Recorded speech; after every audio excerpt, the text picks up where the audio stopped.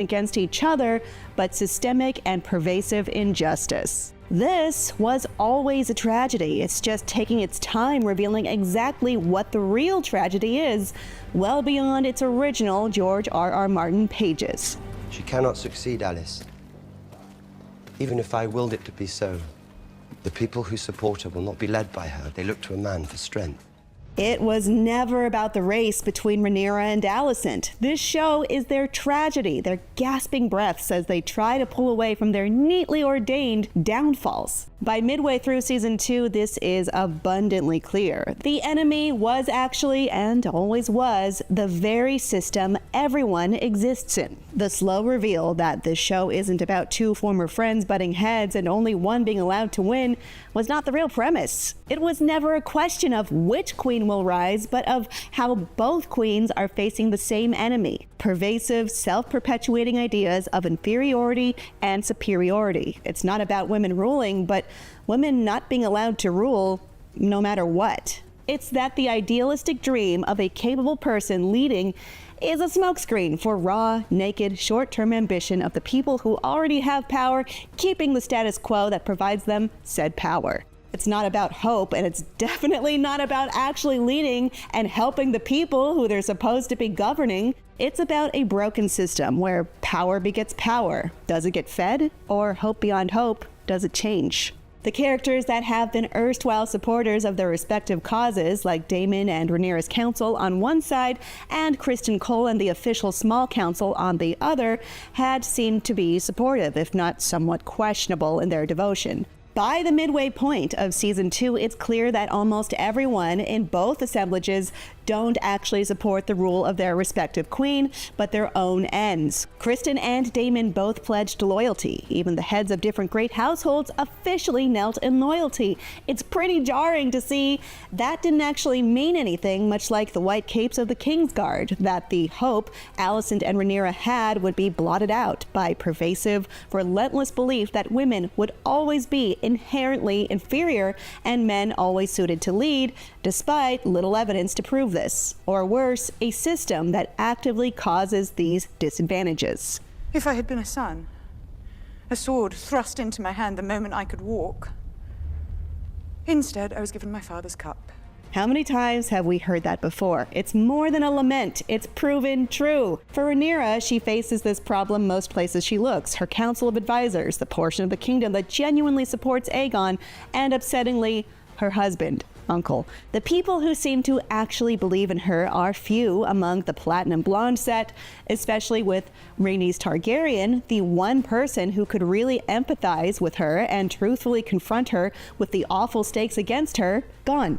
Soon they will not even remember what it was that began the war in the first place.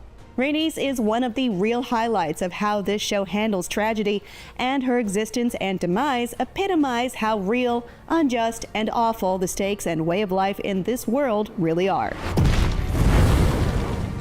The Queen Who Never Was is a pretty cruel title and an omen hanging over Rhaenyra's head. Rhaenys should have been queen. In a fair world, she would have been. Honestly, if the monarchy of Westeros weren't so hell-bent on keeping a woman off the throne, none of this would have ever been an issue. She proved her judiciousness and shrewdness over and over in the show, in counsel to others, and in casual conversation. She was incredibly loving and supportive as a mother and grandmother, and showed she was the anti-Catelyn Stark by embracing someone who was clearly Corlys' son with another woman.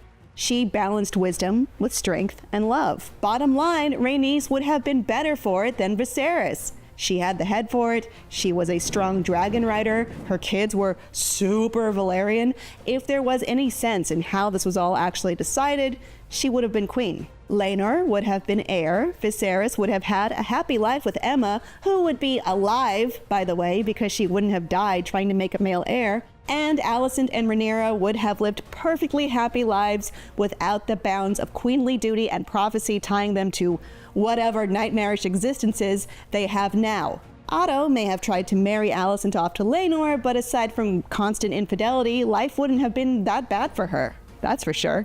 Rhaenys lived a really tortured existence. On top of losing out on a job she was the best candidate to hold, this stupid, persistent line of succession obsession is indirectly responsible for haunting and ruining big parts of her life, like her children being dead or presumed dead. It's what her husband is obsessed and consumed by, why her brother-in-law was sliced up hamburger style. We'll have your tongue for that. And the high-stakes danger her granddaughters are destined to face. Throughout the show, Rhaenys really swung back and forth on whether she would actively dissuade Rhaenyra from pushing forward on her claim or fight with her life to protect. You have to wonder, did she see Rhaenyra as her avatar, as either the hope for a new generation or perhaps an example of the reductive lot in life women like her are doomed to face no matter what? Is that why she swooped back over Rook's Rest when she actually didn't have to? It's sad to think she knew exactly what would happen in that moment and did it anyway because of the sum of disappointments and having been let down again and again in her lifetime. Experience is valuable, yes, but the Dowager Queen is a woman.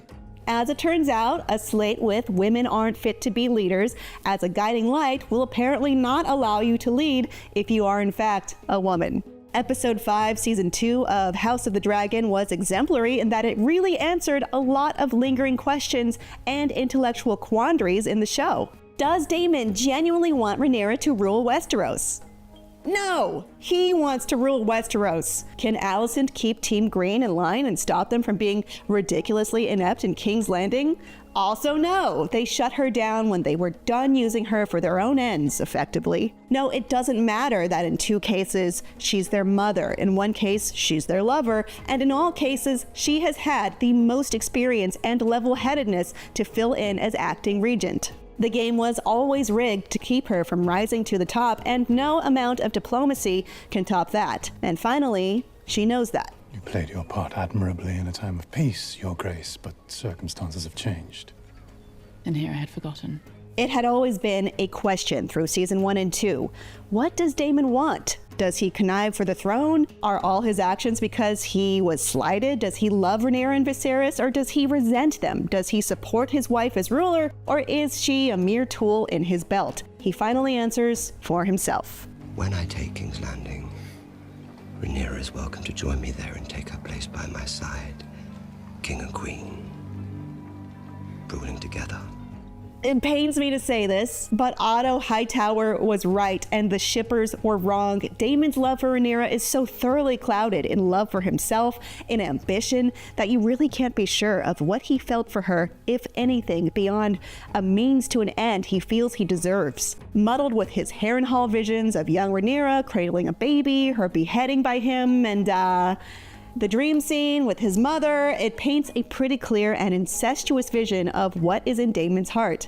He believes in Targaryens, yes, but mostly in himself.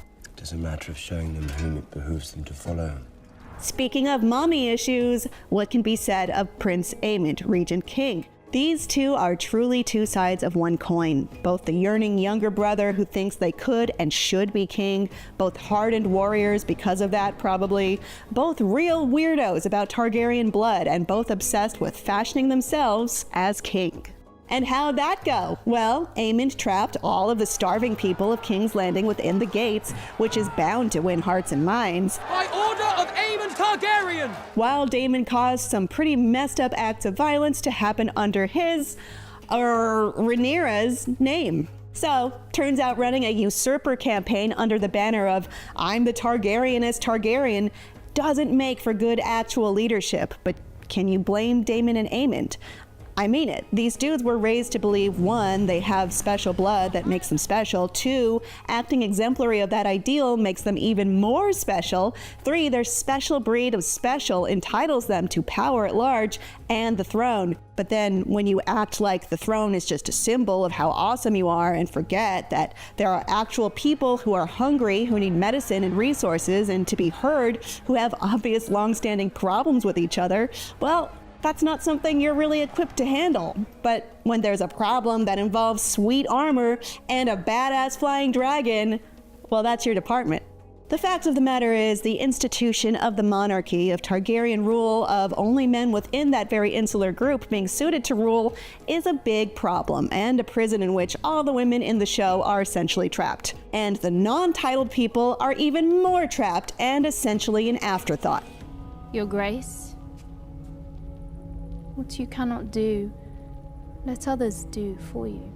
House of the Dragon is all about the slow burn, and upon realizing the system Westeros is built on is meant to trample even the women at the top of society, like Alicent, Rhaenyra, and Rhaenys, what hope is there for others trying to find a place, like the Dianas of the world? What about someone who actually cares even a little bit about the regular working and lower classes of people who populate Westeros? Enter Mysaria.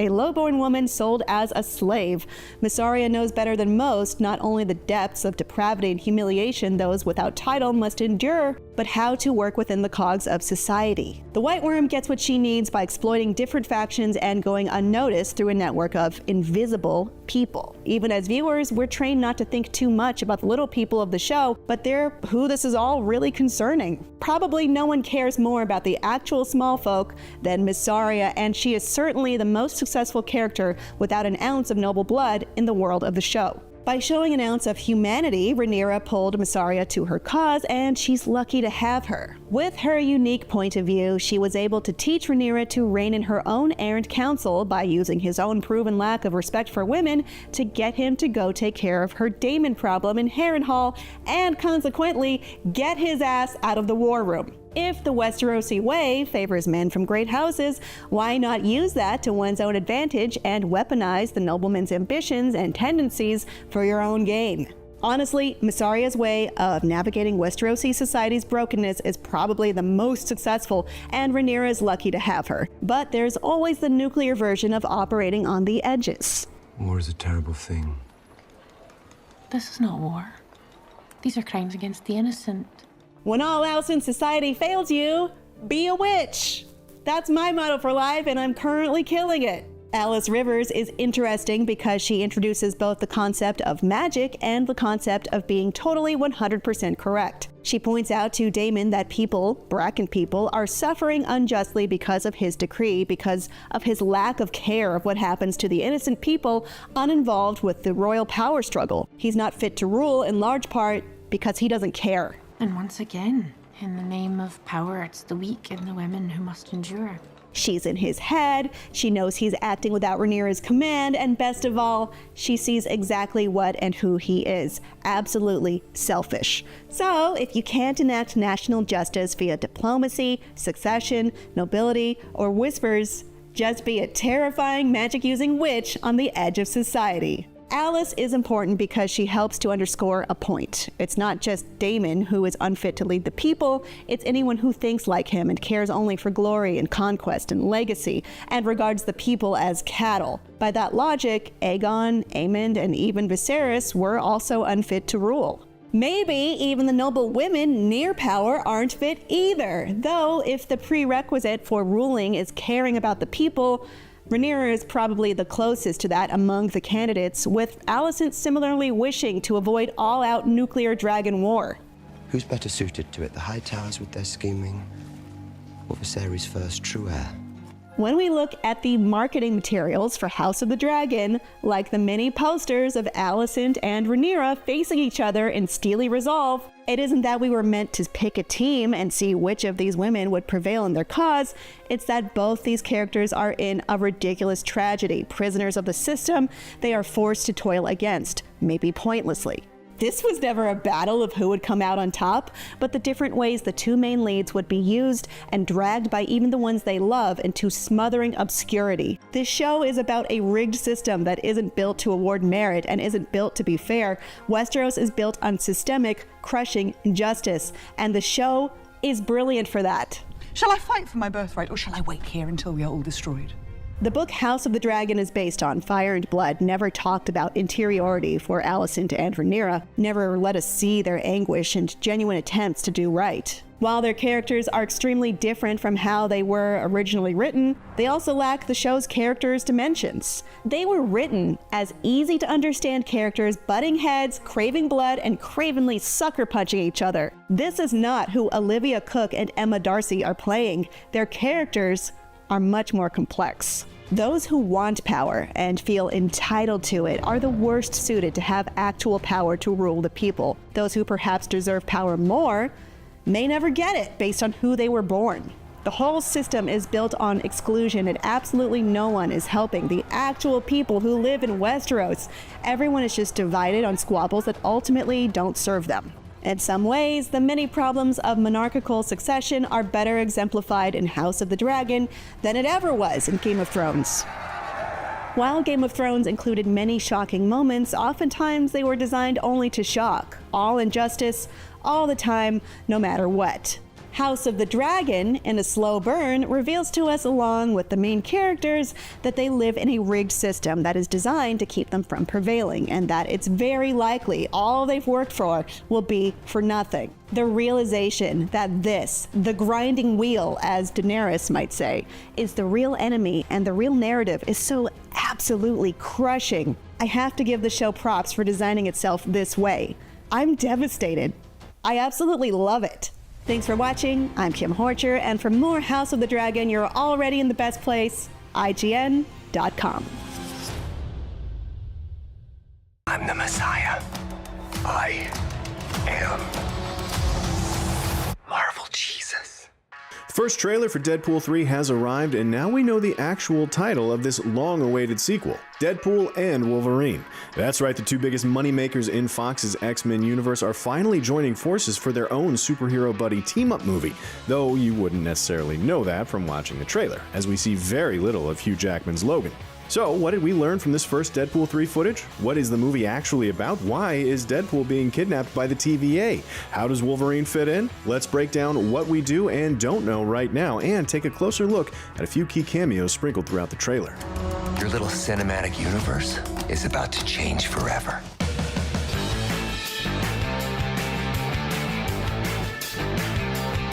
The trailer opens by showing us what Ryan Reynolds' hero has been up to since 2018's Deadpool 2. He seems to have retired to enjoy a quiet life with Morena Baccarin's Vanessa and their friends. We see most of the old Deadpool crew in this scene, including Dopinder, Blind Al, Negasonic Teenage Warhead, and Colossus. We even see some of Wade's old X-Force crew here, like Rob Delaney's Peter and Shatterstar. You might remember that X-Force was slaughtered during the course of Deadpool 2, so we're guessing Wade mucked about with time to bring them back after saving Vanessa at the end of the movie. We're X-Force! With all the time travel shenanigans that went on at the end of Deadpool 2, it's not necessarily surprising to see the TVA banging on Wade's door. These time cops were first introduced in the Loki series on Disney+. At first, their mission was to safeguard the one sacred timeline, carrying out the mandate of the Kang variant He Who Remains. But as of the end of Loki Season 2, He Who Remains is dead. Loki himself sits on the throne of time, and the multiverse is flourishing again. Again, we're not surprised to see the TVA coming after Deadpool, but what is surprising is that they don't seem to be trying to arrest him for time crimes. Matthew McFadden's character, a TVA agent named Paradox, actually seems interested in recruiting Deadpool to help the TVA. Something ails the MCU, and only the self-proclaimed Marvel Jesus can set things right. This sequel is definitely shaping up to be the most meta Deadpool movie yet. What exactly has the TVA spooked so badly they'd turn to a wild card like Deadpool for help? We'll get to that in a minute, but first, let's turn to the adamantium-clawed elephant in the room. The movie may be titled Deadpool and Wolverine, but we don't actually see much Wolverine in the teaser. In fact, we only get 2 quick shots of Wolverine from behind. We first glimpse Logan midway through the trailer as Deadpool approaches him at what looks to be a casino. Here, Logan is wearing the white tuxedo that's synonymous with his cover identity, Patch. This scene could be taking place in Madripoor, the seedy island nation that's one of Wolverine's favorite stomping grounds in the comics. We already saw the MCU version of Madripoor in The Falcon and the Winter Soldier, but Wolverine was was nowhere to be found there. The trailer ends with another shot of Wolverine from behind, this time wearing the iconic blue and yellow costume from the comics. It's a little strange the trailer doesn't show us a frontal view of Logan here, given that we've already seen plenty of this costume thanks to the many set photos that have leaked. Regardless, this quick shot makes it clear that Logan and Wade don't exactly get along in the movie. Not that we ever expected them to. The biggest question right now is which version of Wolverine we're seeing. Reynolds and Jackman previously confirmed that Deadpool 3 won't be undoing the events of 2017's Logan. But is this a slightly younger version of that doomed Wolverine? Is this the same Logan from the mainline X-Men movies, or a brand new variant from a different timeline? The MCU has already established a trend of introducing new, more comic book inspired versions of the Fox X-Men cast. Doctor Strange in the Multiverse of Madness gave us a new Professor X in the yellow hover chair, and the Marvels ended with a post-credits cameo of Kelsey Grammer's Beast. Given that this Wolverine is wearing the yellow spandex that Cyclops so famously mocked back in 2000's X-Men. We go outside in these things. What would you prefer? Yellow spandex? We may be looking at a brand new version of Jackman's iconic hero. For that matter, are the two shots of Wolverine in the teaser the same character? Or is Patch a Wolverine variant from a different branch of the multiverse? Maybe the film should be called Deadpool and Wolverines. Plural. So, who exactly is the villain of Deadpool and Wolverine? Which Marvel baddie is foolish enough to take on these two deadly killers? The trailer doesn't necessarily answer that question, though it does provide a few tantalizing clues. All we know for sure is that The Crown's Emma Corrin has been cast as a major villain in the film. But which one? The answer may be lurking in this quick shot, where we see a bald figure seated from behind. This character looks a lot like Professor X, though they look too young to be Patrick Stewart's Charles Xavier. Maybe James McAvoy is returning as the younger Professor X. That's possible, but a different theory is currently making the rounds. This may be Corrin's character we're seeing. What if she's playing Cassandra Nova? Cassandra Nova is Xavier's twin sister. Sort of. She's actually a parasitic psychic life form known as the Mamudrai. She copied Xavier's body in the womb and became the dark antithesis of everything he represents. She even tried to strangle Chuck with his own umbilical cord. These days, Cassandra Nova is dedicated to destroying everything her brother holds dear. She even built a super sentinel she used to massacre the people of the island nation of Genosha, drastically reducing the world's mutant population in the process. In short, Cassandra Nova is a real nasty piece of work, and someone we could easily see being the main villain of Deadpool and Wolverine. But does this mean we'll see Stewart or McAvoy play Professor X again? We'll have to wait and see. There's another interesting theory behind Deadpool 3's villain. Some fans think Doctor Doom may be making his MCU debut, as we see a cloaked, masked figure in this shot who bears more than a passing resemblance to the iconic Marvel villain. Could this be Doom or one of his Doom bots? There's actually even more reason to believe Doom has some connection to the plot of Deadpool and Wolverine, but we'll get to that in a minute. Finally, we also know that some familiar villains from the classic X-Men movie are making their return in the sequel. We see Aaron Stanford's Pyro in one shot, and leaked set photos have spoiled some of the other returning characters. Whether Cassandra Nova or Doom is the main villain here, they appear to have assembled a team to take on Wade and Logan. Whoa, whoa, whoa, whoa, whoa, whoa, whoa, whoa, whoa. Is that supposed to be scary? Deadpool and Wolverine is the latest Marvel movie to delve into the concept of the multiverse. We've got iconic X-Men characters making the jump to the MCU, and the TVA is back to police the timeline. All of this adds up to a movie that looks to have a major impact on the ongoing multiverse saga. In fact, Deadpool and Wolverine may be more important to the build-up to Avengers Secret Wars than anyone guessed. The trailer actually features a small but crucial Secret Wars Easter egg. At the end, when we see Wade lying on the ground, there's a battered comic book half buried in the sand next to him. That comic, as best we can tell, is 2015's Secret Wars number 5, featuring an image of Dr. Doom as the God Emperor of Battleworld. Maybe the idea of Doom actually appearing in a Deadpool movie isn't so far-fetched. How can a Deadpool movie set up the epic climax of the multiverse saga? It may all tie into why the TVA needs Wade's help in the first place. We know that the Merc with a mouth has some experience hopping through time and changing the past. The TVA may need that particular set of skills to stave off a larger threat to the multiverse.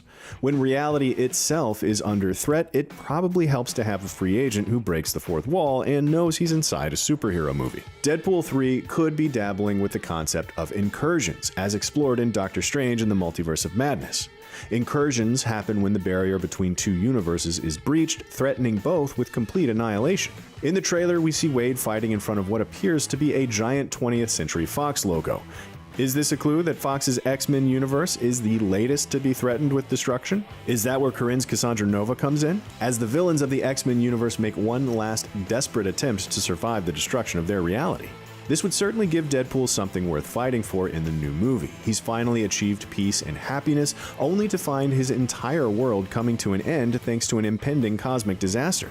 Can he and Logan save their universe? Will they leave their world behind and permanently cross over into the MCU? The conflict in Deadpool 3 may be a prelude of things to come later in the multiverse saga. The multiverse is coming apart at the seams, and the TVA needs help containing the fallout. The Secret Wars comic is a reminder that all of this ends with the multiverse collapsing and Battleworld emerging from the ruins. When that happens, the Avengers may need Deadpool's help to set things right again. That might just make Deadpool and Wolverine the most important movie of Phase 5. Who would have guessed? Nope, I'm actually okay, thank you very much. What caught your eye in the first Deadpool and Wolverine trailer? Do you think Cassandra Nova is about to make her MCU debut, or is another villain at play here? Let us know your theories and make sure you keep it locked to IGN for all your MCU needs.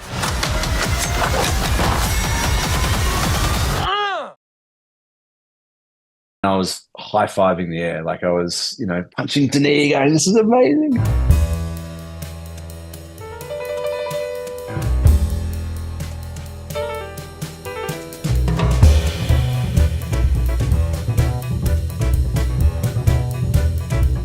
Zero Dark 30, the first film that I had shot on digital. We tested film, we tested 16mm, we tested a whole series of different options for that movie. And that was the first time I'd used a digital camera for a film. So I tested quite a few things. Now, with a digital camera, just to get into the technicals, pretty much any digital camera shoots beautiful images if you expose the image properly and if you shoot it properly. What I knew on Zero Dark 30 was that we were going to be facing challenges that we were never going to have the opportunities to shoot things properly all the time. We were going to need a camera that was going to be able to kind of be in situations that weren't bulletproof. And my favorite shot in that film is actually one of the hardest technically to achieve. And it's the one that I tested my cameras on.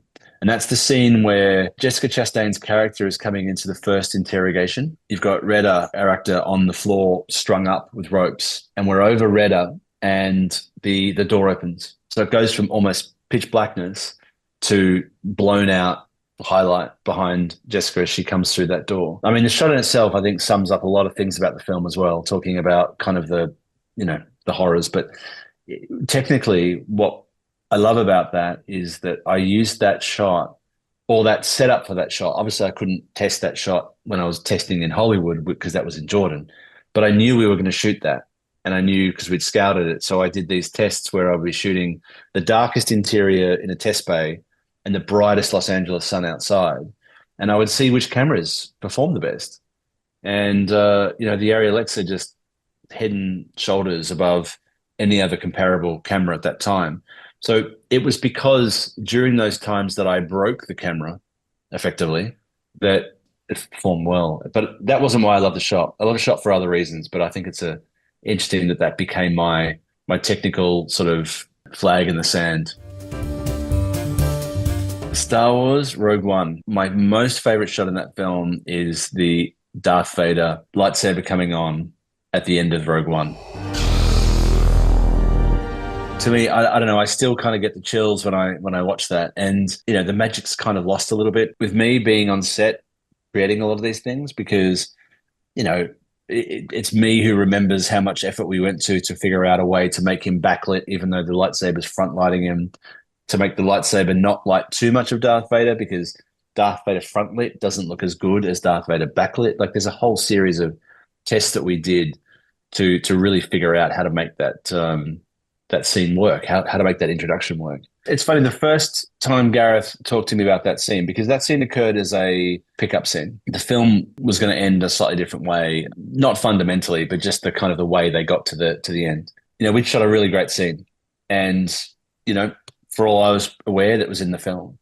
Gareth called me and said, we've got an idea. Vader's in the ship. He's going to go gangbusters. And I went, okay, cool. I mean, always, anytime Vader's on set, it's always a good day, right? So you kind of, you're like, all right, great, get to shoot Vader again, me buddy Darth. But I was a bit perplexed because we'd shot something really good. And I sort of expressed that to Gareth and said, okay, well, sure, of course. I don't quite understand why, but, fair enough. He explained the scene and I was like, oh yeah, that's pretty cool. That's a pretty cool scene. But the main thing was it was a chance to really create an iconic Vader moment. As iconic as Vader walking through the smoke in the door of A New Hope, that scene, this black figure in this white space. I mean, you can't get any more iconic than that.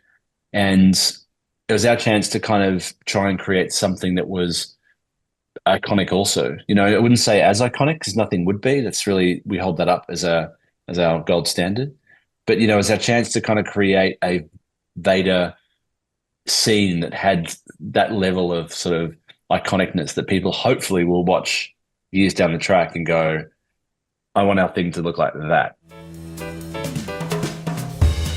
Lion, I shot the same year that I shot Rogue One. So for me, those two movies are kind of completely linked, and they're all, I wouldn't say they're almost the same movie, but for me, they have some very similar attributes that I sort of felt like I was able to kind of draw upon one to give to the other and vice versa. One of the things in Lion that we were toying with and playing with was scale, was Saru's scale when it comes to big things. And if you watch any Star Wars film, that's what it's all about. It's, knowing how big a human is going into this massive Millennium Falcon, how big the Millennium Falcon is going to this massive Death Star. Like, it's scale upon scale upon scale. And doing something like Lion, Saru, we play Saru's story very much at his level. Like, we treat Saru as a full-sized character, as a kind of, we don't look down at him, we don't look up at him we just sit at his level. And that was a conscious, deliberate choice that Garth and I made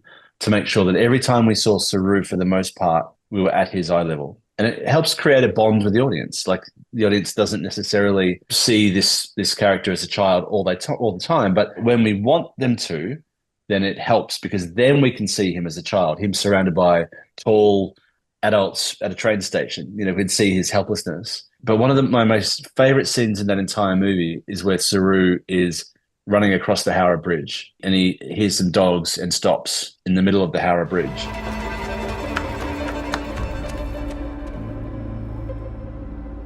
What I love about that and what I love about that character's journey at that point in time is the bridge is obviously symbolic, right? It's crossing over.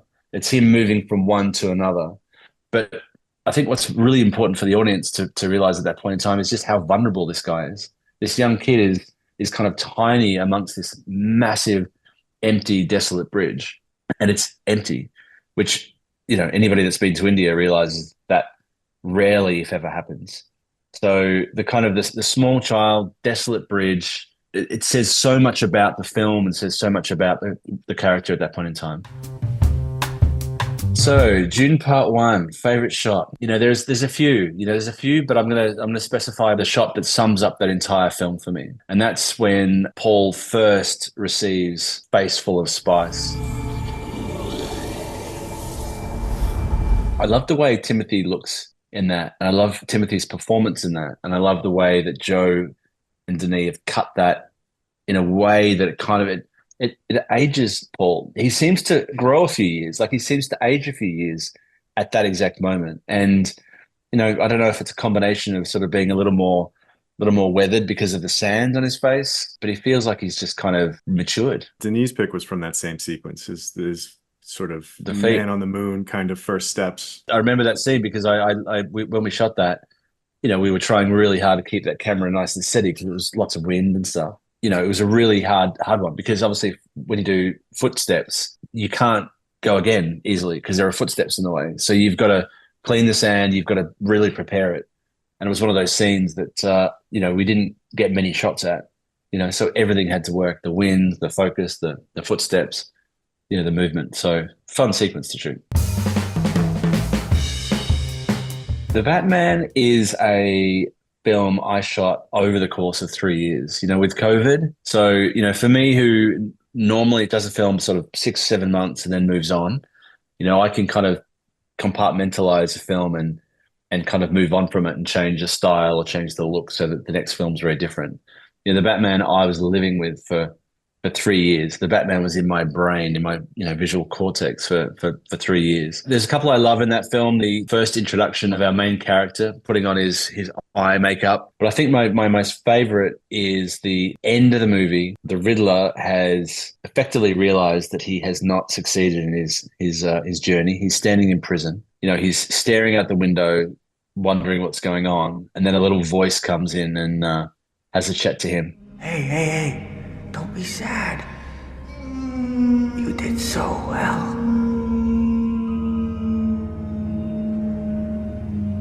And you know,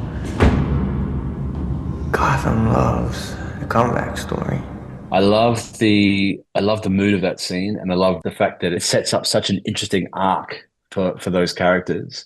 And it ends in a really sort of abstract way where we don't get to see those characters too clearly. It ends up being light, flare, darkness. It feels to me like a little bit like being underwater, except being in prison. It was a low sun, and because of that, it allowed us the flexibility to be able to kind of create light and flare. We'd been in the prison a few times before. We'd been in interrogation cell, and this needed to be a lot more unusual. So the concept effectively was to try and create something that was a little more heavenly.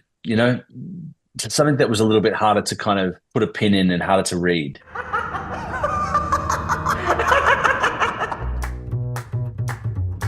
Dune Part 2 was a tough one because I lived and breathed like all of our collaborators on that movie, every single shot, every single day. But I think the one that really got my blood going in the cinema was during Paul's worm writing. I saw Denis' favorite shot on this, and it was really funny. I was like watching his interview like a fanboy, and it's funny because Denis' favorite shot is where Paul stands up. It's the shot behind him as he kind of gets his knee off the worm and then starts to stand up. My favorite shot was the one exactly after that, where he's standing up and it's on a long lens. It's shaking and moving really quickly. I remember seeing that in the cinema for the first time I saw the film with Denis, with full sound and everything. And I was high-fiving the air. Like I was, punching Denis, going, this is amazing. With Hans' score and with everything, that was my favorite shot for that whole sequence. And, it's still, every time I see it, even from when we shot it, I remember seeing it, on the monitor being shot, and I had the same reaction. So it hasn't lost any of its impact on me. That sequence was one of those labors of love that we, as an entire film, spent our days working really hard on, because that was probably the longest sequence in the entire film. We started that before we started filming, and I think probably the last shot in the sequence we did maybe a week before we wrapped. It took that long. And you know why? Because it's complicated. Like we had nothing to draw on as reference. Like we had no other worm writing sequences that we could draw upon to figure out how to film this.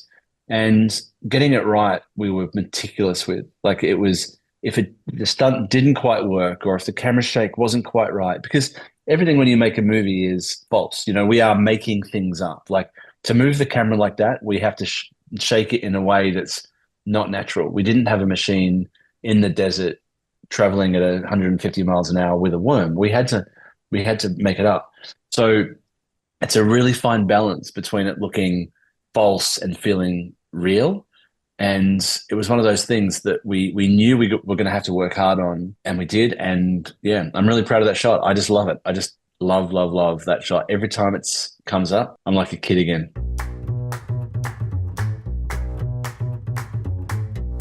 I'm a massive fan of the film Magnolia, Paul Thomas Anderson. Like there's a few films that I could sit here and kind of go on, talk about changing my life, opening my eyes to cinema, because I was a photographer. If you know anything about me, I used to be a photographer, and I used to know all the photographers, but I didn't really understand film. I'd never studied it. I never trained myself to know what made cinema. And as I was learning cinema, as I realized I wanted to transition to become a cinematographer, there was a number of films that became my go-to films that I could probably recount every single shot in those movies. I just watched Magnolia again recently, probably for the 75th time or something. And my new favorite shot in that film, every other shot's my favorite shot, by the way, but my new favorite shot as of today is the final shot in Magnolia. The track in as John C. Reilly comes to sit down and talk to her, and it pushes in. It's a 2 or 3 minute shot. You know, it's a fantastic 2 or 3 minute shot. The culmination of the entire movie is summed up in that entire shot with that character. And the cinematography and the lighting is incredible. I watched it again, and just direction-wise, it's insane. Acting-wise, it's insane. Lighting-wise, it's insane. I mean, Robert Elswit, the master. Yeah, I mean, I can't tell you how much I've been inspired by that film. For more directors picking some favourite shots from their movies, check out our videos with Denis Villeneuve and Ridley Scott.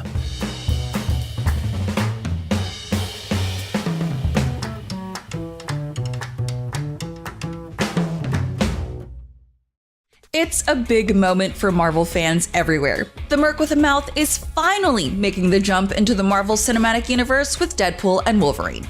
Let's go.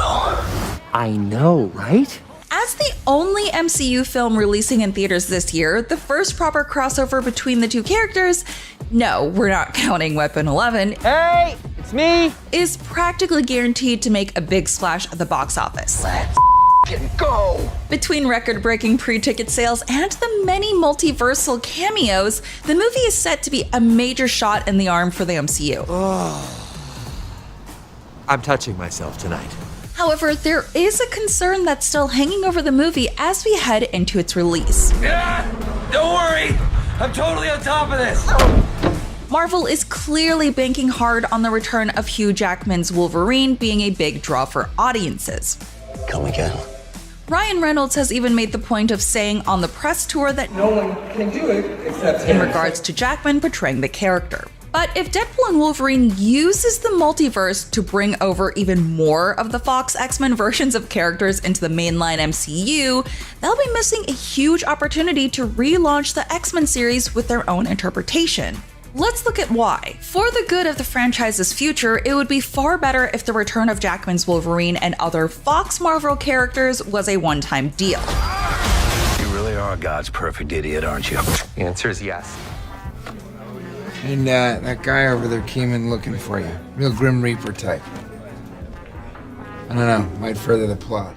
It's no surprise that out of all of the Marvel film franchises Disney inherited from 20th Century Fox, Deadpool was the one Marvel Studios decided to directly incorporate into the MCU. Not only were the first two films both critically and commercially successful, but Deadpool has always been an outlier among Marvel's pantheon of characters. Man, that does it!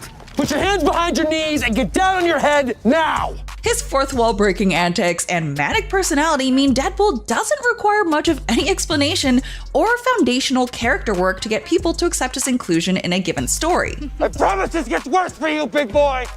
This is embarrassing. Fans and audiences would likely have been fine with him just popping up in the MCU. Holy mommy shit! Even without any multiversal justification. These timelines are so confusing. But a multiversal justification we are receiving with the film's inciting incident, which, at least according to the trailers, involves Deadpool getting swept up in the machinations of the Time Variance Authority. The time-space bureaucracy from the Loki series is represented in the film by Matthew McFadden's Agent Paradox, who crashes Wade Wilson's reality to recruit him for an important mission. It's presumably through this plot device that Deadpool meets Jackman's Wolverine and a host of other Marvel characters, with confirmed appearances from the likes of Tyler Mane's Sabretooth and rumored cameos like Jennifer Garner's Elektra. Remember me? Given that we can see the destroyed 20th Century Fox logo in what appears to be the void at the end of time, Deadpool and Wolverine seems to be making the Disney Fox purchase and the end of the Fox X-Men universe into metatextical elements of its plot. People have waited decades for this fight. This makes perfect sense as part of a Deadpool story, since Wade can address the audience and comment on out-of-universe developments. There are even jokes about Marvel Studios president Kevin Feige in the film's marketing. Cocaine is the one thing that Feige said is off limits. What about Bolivian marching powder? They know all the slang terms. They have a list. But taking this approach highlights how the Fox universe, Foxverse, I'm a fox. Did we get them all? And the creative impulses that define it have long since aged out of fashion. Deadpool is the exception because of his atypical circumstances, and Reynolds' take on the role would feel right at home hanging out with Marvel's stable of regular stars. You're welcome, Canada. Moving Deadpool into the MCU is likely going to be a big win that the franchise sorely needs right now. But holding on to versions of characters from films made decades ago, many of whom existed before the MCU even began, would be a massive creative roadblock. What do they call you? Wheels? This is the stupidest thing I've ever heard. To give credit where it's due, Fox's X-Men franchise was one of the earliest modern comic book movie success stories, predating Sam Raimi's Spider-Man trilogy, Christopher Nolan's Dark Knight films, and the Marvel Cinematic Universe. However, even when they were new, the X-Men movies were indicative of an old-school mentality in Hollywood filmmaking when it came to an established IP. That the source material was something to be embarrassed by, and movies needed to be more grounded so general audience can get invested. Shying away from the colorful soap opera and sci-fi fantasy elements that helped make X-Men comics popular in the first place in favor of director Bryan Singer's sterile, network television aesthetic was the franchise's original sin, one it never quite escaped even 20 years later. You read these in your spare time? Oh yeah, Charles, we got ourselves an X-Men fan. That's not to say the movies didn't have their highlights, like Jackman's take on Wolverine, the relationship between Professor X and Magneto, and some memorable action sequences such as Nightcrawler's attack on the White House in X2 or the Sentinel battles in Days of Future Past. But many beloved characters from the comics were shortchanged by the films, either given insignificant roles or altered so much that they barely resemble their comic counterparts. Some of the worst examples include Cyclops having little to do in the original trilogy before being unceremoniously killed off early in X-Men The Last Stand, Storm never really getting the chance to explore her backstory, Gambit only making a single appearance and never establishing his relationship with Rogue, Then Remy LeBeau I am. Kitty Pryde, Colossus, and Jubilee mostly existing in the margins, and Emma Frost, Psylocke, and Apocalypse being reduced to one-dimensional villains.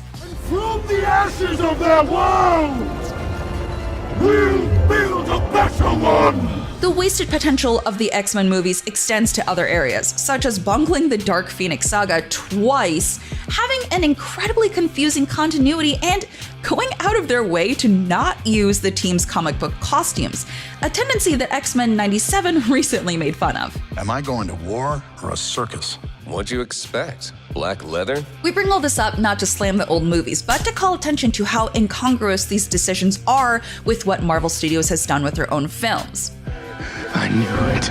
The creative approach that kept the X-Men franchise feeling like it was permanently stuck in 2003 is completely out of step with where the MCU went in the years since, with a heavy focus on continuity, adapting the looks of their iconic characters, and embracing much of the pop sci-fi weirdness of the comic books. Trying to merge these two franchises on a permanent basis would be a bizarre choice, but it might just be the bizarre choice Marvel Studio, for some reason, wants to make. Unless you want to take a deep breath through your forehead, I suggest you reconsider. Hugh Jackman obviously isn't the first actor from the Fox X-Men movies to reprise their role in the MCU. Patrick Stewart's Professor X was in Multiverse of Madness, and Kelsey Grammer's Beast was in the Marvel's post-credits scene. Between these characters and several actors from Sony's Spider-Man films appearing in Spider-Man No Way Home, it seems that Marvel is going all in on the multiverse saga, pulling in versions of characters from non-MCU franchises. What the hell is going on out there? I keep yelling at you, Peter 2, Peter 2, Peter 2. I know, but I thought you were Peter 2. What? I'm not Peter 2. Stop arguing, both of you. Listen to Peter 1. But at this point, it feels like a case of severe diminishing returns. Yes, No Way Home was a fun movie that made good use of its crossover guest stars and found clever ways to rise above your average legacy sequel, but enough is enough. Let me out of here! Can you please explain to me what is going on? Since No Way Home's release, these kinds of stunt cameos have become the most groan-worthy aspects of their respective films, and Wanda had the right idea when she killed them all.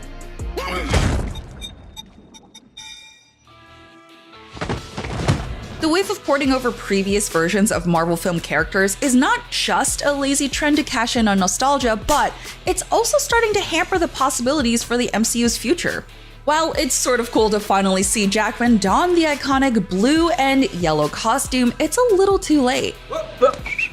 Shut the f*** up. Oh my god. Okay, good luck. I'm a huge fan.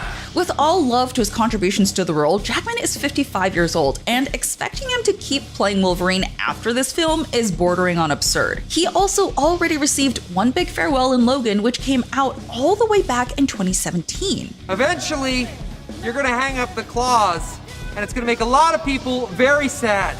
Huh? But one day, your old pal Wade's gonna ask you to get back in the saddle again. Marvel will only have one chance to reintroduce their own version of the X-Men in the MCU, and fixating on older actors instead of being open to fresh possibilities would be a mistake. We know an X-Men reboot is currently in development at Marvel Studios, with Deadline reporting that Michael Leslie is writing the script, but the prospect will be far less exciting if we've already met all of its stars. This Wolverine let down his entire world. What makes all of this weirder is that we are getting a brand new take on the Fantastic Four in the MCU. Pedro Pascal, Vanessa Kirby, Joseph Quinn, and Evan Moss-Bachrach will be taking on the roles of Marvel's first family, and the concept art we've already seen hints at the movie going in a 1960s retrofuturism direction.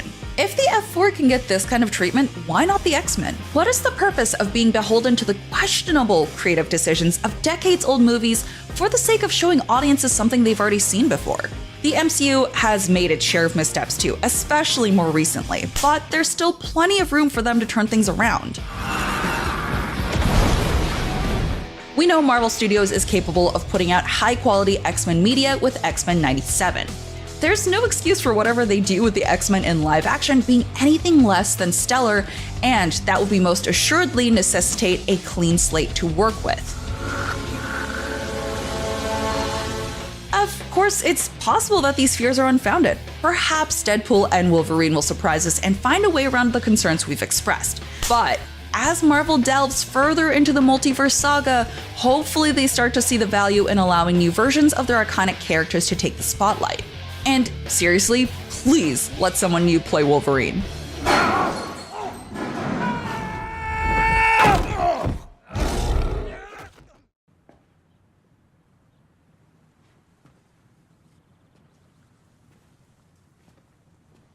You're still here. It's over. Go home.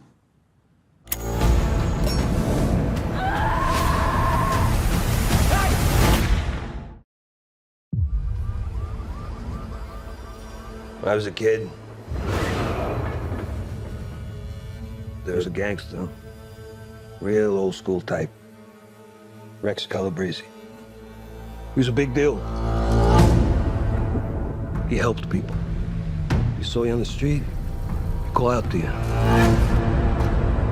When I'm 14 or something, he has a heart attack and dies. Still holding a cigar. In my neighborhood, they throw a parade in his honor. A friggin' parade. I mean, it wasn't fancy, but it was a gesture.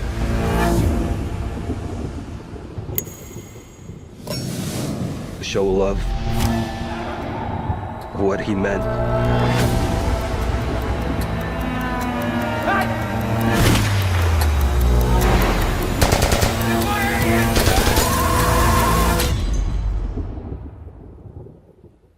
Can you imagine to be remembered like that?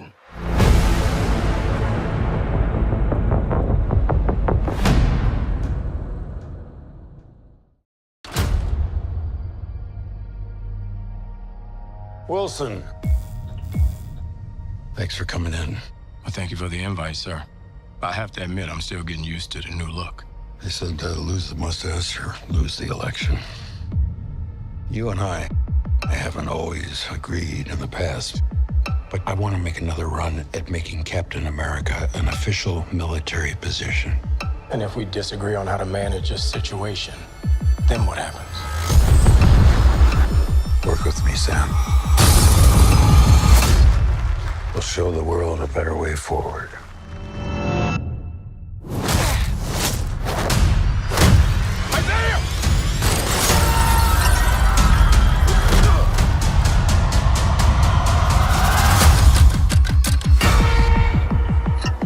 Sir, your inner circle has been compromised. Either you can't see that, or you don't want to. What if it's a trap? Global power is shifting. You're just a pawn.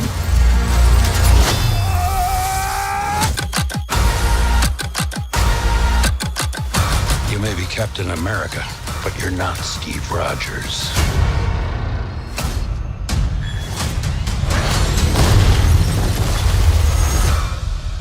You're right. I'm not.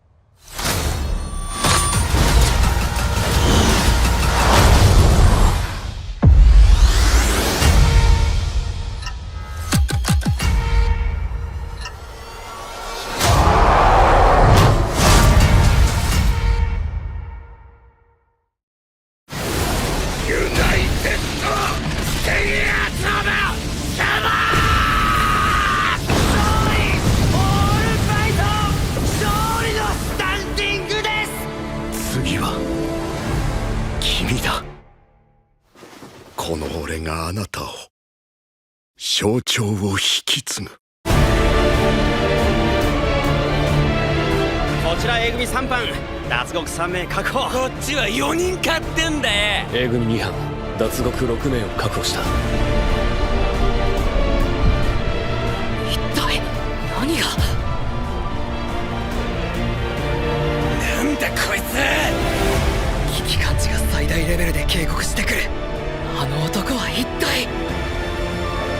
次は俺だ。新しいオールマイト。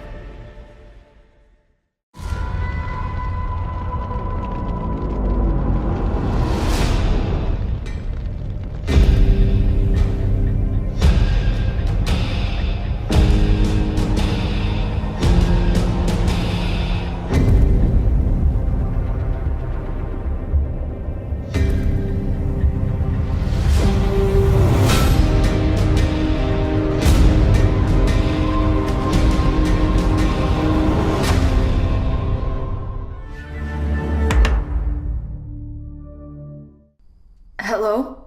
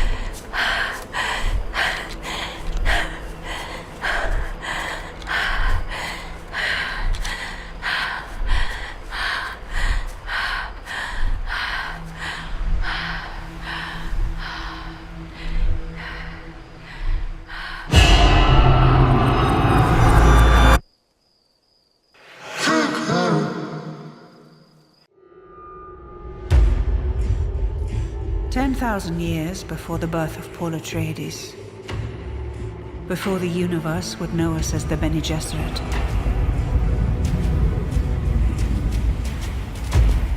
we founded a sisterhood.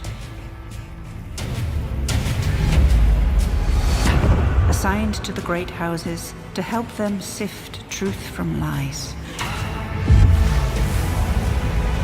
We created a network of influence throughout the Imperium.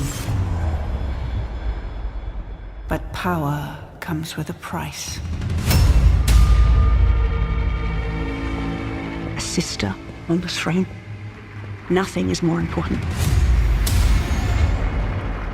And this is the marriage that makes it possible. This is us playing God, and we will be judged for it. Value Harkonnen.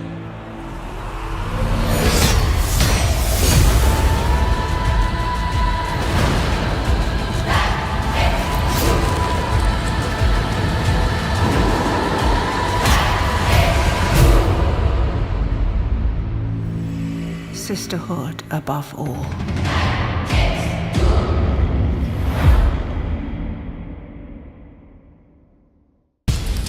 Miss Croft, danger is your friend.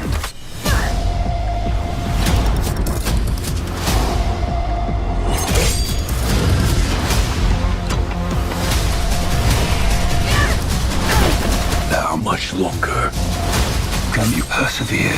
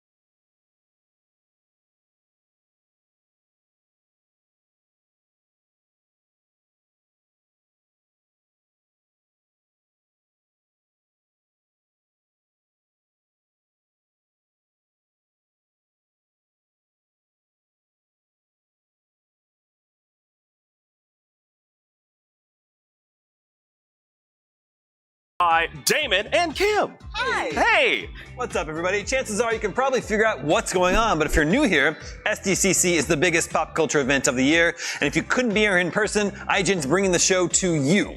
That's right. For the next few hours, IGN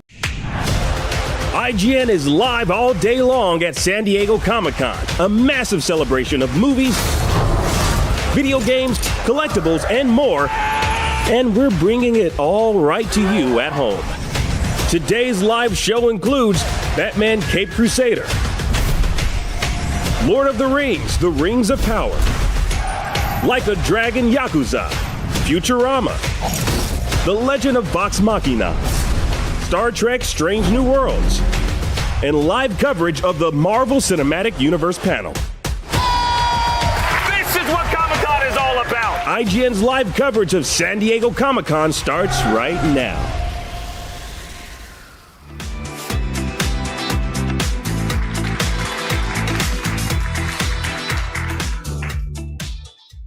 Yes, what is up, everybody? Welcome once again to IGN's live coverage of San Diego Comic-Con 2024, and I'm Akeem, joined by Damon and Kim. Hi. Hey. What's up, everybody? Chances are you can probably figure out what's going on, but if you're new here, SDCC is the biggest pop culture event of the year, and if you couldn't be here in person, IGN's bringing the show to you. That's right. For the next few hours, we've got all the biggest names and faces in movies, TV, streaming, games, comics, collectibles, and more. If you don't believe me, well, hey, I don't know what to tell you. Coming up very soon, the stars of The Lord of the Rings, The Rings of Power will speak friend and enter our studio to discuss what's ahead for their huge new season. Then the crew of Star Trek Strange New Worlds is going to boldly go where they haven't gone since last year's Comic-Con, which is right here on this stage. We've also got a sit-down with the cast of the terrifying new horror movie Speak No Evil, and after that, if you're a fan of speculative fiction involving circular things, we've got the cast of Apple TV Plus's cylindrical dystopia, Silo. And that's not all, folks. We've got so much lined up. We couldn't fit it all on one stage. Brian, what's going on out there in the balcony? Oh, hey, everybody. This is Brian Altano reporting to you from the 2024 IGN balcony, where we've got some wild developments. Earlier, I saw a huge seagull followed by a smaller seagull. Then a minute ago, a regular-sized train went by. Comic-Con is truly out of control. Okay, so maybe that's just ordinary San Diego stuff, but I do promise we'll be doing some awesome Comic-Con related stuff right out here. Coming up, we've got the folks behind the animated antics of Harley Quinn, as well as Kite Man, Hell Yeah. That Hell Yeah part is actually part of the name of the show, but hell yeah, I'm excited for it. They're joining us, and a bit later, we've got a regular rogues gallery of charismatic criminals with everyone's favorite serial killer, Dexter, to tell us all about his early years in Dexter Original Sin. And if you think criminals are a cowardly and superstitious lot, don't worry, because we'll also be taking a look at the Dark Knight's animated return in Batman Cape Crusader.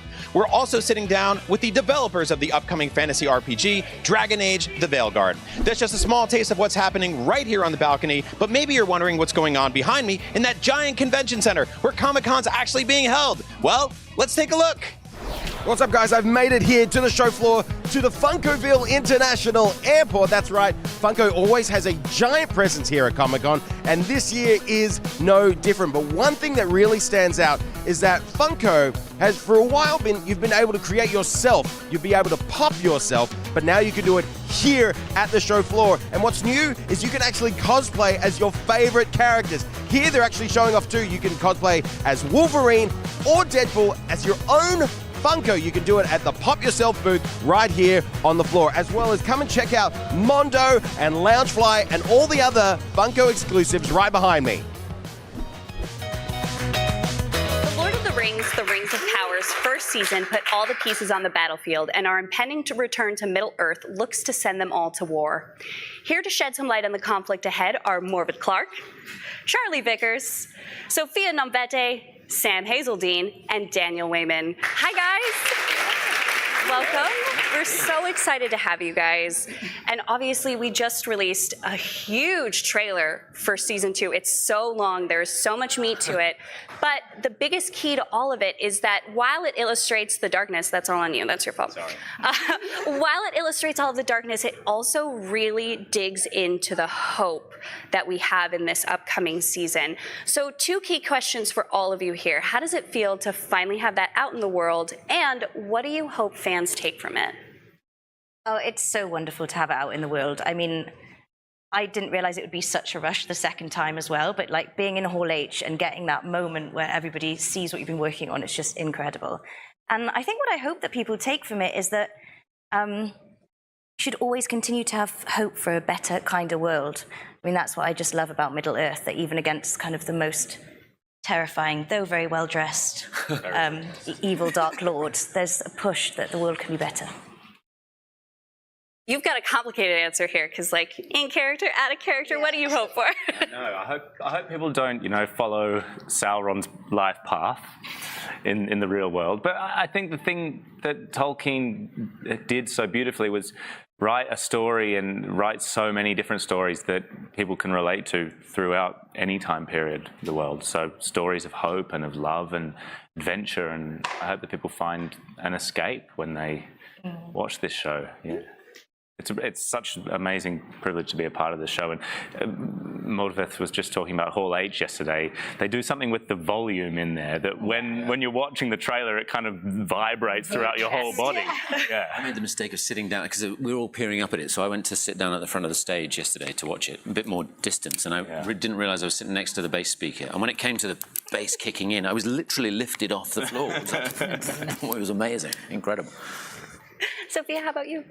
Well, Hall H was incredible yesterday. It was just as much excitement, but in such a different way, because naturally last 2 years ago, Hall H, the show wasn't out yet, so we'd just seen the trailer. So, the reception from the fans, now they know us, and they know our characters, and they know our world, just felt so much more warm and wholesome.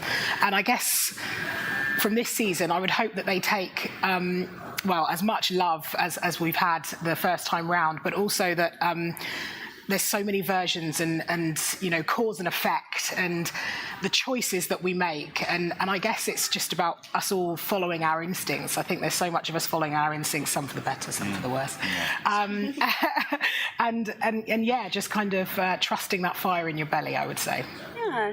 Sam, you have such a unique experience because this is your first ride with it. How are you feeling? I'm feeling really good. Obviously, yesterday was my first Comic-Con.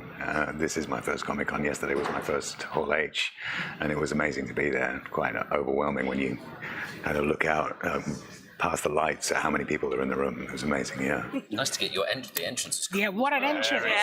When an orc brings you on. Yeah. Anything to add, Daniel? I'm just loving being here. Because we were here 2 years ago and COVID was just finishing and there were lots of face masks and people were a little circumspect about it, but this one is just so relaxed and people really just enjoying being in the streets at the convention centre, and it's great to be in that. I feel like everybody's here for the same reason, storytelling, entertainment. It's really exciting. Yeah. So Morvid, we have to talk about Galadriel here because I have a beef. And it's not with Galadriel, unlike everybody else on this show, because in season 1, Galadriel is running around warning anybody with ears, hey, danger's coming. And no one listened to her, so when she had another secret, she didn't go to them with this secret. And then now we're looking at this trailer for season 2, and everybody seems mad at her all over again. What's up with that? What's the deal? I know. I think she does get a tough time. I think also why I loved playing her in season 1, and also it's kind of followed into this season, is that she's a bit of like, she's in her kind of own horror film in a way. Like she's screaming that there's a monster and everyone's ignoring her. So that was really fun to do it. And I think also, you know, powerful women, they make people cross. And I feel blessed to play her and to make Sauron cross, yeah. Very angry. Yeah. You know, if you're making Sauron cross, it means that you're like doing your job in Middle-earth. Like you crushed it. So Charlie, we're now in a space where you're out and about. You had to hide all the first season, both, you know, off camera and on camera. How did it change your approach now that Sauron's out in the world? I think it didn't actually change my approach that much. It's more just like audience perspective that's changed. I think one of the cool things in the way I like to think about it is in the first season when Halbrand was having his creepy Sauron moments, the camera wasn't with him, right? He kind of turned away and would have the moment to himself, and we would stay with Galadriel or whoever else. This season, we're in on it with him. So it's the audience perspective. Yeah. What were you going to say? It was just so freaky in that final episode where he did turn, because you've never done that in any of the rehearsals. Yeah, and that's the first time that you see sort of the window into who he really is. So from my perspective, I just tried to link it. He's the same character as Halbrand. He just looks different and walks different and talks different. But he's the same guy. Yeah, the energy is completely different. But yeah, I think it's a matter of audience perspective as well. So, speaking of perspective, you know, Daniel, everybody wants to know who you are, but you don't know who you are.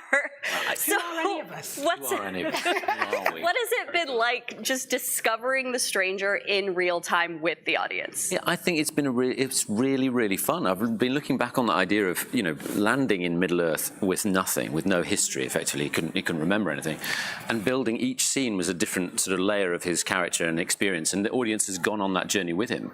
So actually, in a funny sort of way, the audience know him as well as they know any character. You know, Galadriel's got thousands of years behind her that we haven't seen yet. But with the stranger, he landed, there's nothing before it, really, that he remembers. And everything that's happened after, they've been present. So I like to think everybody knows the stranger as well as they know any character in the piece. And that's been a really fun journey for me, yeah. I love it. You know, it's so unique because we see him learning as everybody else is, but it's, you know, with the Harfoots, everything's so chaotic with them. And the contrast there is Disa. Not necessarily everybody around Disa, but you are probably the most put together character in this show. Yeah. How is Disa going to be challenged in season 2? I think Disa for so long has really used her gift of resonating to carry her through, to inform her. She's warm, she's strong, her ears are to the ground, and she, just like Galadriel, she senses things. She loses that gift in this season. So I guess it's finding, that's what I meant earlier by kind of like reigniting that fire in your belly. You know, we lose sense, we're going off of external fear.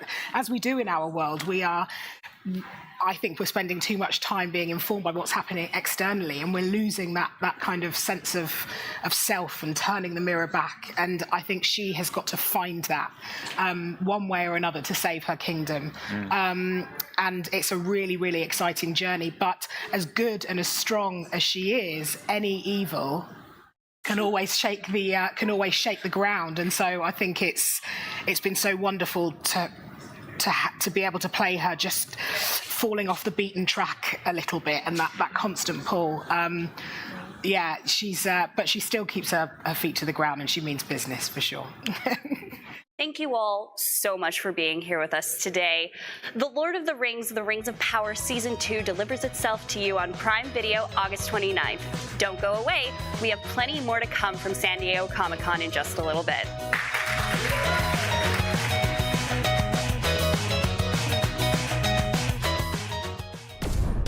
The Rings of Power returns to Prime Video on August 29th. Here to set the stage for Season 2 are showrunners J.D. Payne and Patrick McKay. Welcome both.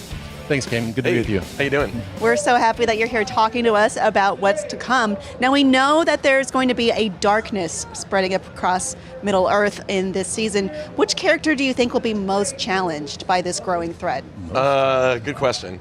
Well, we got a lot of characters in the Rings of Power, as anyone who's watched the show may know. This season's really about Sauron. And sort of the focus of Sauron's strategy to conquer Middle-earth is gaslighting, manipulating, and deceiving Celebrimbor, the Elven Smith, played by the amazingly talented Charles Edwards. I think he's probably got the most rough emotional season in terms of what he's got to go through. He's got a tough row to hoe. Anyone who's got to hang out with the Dark Lord for a while and try to make something together is going to experience some real problems because Sauron needs Celebrimbor. And the scary thing about Sauron is that while a lot of villains will exploit your weaknesses, Sauron sees your strengths and exploits those to try to get his evil ends done. I can just see myself screaming at the screen, no, don't listen, but we If have that happens, ideas. we've done our job. As you mentioned, Sauron is no longer in hiding. How will we see him evolve out in the open now? Do you want to? Sure. Well, we're going to see Sauron actually, and this may be a spoiler here, but that is not played by Charlie Vickers. Oh. Interestingly enough.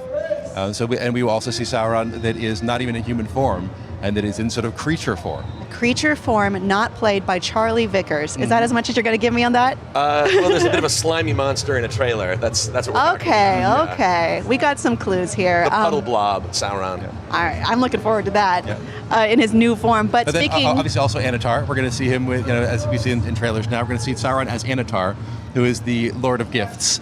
As he presents himself to Celebrimbor as a sort of a messenger of the gods, who is coming to bring him crucial knowledge that he needs to create his masterworks, the rings. But before long, his true colors come out, and he's just playing Sauron. Charlie Vickers has an amazing season. We're really excited for people to see his work. And you got to watch as his costumes evolve over the season also. They go from sort of almost biblical prophet, sort of light white robes, down to these sort of dark, feathered, more evil-looking get-ups. oh my gosh. Okay, I'm going to look forward to that. I'm going to follow the costume changes as we move along throughout the season.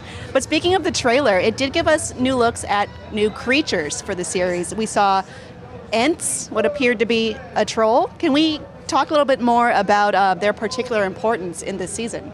Well, that troll we should tell you a little more about. That's Damrod the Hill Troll. And anyone in Middle-earth knows he's a famous warrior and has been searching for glory for hundreds of years and has killed dragons and ate their bones and all kinds of other horrible things. He also talks, and he's voiced by the amazingly talented Ben Walker, who also plays the High King of the Elves. Oh! We did like a phone a friend, and he came in. And Ben Walker, and who may eventually fight the troll. So actually, for superfans, I could see Ben Walker fighting himself. You're introducing the elf Keir Dunn, a very wise character from Tolkien's Legendarium. What can you tell us about his role this season? Well, Keir Dunn is one of the oldest, wisest elves in Middle-earth, and he's someone that you go to when things are not going well for advice. Because elves are all old and have been around for thousands of years, but he's among them revered as someone who's especially wise. So we're going to see Elrond actually crossing paths with Keir Dunn and going to him, trying to figure out what to do with these 3 new elven rings that have now kind of come to Lindon, and especially to the Grey Havens, where Keir Dunn is the master shipwright. He builds ships that sort of go back and forth between Middle-earth and Valinor. And so Elrond is going to go to him trying to seek inspiration for what he should do next. And we should say Keir Dunn is played by the incredible Ben Daniels, that we're super lucky to bring into the cast this season. He's so awesome. Excellent. Well, I did see that Elrond seemed very opposed to using the rings in the trailer. Is that what's going on? A little bit. There's we have to remember that these elves don't know yet what the rings will become, and so they're discovering it all sort of live. And the challenge about the 3 elven rings is that while Sauron never touched them, he was around in the sort of conceptual phase when the rings were being designed and sort of the secrets of ring magic were being figured out. And so Elrond says, look, Sauron's hand was in this. We can't trust the rings. And his fellow elves are saying, well, we need to use the rings, or our people are going to fade and have to leave Middle Earth. So it's sort of damned if you do, damned if you don't. I'm going to be screaming no so much this season. Again, that's the goal. Okay, well, I got to ask though, Tom Bombadil. We know he's coming this season. JD, you've previously called him an anti-drama character. So with that in mind, how is he involved with what's going on? Or is he off doing his own things and maybe singing his own things? Yes, there will be some singing from the Wonderful Rogue. It's both yes and yes. Yes and yes? Tom's a force for good, but he's very ambivalent, and he's sort of like above the world sometimes. And he's there to hopefully give the stranger a nudge in the right direction, but he's never going to push too hard. You got to listen very carefully to what he says and what he sings to figure out which way to go. Okay, that's a clue for everyone watching, but you do. So Tom Bombadil and the stranger have a friendship? They have a meeting, and they have an interaction. Tom is so old and sort of mercurial and strange that it might be hard to call him a friend because he's been around for thousands of years. But they definitely get to meet each other. And if I could be a fly on the wall for any pairing in Middle Earth, I would be there to watch the stranger hang out with Tom Bombadil. And we should say Tom Bombadil's played by Rory Kinnear, who, again, amazing, awesome. We're so lucky we found him. All right. Well, I think fans are going to be really keeping their eye on that and his involvement as a popular figure amongst fans, I'll say. The stranger is widely believed to be Gandalf. I have a quote, "If in doubt, always follow your nose," and all that. Is there any comment on that or any hint to how the character will develop? I can say there are 2 teams. There's Team Gandon and Team Gandalf. Oh. So you have to decide which team you're on. But no. So really for us, this isn't one of these, sort of things where we're trying to purposely be concealing something or where there's some big rug pull coming. And really the journey that we want fans to go on is the same journey that the stranger himself is going on, which is one of self-discovery. He's landed in Middle Earth. He doesn't exactly know who he is, what his powers are, how to control his powers. And he has to figure all those things out, and we want fans to go on that journey with him. But we can say that, yes, the name will be revealed by the end of Season 2. Okay. Trying to watch your faces for my new clues on that, but maybe I'll just have to wait. You got to play poker with us for a while to get our tells. Oh, boy. Okay. I don't play poker, by the way. We're going to introduce a new segment, IGN Poker. Let's go. The Harfoots in the Rings of Power are notably a nomadic people who don't have the extremely relaxed quality of life you might remember from The Hobbits. But it did seem like through the actress who plays Nori, Markella Kavanagh, she said that she thinks Nori is trying to find a place for the Harfoots, maybe a place to settle down, maybe a place Shire-esque, shall we say. Are we leading her to the Shire? We like to think with the show you're always putting people on, long-form arcs. And the idea that nomadic people who are sort of always on the run have to keep their heads down, it's hard out there for a Harfoot, that maybe one day they might find a home where they're safe and they can actually chill out. Like, that feels maybe kind of like the correct progression, but we don't want to spoil it any more than that. Well, and especially, we always talk about like Titanic, where, in the end that the boat is going to sink, where the story is going, but it's all about how and how we get there. And so, yes, we know that halflings will eventually end up in the Shire, but for the journey that is ahead for our Harfoots, it's about what are going to be the challenges along the way they have to overcome. Well, we are so excited to be returning to Middle Earth on August 29th. Thank you both so much for stopping by, and for more from SDCC 24, stay tuned to IGN. Oh my God, thank you. Thank you. IGN Live at SDCC is presented by NHTSA. Speeding catches up with you.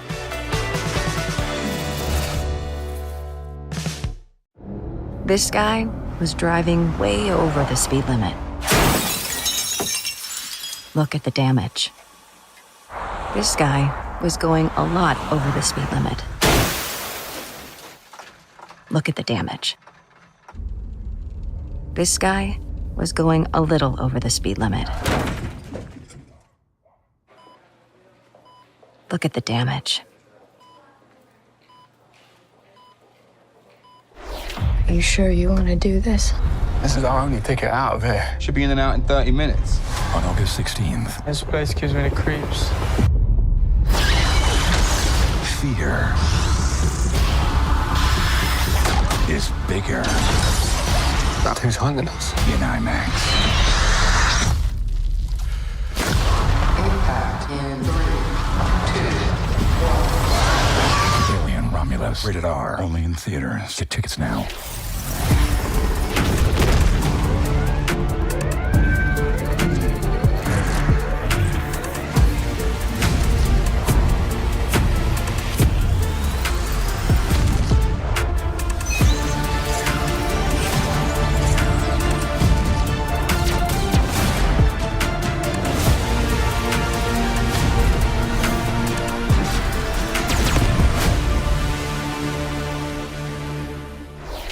The average Cinefix movie list features nearly 100 different films and approximately 25 minutes worth of wall-to-wall deep dive analysis.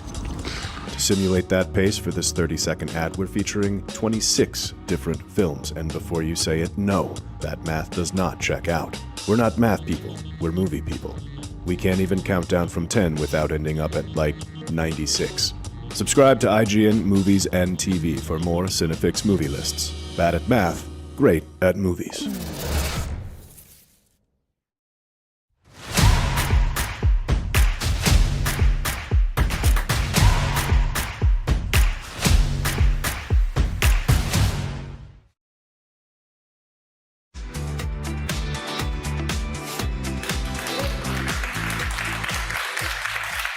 Watching IGN at San Diego Comic-Con. Dragon Age: The Veilguard is the huge new action RPG heading your way soon, and I cannot wait for it. Here to tell me all about it are creative director John Epler, creative performance director Ashley Barlow, and the voice of Lace Harding, Ali Hillis. Welcome all. We love Dragon Age here. I am very excited for this. Ashley, you're the creative performance director of The Veilguard. Can you tell us a bit about what that means? To be the creative performance director means that I'm in charge of taking all the amazing writing from John and the writing team at BioWare and making sure it's cast appropriately with leadership and making sure that the voices of these characters are brought to life in the booth for as long as it takes to get it right. What is the hardest part about bringing characters to life in a series like Dragon Age, where they're just so important to the people who play?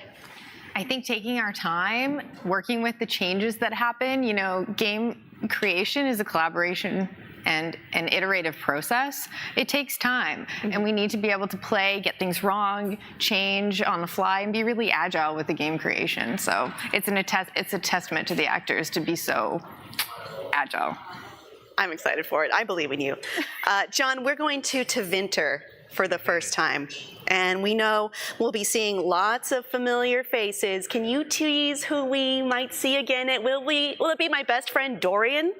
What about what about that? Well, we want to make sure that fans, when they play the game, we want people to play the game, get surprised a little bit, see the new characters. I will say again, obviously Varric and Solas are returning. Mm-hmm. There are other characters who are returning as well, but I think that's one where we're going to wait till people to play the game, because part of the excitement of bringing back previous characters is also how they come back, what role they play in the story. So certainly entry. That's right. Well, I have to know how my choices affected the world too, but. What about, I have to ask, familiar faces from the comics? Let's say like Mayveris? I mean, yeah, again, if you've read the comics, you'll see some characters coming back we've already talked about. So Evcon Antoine from the Grey Wardens are coming back. Strife and Irulan are back as well. But beyond that, we want to make sure people get the surprise and excitement of seeing these faces for the first time where they show up. So. I'm already surprised, and I haven't seen their faces yet. Ali, the Inquisitor, famously could get pretty flirty with Harding, but Harding was never an official romance option. So how excited were you to find out she's romanceable this time around? I was so excited to be back in the game. I had no idea that she was coming back, but the fan response was so incredible and so warm. When I went out there in the world to conventions, people were asking all the time, do you have a photo to sign for Scout Harding? I didn't realize she had made such an impact. Apparently her flirt worked.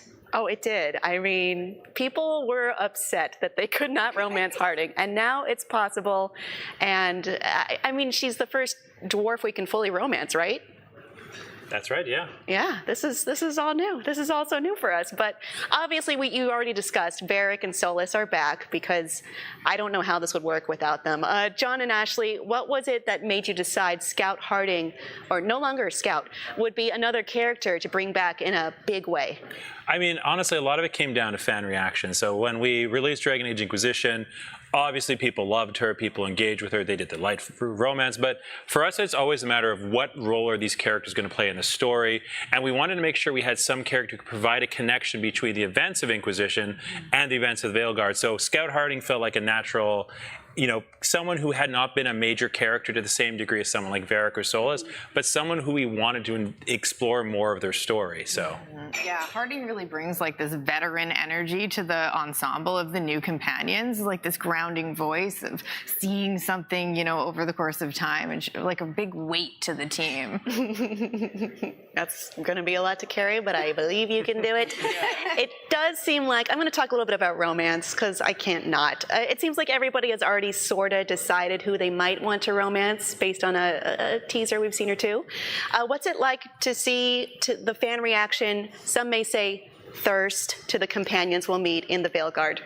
I think it's surprising in some cases. I mean, I'd say surprising. Obviously, our fans are always so passionate and excited about romance and characters, but just seeing, for example, how many people were very excited to see Emmerich show up and, you know, have already declared their intention to romance him. But I think what's interesting is people have already decided, but once they get to know these characters, maybe that'll change. I thought I knew who I was going to romance when I did my playthrough. It changed over the course of the game. So who is it now?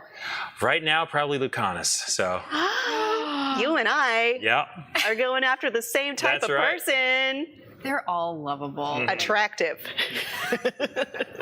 So from what we saw in the gameplay, Tevinter appears much more technologically / magically advanced than places like Ferelden and Orlais. Is the culture shock going to be as bad for us as it was for Dorian, who again is my best friend? Well, I think what's interesting about Dorian is it's actually the reverse. There's a line in Inquisition where you go to the Winter Palace and Dorian's looking around this amazing gilded hall, this spectacular palace, and he's like, oh, that's kind of cute. And then when you go to Tevinter, and we showed this in the trailer, you see this is a place that has taken magic and taken it to a degree that nowhere else in Thedas has. I don't know if there's going to be so much of a culture shock, but I mean, they view mages very differently. Obviously, in the south, there are circles, mages are persecuted. In the north, especially in Tevinter, mages are the ones on top of the pyramid. They've got the magic, they're willing to use it. And I think it'll be interesting to see how players engage with the world, which is very different from anywhere else they've been in Thedas. Yeah, it's going to be so eye-opening for us to get to look at that. And I'm just going to ask finally flat out, is Dorian going to be in the game? I think you're going to have to play and find out. All right. I have tried thrice, but that is all we've got. I'm still not sure if Dorian is in the game, but it's all good. I'm still loving everything we do know about the Veilguard. For all of you at home, keep your eyes peeled for Veil Jumpers and stay tuned for even more Comic-Con here at IGN.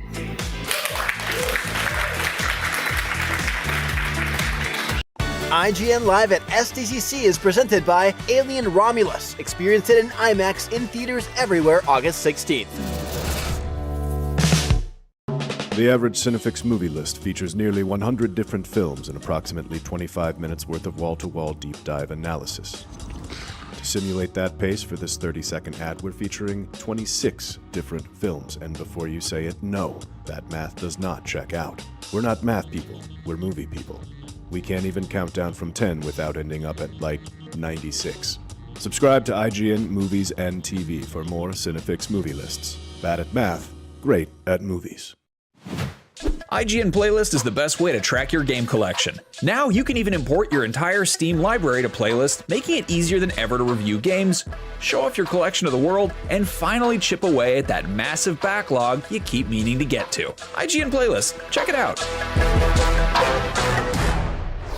Want the ultimate IGN experience? Check out IGN Plus. Members get exclusive deals and giveaways, ad-free browsing, unlimited tracking on IGN Maps, discounts at the IGN store and with IGN partners, and best of all, free games. Get 30 days of IGN Plus for just $1. Head to plus.ign.com.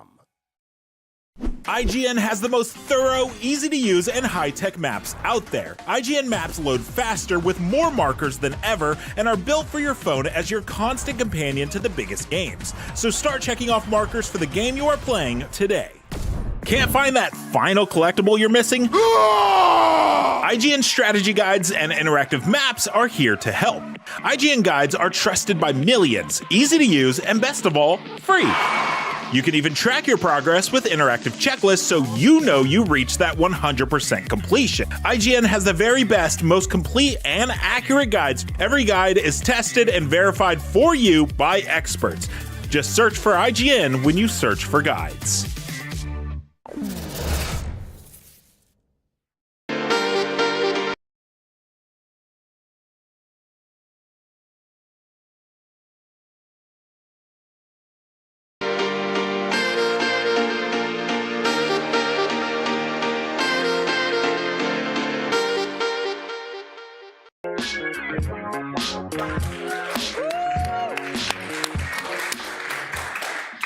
What's up, clowns? Here with me now are Lake Bell and James Adomian to talk all things Harley Quinn and Kite Man. Guys, it is so great to have y'all here at Comic-Con with me.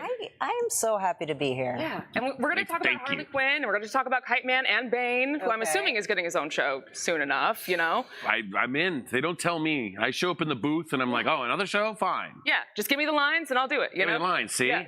But before we get into all that, I want to get into Harley Quinn Season 4 and where we left off. Yeah. So at the end of Season 4, I mean, spoilers, I guess, Ivy left the Legion of Doom.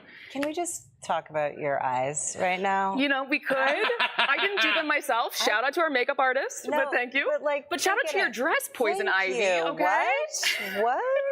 There's a dichromatic theme. Yeah, blue listen, and we red. go all out here at IGN. We're professionals. I see. But thank you for the compliment. So yes. Back to business. Back to business. Okay. So you've left Legion of Doom. The gang's back together. Yeah. Is Season 5 the Gotham City Siren season? Well, okay, so we can't reveal too much about Season 5. Fair enough. Because it would be dangerous for you, you know? Even letting you know that there is a 5th season that's named Season 5, it's already letting too much out of the bag. I'm concerned for your well-being, your safety. Now listen, I'm here, so we're going to be okay. I feel so safe. To your life. Don't you understand? You guys are the people here to be with me, though, to be clear. That's right. I don't see a lot of plants in the neighborhood, but that's all right. We'll figure something out. Foiled again. Second story. I got It's the only some thing weed in keeping my us back safe. pocket. We're going to be okay. Always come prepared. And of course, you know, Kite Man getting his own spinoff, and you know, Ivy and Kite Man have a history. Guys, we have a history. We have a history. Yeah, it's been, look, he's my ex. He's your ex. What's it like to see your ex get his own show? Honestly, I've gone to therapy a couple times this week just to like continue kind of what I'm feeling about it. Don't laugh. This is serious. This was serious. No, I'm really going to therapy. About the fictional... Yes, because dude, we're on a couch. Very, very serious. I don't really connect with my character that deeply at all, no. Well, I don't know if I would admit that. To me, it's very superficial. You know we're on live television to the entire nation. Everyone's going to be talking about this, James. The whole nation knows now. Well, I think it's time that they understand that some people care As you to can keep an see, artistic I'm very difference. dedicated to my character. I'm even wearing the color. Are you She wears wearing the color of Bane? So you're not a method actor, is what you're telling us. No, I don't need fluids to breathe and keep myself strong. You see how upset I am? I've had to flip my hair onto the other side now. That's the sign. That's the signal. I'm just up in arms about it. Yeah. Truly. We have this thing. The two of us are obsessed with doing voices. Let's be honest. Like, can we be honest? We've been doing it all day here. We just can't get enough of it. We really looped around. We really have. And the thing is that on our show, Harley Quinn et al. And Kite Man, hell yeah. We're just in a constant, we have this beautiful privilege of being able to do a lot of different, like they ask us to do all kinds of fun characters, not just the characters that we play, a la Bane and Poison Ivy, but other things too, like bonus, you know? So sometimes when there's these little tertiary characters, we relish and enjoy that very much. Wait, who's been your favorite to do your tertiary? Cheryl! Well, I'm Cheryl. She's Ernest. Heart of gold. Oh. And you love? I love this character that I found out today was actually named James because he gets shot in the first episode, but he survives. And then every time you see him, of Kite Man, every time you see him, he has some terrible bodily injury, usually to his torso, and he just takes it and keeps going. And he has this like white ponytail. He looks like, the dad of your friend that you'd run into at a Rolling Stones concert, And every time he gets shot or something, it's like, God damn it! And I love doing the voice. I love the guy. I love imagining his life. Like, I imagine he has a whole backstory that we have to learn about. He does. Yeah. But, there it is. Oh, you're showing some good stuff. I almost got married to. I know. Well, I almost got married to Kite Man. I know. What a trip that was. Right? Yeah, but you guys have worked it out. I mean, sure. Yeah. No, we have. We've really worked it out. Well, on that note, I mean, so much of both of these shows, it's so much of it is about love and relationships. It is about love. I agree. I see this as a love story. Yeah, and Poison Ivy has Harley, Kite Man has the Golden Glider, Bane still single and mingling. Like, what does Bane got to do to get his other half? There is a love. Bane has crushes, and sometimes sometimes it's a great love of his life that he has to travel to the great ends of the earth and the depths of time to find. And sometimes, like in the Valentine's Day Harley Quinn special, it's just the architectural structures of Gotham City that he's, He does naughty things too. Am I allowed to say the bad words here? What level of bad word are we allowed? We'll bleep it out. You bleep it out. It's not live. Fine. In the Valentine's Day special, remember, Bane a bunch of buildings. So well, I don't know if that's like a partner. Because that's how horny that felt more pent up to me personally. That felt like a release. It's not love. It's just getting it out. Yeah, exactly. I mean, should Bane get on the apps? I wonder. Like, what would Bane's profile? I do like that. I think I'm just giving out free ideas here. Well, I think. I was swiped in darkness. Oh, Baney babes. And we're still in the beginning of Kite Man. We've only had like 2 episodes. Just what? 2 episodes, maybe 3 by the time this airs. Yeah. But will the events of Kite Man tie into Harley Quinn season 5? Are we allowed to say that? Okay. Yes. Okay, the cinematic universe, of course. You say. I say yes. There is a delicate weave.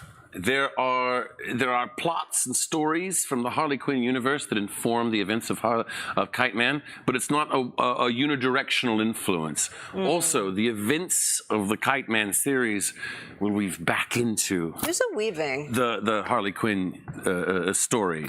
The kites weave, Yeah. Yes, you could call it a taking off and a return. Yeah. Taking off and a return. I like it. That's a very good Thank you. episode title. Thank you. Taking off and a return. Or like the name of your autobiography. or a New Yorker article. Yeah, exactly. Or your expose. Yeah. Could be really Taking bad. off and a return. Well, that was so much fun, you guys. That's all the time we've got. Unfortunately, I know we haven't therapized enough. We still have so much to talk about. Unfortunately, we've got a whole show. No, I got to do the outro. No, I have one last thing. I have one last thing. Okay, not done yet. All right. I want to see if you can send us off in honor of Kite Man. Yes. On your best hell yeah. Oh, for sure. Yeah, I'll count you down. All right, on 3. All right. 1, 2, 3. Hell yeah! Perfect. Stick around for more Comic-Con right here at IGN. Bravo. I love it. That was great. Thank you. Thank you, darlings. Thank you. Thank you so much. Oh, I love it.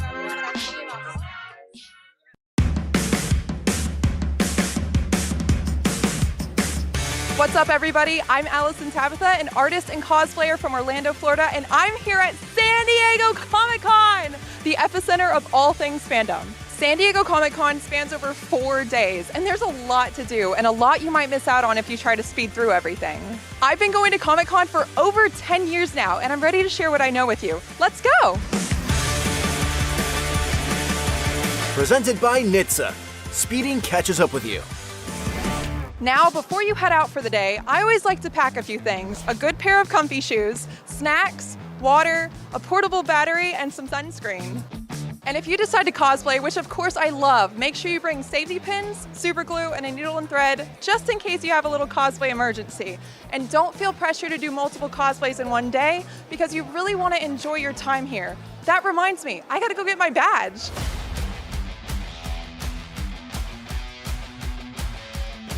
We finally made it in, and look who I found. If you can go with a friend, you'll always have a good time. Let's check it out.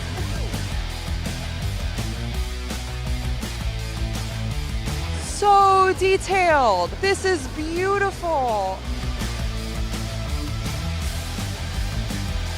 my gosh, we have to check this out. It's the Lego booth.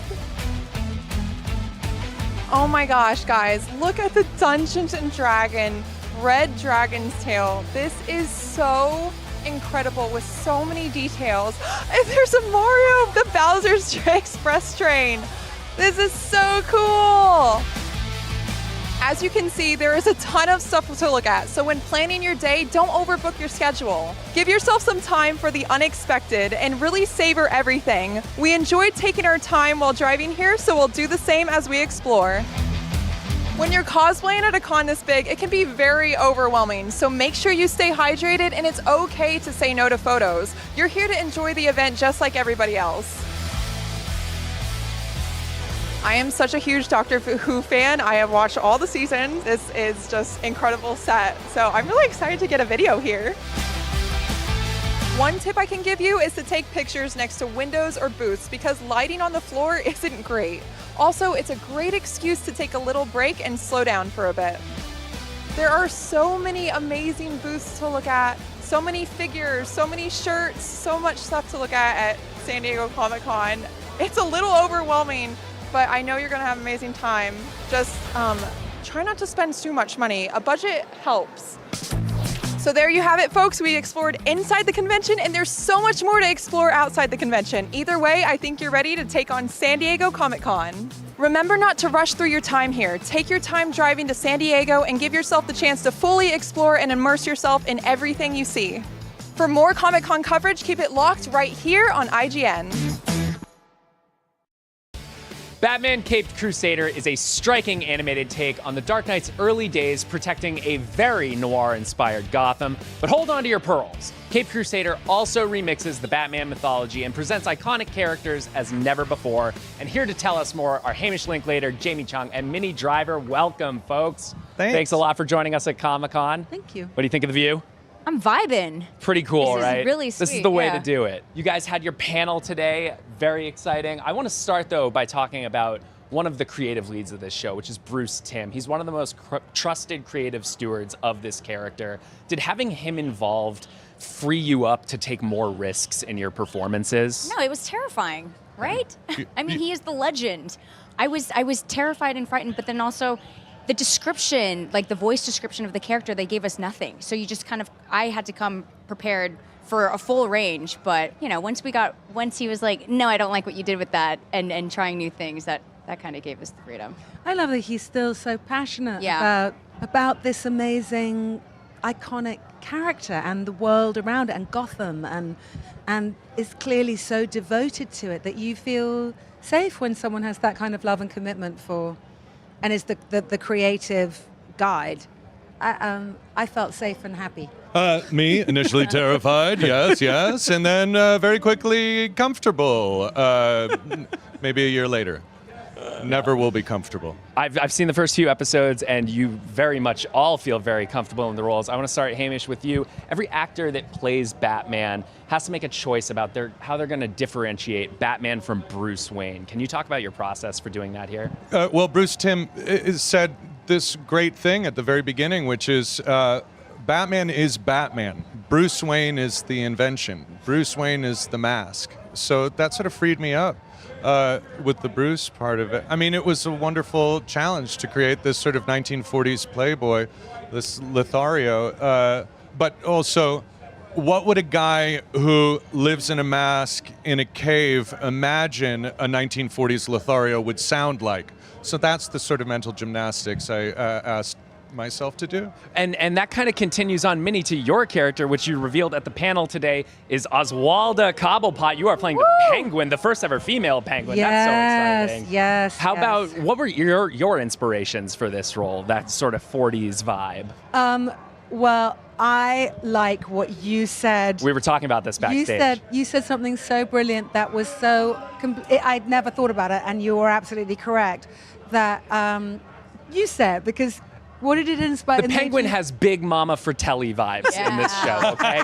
Because not only is she this kind of large, imposing figure, very powerful, she's also got these two idiot sons played by Paul Scheer, who's just crushing that role, that dual role. But yeah, it's such an exciting vision of that character. And you're absolutely right. Like she is a proper 40s gangster.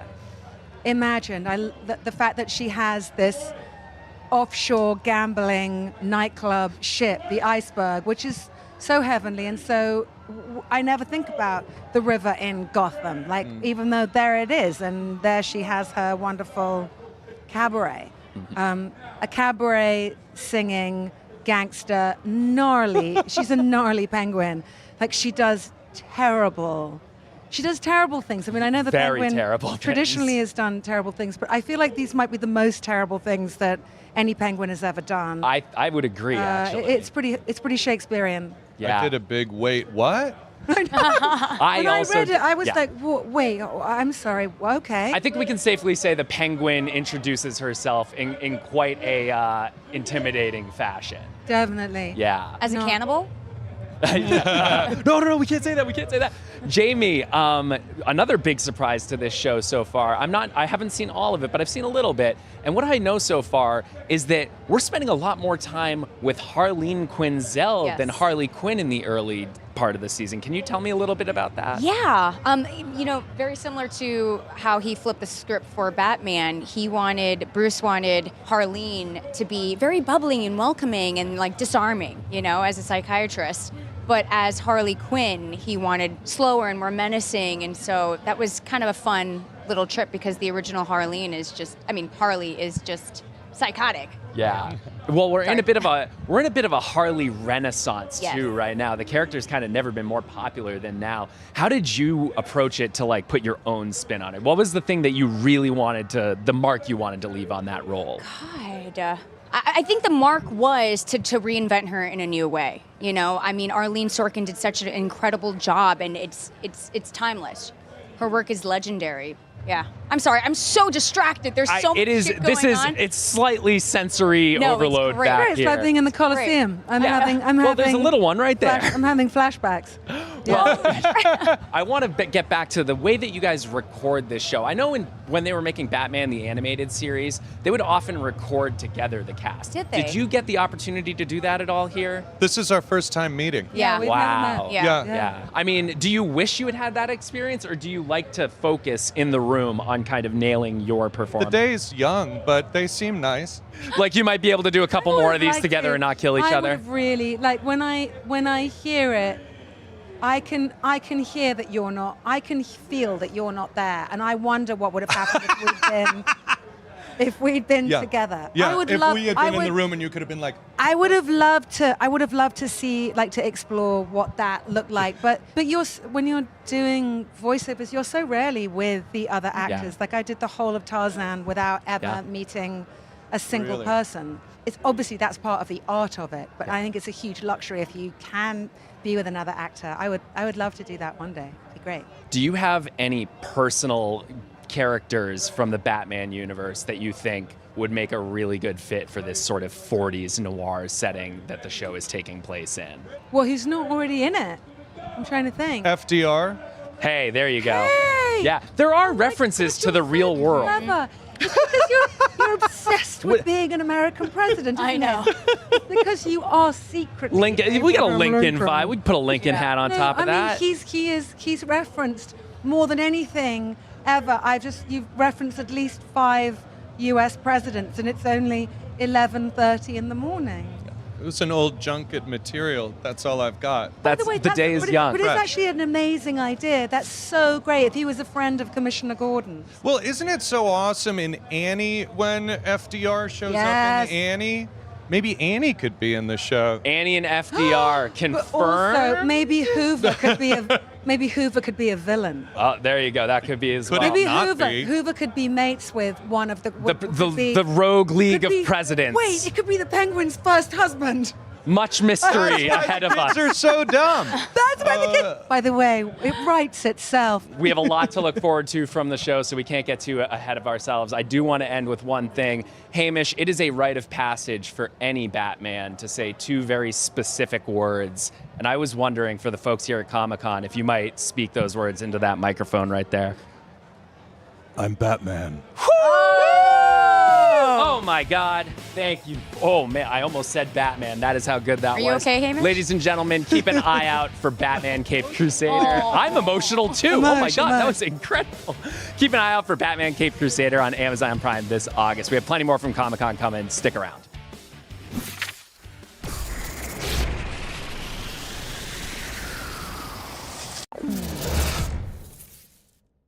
Want the ultimate IGN experience? Check out IGN Plus. Members get exclusive deals and giveaways, ad-free browsing, unlimited tracking on IGN maps, discounts at the IGN store and with IGN partners, and best of all, free games. Get 30 days of IGN Plus for just $1. Head to plus.ign.com. IGN Playlist is the best way to track your game collection. Now you can even import your entire Steam library to Playlist, making it easier than ever to review games, show off your collection of the world, and finally chip away at that massive backlog you keep meaning to get to. IGN Playlist, check it out. IGN Store has it all. From clothes and collectibles to vinyl records, accessories, model kits, and action figures from the biggest and best franchises like The Legend of Zelda, Star Wars, Fallout, Dungeons & Dragons, and more. Whatever your pop culture passion, you're guaranteed to find something you love. There are new and exciting products hitting the store every week, like the Wasteland-ready Fallout Vault 33 hoodie, which pairs perfectly with the working wearable Pip-Boy. Plus, high-quality IGN Store exclusives like the powerful and spicy Star Wars Darkside Hot Sauce by Truff. We've even got merchandise for you to rock while tuning in to the IGN shows and podcasts you love. Or cap off a long day by relaxing to the soundtracks of your favorite video games, like Cyberpunk and The Last of Us. And the best part? You don't even need to leave the house to go there. Just head to store.ign.com and start shopping today. The IGN Store. You deserve it. IGN has the most thorough, easy-to-use, and high-tech maps out there. IGN maps load faster with more markers than ever and are built for your phone as your constant companion to the biggest games. So start checking off markers for the game you are playing today. Built for your phone as your constant companion to the biggest games. So start checking off markers for the game you are playing today.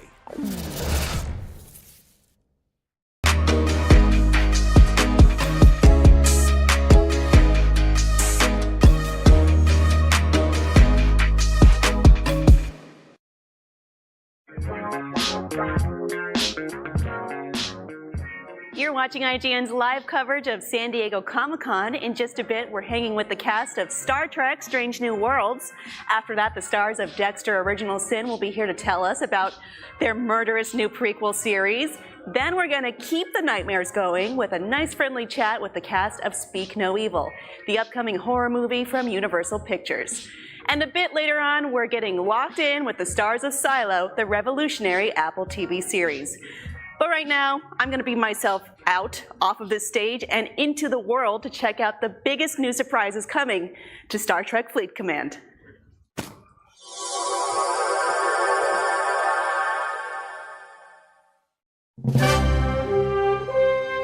What's up, everybody? We are here at San Diego Comic-Con celebrating a massive collaboration between two beloved sci-fi universes. On August 6th, Star Trek Fleet Command is launching the ultimate crossover with the Galaxy Quest Invasion, celebrating 25 years of Galaxy Quest. So get ready, Commanders. An epic crossover event is here in Star Trek Fleet Command. The legendary NSEA Protector from Galaxy Quest has joined the fleet.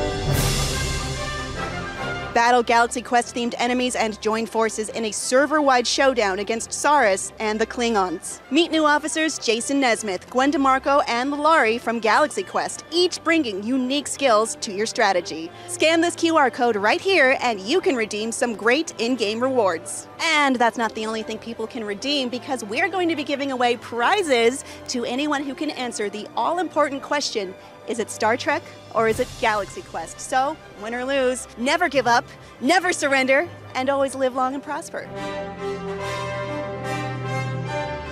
Presented by Star Trek Fleet Command.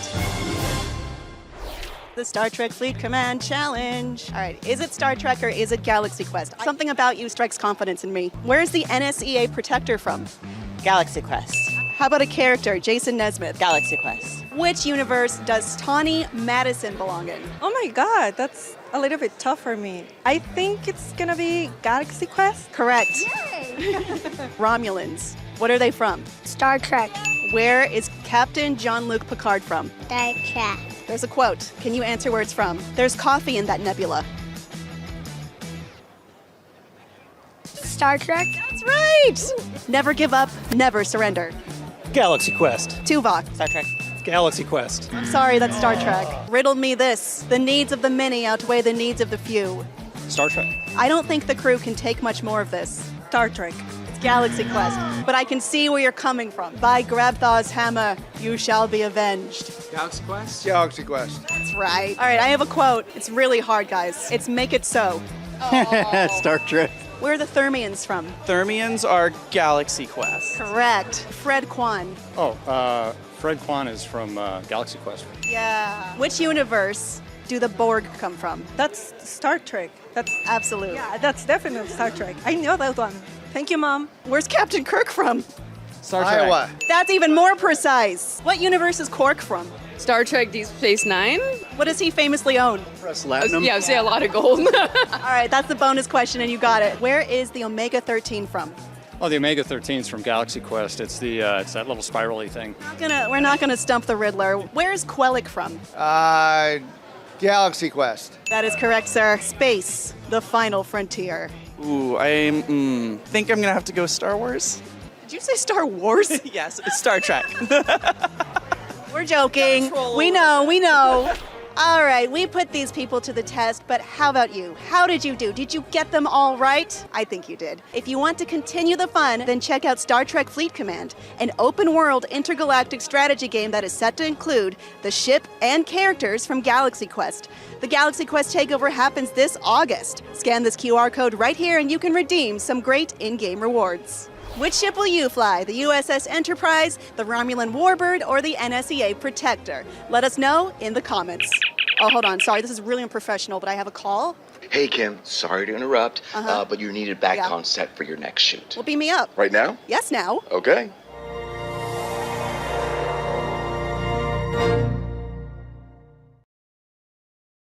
Hello and welcome to IGN's coverage of San Diego Comic-Con 2024. I'm Kim Horcher, and joining me today are the cast of Star Trek Strange New Worlds, Rebecca Romaine and Ethan Peck, along with executive producers and co-showrunners Akiva Goldsman and Henry Alonzo Myers. Welcome.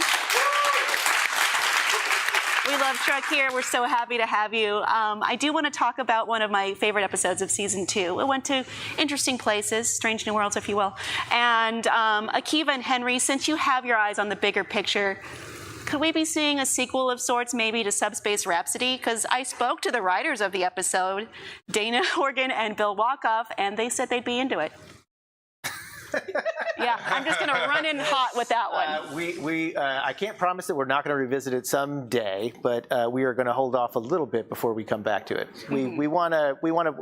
If you come back for a second episode of something, you really want to make it special and different and bigger and crazier. And we're special and different and bigger and crazier in our next season in a lot of other ways. So that's about the most I'm going to say.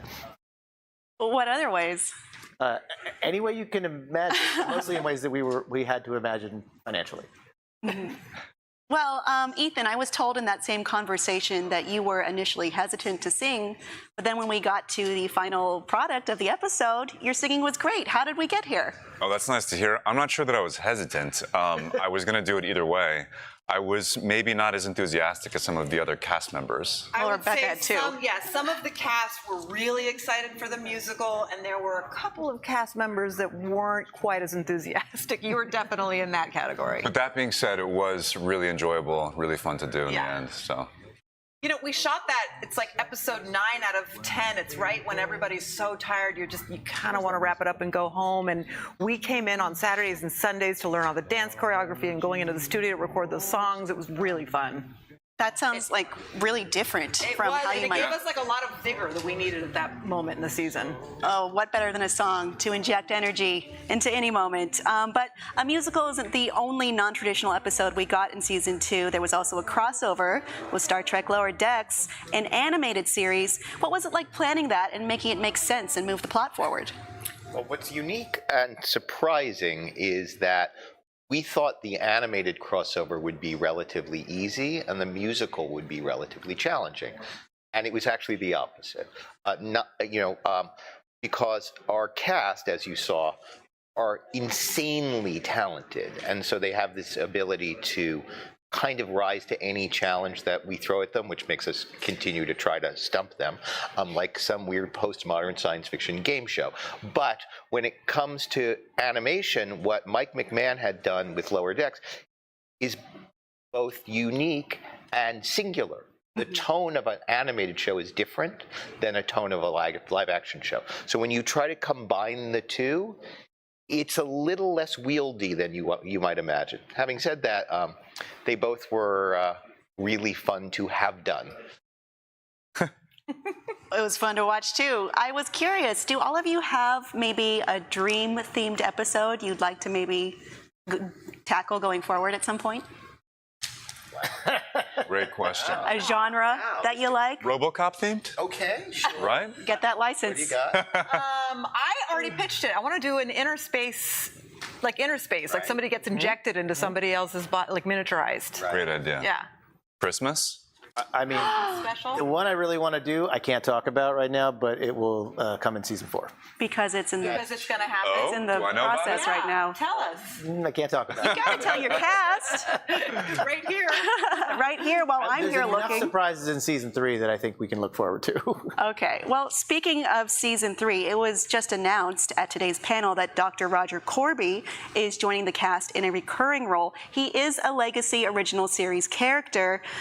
He was only present for one episode of then, but what can we expect for him in Strange New Worlds? Well, what's fun about having TOS in front of us is it allows us to do inductive storytelling. We can see where somebody ended up and then try to imagine how they got there. So all we can say is that the Roger Corby you see on Strange New Worlds is going to travel a long path before he gets to be the Roger Corby that you see on the original series. I know he has some involvement with Chapel. Let's talk about that. Well, try to imagine this from the perspective of Chapel is, she's smart, she's talented, she probably makes smart and interesting decisions in her life. What's the kind of person that she would be drawn to? Who would she want to learn something from, et cetera, et cetera, et cetera? That is something to look forward to dealing with as well. We were off camera, but I pointed directly at Ethan when he said, who would Chapel like? So, okay, that might be a challenge moving forward for your character. Maybe. Might get messy, might get a little messy. We are love stories in spades. Not confirmed or denied, but for Rebecca, where do you see Una's character arc going? She's one of the top 2 most competent, put-together people on the ship. You're the other one. But where do you see her growing forward?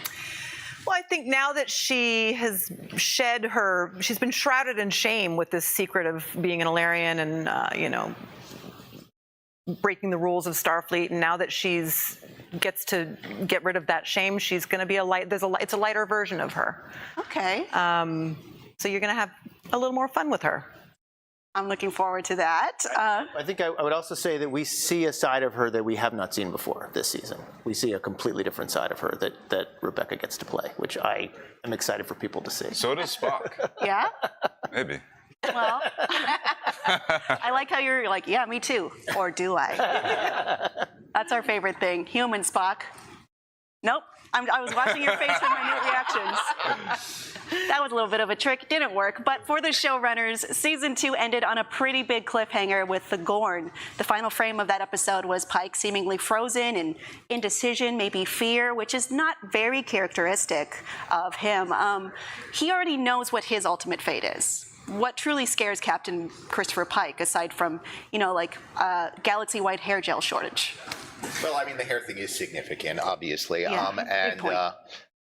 Besides that, I think what scares Chris Pike the most is the loss of the people he loves. He's come to terms with his own death, but less so the thought of being responsible for his crew, which is really ironic because everybody dies in the beginning of the season, which everybody dies in part 2 of the finale, and then it's just runs. The season's just one episode. I was like, No, I'm supporting you. Okay, good. So, and then we're just going to have do we have puppet? What are we doing? Puppets, right? Yeah. The puppets. For the rest of the season. Animated puppets. We have a Zamboni? Claymation. I would love a claymation. Is that Yeah. I felt like a Zamboni. That sounds really good. Yeah. Well, I would love it if you would all shoot in the style of the original series with those uniforms, with those cameras. But that's just me. I do have questions for all of you, though. What is your favorite Star Trek series and captain? And you may not include the one that you are in. I'm gonna go with the Wrath of Khan was my favorite movie when I was a kid. Okay. And I'm gonna go with Picard. Nice. Yeah, Next Gen Picard. Next Gen and Picard, very popular. TOS Kirk. Ooh. Somebody had to do it. I know it's hard not to just say, because I'm really with you on that. But I was a big fan of Deep Space Nine. Is the one that I would always come back to. Oh, nice. Because I think it's they did an incredible job thinking about these long arc stories and how to tell interesting character and stories that were both funny but dark, and that's something that we try to really bring into the show. Very nice. Well, speaking of funny but dark, we already know this won't be the last time Starfleet will encounter the Gorn. Looks like we have a clip coming from an upcoming season of Star Trek.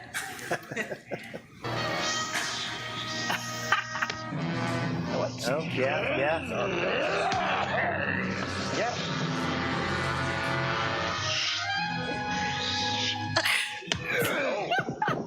Invulnerable. Yeah. This is really tough. Yes. Yeah. He's playing the weight of the rope. That's a heavy. I'm actually. Oh my gosh. Rebecca's Captain Kirk. You. That was close. Yeah. Okay, technically that's true because that hasn't happened yet. That's right. We're doing already we're doing this season. They did. You guys revealed that. That's episode 3 of this. Yeah, I'm sorry I revealed your big finale. Serena part 1 and 2. Yeah, we had budget cuts, so we just run episodes of TOS. But I think people are going to like it. I love it. Yeah. The new look for the Gorn. Yeah. Love it. It's, it was hard for us to evolve that, but we feel like we. You're welcome. Thank you. Well, thank you all so much for joining us today. Go catch up on Star Trek Strange New Worlds right now, ahead of the new season next year. We've got tons more Comic-Con ahead right here on IGN, so stick around.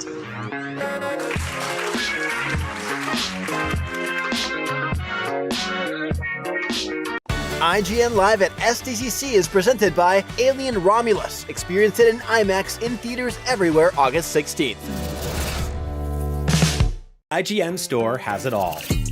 From clothes and collectibles to vinyl records, accessories, model kits, and action figures from the biggest and best franchises like The Legend of Zelda, Star Wars, Fallout, Dungeons & Dragons, and more. Whatever your pop culture passion, you're guaranteed to find something you love.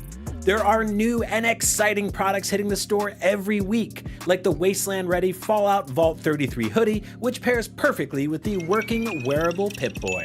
Plus, high-quality IGN Store exclusives like the powerful and spicy Star Wars Darkside Hot Sauce by Truff. We've even got merchandise for you to rock while tuning in to the IGN shows and podcasts you love. Or cap off a long day by relaxing to the soundtracks of your favorite video games, like Cyberpunk and The Last of Us.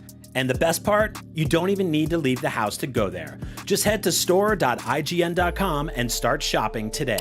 The IGN Store. You deserve it. The Cinefix Top 100.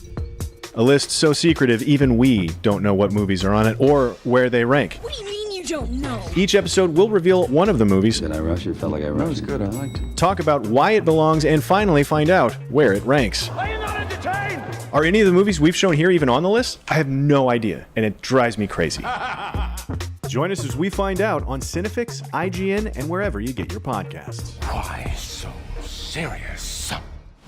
IGN has the most thorough, easy-to-use, and high-tech maps out there. Period. And by high-tech, we mean it. We've recently added features like personal notes that save to your IGN account, and anything you check off on a map is tracked in the guide as well. It's the perfect system to get to 100%.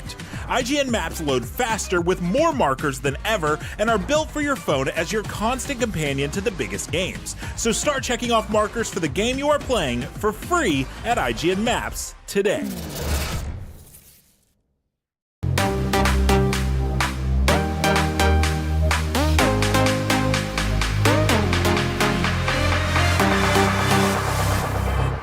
Three years after the series wrapped with Dexter New Blood, we're going back in time to witness the rise of everyone's favorite serial killer with a penchant for justice. Dexter Original Sin follows a younger Dexter, just getting his feet wet in the killing game. Joining me are the stars of Dexter Original Sin, Christian Slater, Molly Brown, and Patrick Gibson. Welcome. Thank you so much. Hello. Welcome. Thanks for having us. Hi. So, Original Sin, where are we in Dexter's timeline here? How does it tie into the original series? We're in the 90s? Yes, Yeah, 1991. 1991. Oh, good year. Yeah, so we're going back. Yeah, That's right before Dexter has acted on his urges. He's at a pivotal time in his life when those urges are coming to a point where he can't ignore them anymore. And yeah, that's in episode 1. And then the rest is history. Were there any particular gaps in Dexter's story that you're interested in filling in? Yeah, I mean, I loved the show originally, Same. and Harry Morgan I thought was a wonderful character and a guy that I wanted to understand a little bit more. And the way Clyde Phillips has written these scripts, it's really given a great insight into that guy. And it's challenging and it's fun, and they're tough shoes to fill, but it's just been a great experience. Well, you're playing Dexter's sister, that's right. Yeah. What more will we learn about her? Well, so actually, I was going to say one of the gaps that I think is really exciting, and not to speak for you, but Please do. You'll be better. I think something that's really great is that, like, being a good brother, I wouldn't say comes naturally to a sociopath. Yeah. And so I think one of the things that's really fun about our show is watching the bond between Dexter and Deborah grow, and how he learns to give Deb what she needs as a sister. Yeah. Yeah. There's it's really fun. And we've kind of covered some of that already. Yeah. We're only 2 episodes down, but it has been to see where those seeds are planted, and because their relationship is kind of beautiful in the show in its own unique and complicated way. Yeah, when you meet them in the original, like, he's got it. Like, he knows how to support, but this one messes it up all the time. It's a process. Yeah. Mistakes are made. Yeah. That's how it is. So in the original series, it's very VO driven, and it was just announced at your Comic-Con panel that Michael C. Hall is returning to narrate the inner voice of young Dexter. What has that process been like? And sort of like the crossover between the two shows. I mean, so cool. Like that was kind of the thing that hooked me into wanting to do the show. And yeah, I think finally be able to share that with the world and tell people that that's going to be the case, because that has been my dark secret for a long time now. And yeah, I just think he is Dexter, and in that DNA, and having him there in my head throughout the show is all the permission I need. Well, I mean, speaking of Michael C. Hall, he'll be returning for a present-day Dexter with Dexter Resurrection series. Is there room for any sort of crossover events between the two shows? Whoa. Hey. Somewhere down the road, Yeah. possibly. Okay. You know? Yeah, that would be great. We'll call Clyde. Okay. Yeah. Okay. Yeah. I like it. So when we meet Dexter in the original series, he lives by Harry's code.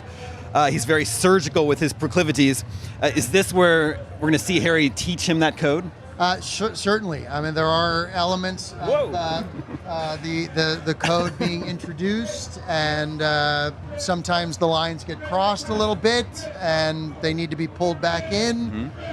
So all of those aspects will be investigated. Yeah, I think Dexter describes himself as an idea manifest into life in season 2, and that's like, definitely in Original Sin you see that idea being like formed and edited and refined, and Harry is kind of there the whole time with Dexter creating that idea. So this being a period piece, 1991, are there any fun like pop culture references of the era that are in there? I mean, I don't know if this is too much of a spoiler, but Dexter rather savagely, but with good reason, beats someone up to REO Speedway. Can't fight the feeling. There's a lot of good Speedwagon songs in it. Good needle drops in Yeah. it. Cool. Are there any tie-ins to the original novel? Because I believe in the book, the Dark Passenger is an actual demon. So I don't think we are, but I don't know. Let's just say there are aspects of the book, of course. Well, he's certainly still named Dexter. Yeah, that's right. Of course. Well, Dexter's there's that at least. Right. And there are demons. Yeah. Of course, he's wrestling and battling with, Sure. just not actualized or materialized. But it certainly doesn't clash with anything in the original Dexter series. It only elaborates on and expands. And although there were the flashbacks, like, there's so much to be filled We got in there even more.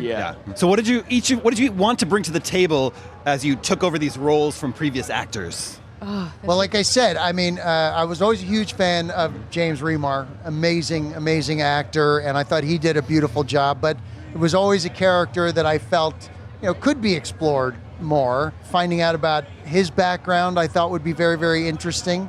And that dynamic and relationship with this family. You never really got to see how Harry interacted with the family in this particular way, and how they all bonded and grew up together and learned so much from each other. Yeah, I mean, I think the unique thing about Deb now is you're going to meet her as a 17-year-old. And I don't know how much time you spend with 17-year-olds, but they have a lot of big emotions. So it's, A lot of feelings. A lot of feelings. A lot of slammed doors. Yes. And it's fun to watch how that is going to then become into the Deb that we meet in the original. And then Patrick, how about you taking over the title character? Yeah, I mean, it's similar. We meet Dexter at a much earlier stage of his life. You said it so well that he's, he's very surgical and precise when we meet him in the OG. And in this one, he's got so many mistakes to make. And I think getting the chance to play a character who's, so well, but then you get to see them in their less fully formed version is so much fun. And there's a lot of room for Dexter to be in very hot water. It's great to be getting more Dexter. Thank you all so much. Thank you. Dexter Original Sin is heading your way soon. Be sure to watch it. We've got tons more Comic-Con ahead right here on IGN, so don't go anywhere.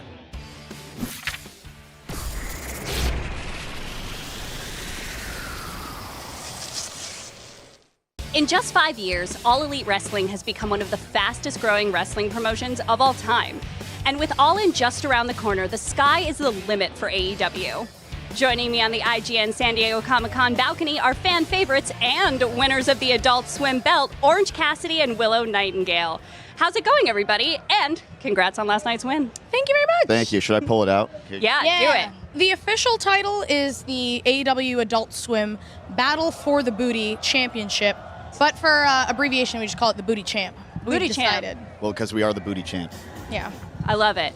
All right, so not to start things off on a heavy note, but who are the greatest traders in history whose names are not Trent Beretta or Chris Statlander? Was Aaron Burr famously a trader? Our final answer is Aaron Burr. All right, Willow, who is your greatest target right now? Is it Mercedes or is it Stat? This is a matter of the heart. Like, for me, Chris Statlander was someone I was friends with before there even was an All Elite Wrestling. And so to be betrayed and backstabbed by her, like, I gotta find vengeance. I gotta find a way to move on from this heartbreak, and I think the only way to really do that is just, like, annihilate her to the best of my ability. So Stat, that's my number one. A few months ago, or maybe it was a few weeks ago at this point, we did get a hint at a mixed tag situation with the two of you against Chris and Stat. Are we ever gonna see that come to fruition? I think I let my emotions get the best of me recently, and I hit my former best friend Trent Beretta in the back with a pipe wrench. I'm not proud of that, but I did some serious damage to him, and he won't be wrestling for a while, so we might wait for a little bit until he comes back. But I mean, that's why Willow and I had to scratch that itch, so that's why we had to get this booty belt and beat a bunch of Adult Swim characters up. Orange, if we can break kayfabe for just a moment, how do you keep from breaking when Briscoe gets rolling? Well, I don't know what kayfabe is, because this is my life. This is the only thing I do. Mark is very inspirational. And when he gets rolling, I'm not looking to laugh as much as a fire. This tiny candle flame that's inside my body gets larger into a large fire because he's talking, he's so motivational. and I don't look at them. I look down. I keep my eyes closed. That's a very good answer. And they can't tell because you've got the sunglasses on. It's perfect. All right, so fan booking is nothing new, and with All In right around the corner, we thought it would be fun to build out your ultimate AEW pay-per-view with some of your favorite matches over the last 5 years. Let's start with the main event. OC, what is your favorite AEW men's singles match of all time? Me versus Pac at Revolution 2020, because I was in it. It's also That was the first time I ever had a singles match in AEW. It was also like kind of objectively the correct answer, just for the record. And I appreciate that. Willow, how about you? I got to sit in the crowd last year and watch Bryan Danielson versus Zack Sabre Jr. at Wrestle Dream, at our inaugural Wrestle Dream event, and that was just like, I was so moved. I was like jumping out of my seat. I was biting on every single thing that they did. I loved that. I love that match, and it highlights our partnerships, because we had Zack Sabre Jr. coming in from New Japan, wrestling in our best, Bryan, and yeah, my favorite. It was such a good match. So good, yeah. So same thing, but this time we're going to talk about women's matches. Willow, let's start with you. Jamie Hayter versus Toni Storm. I believe it was Full Gear 2022.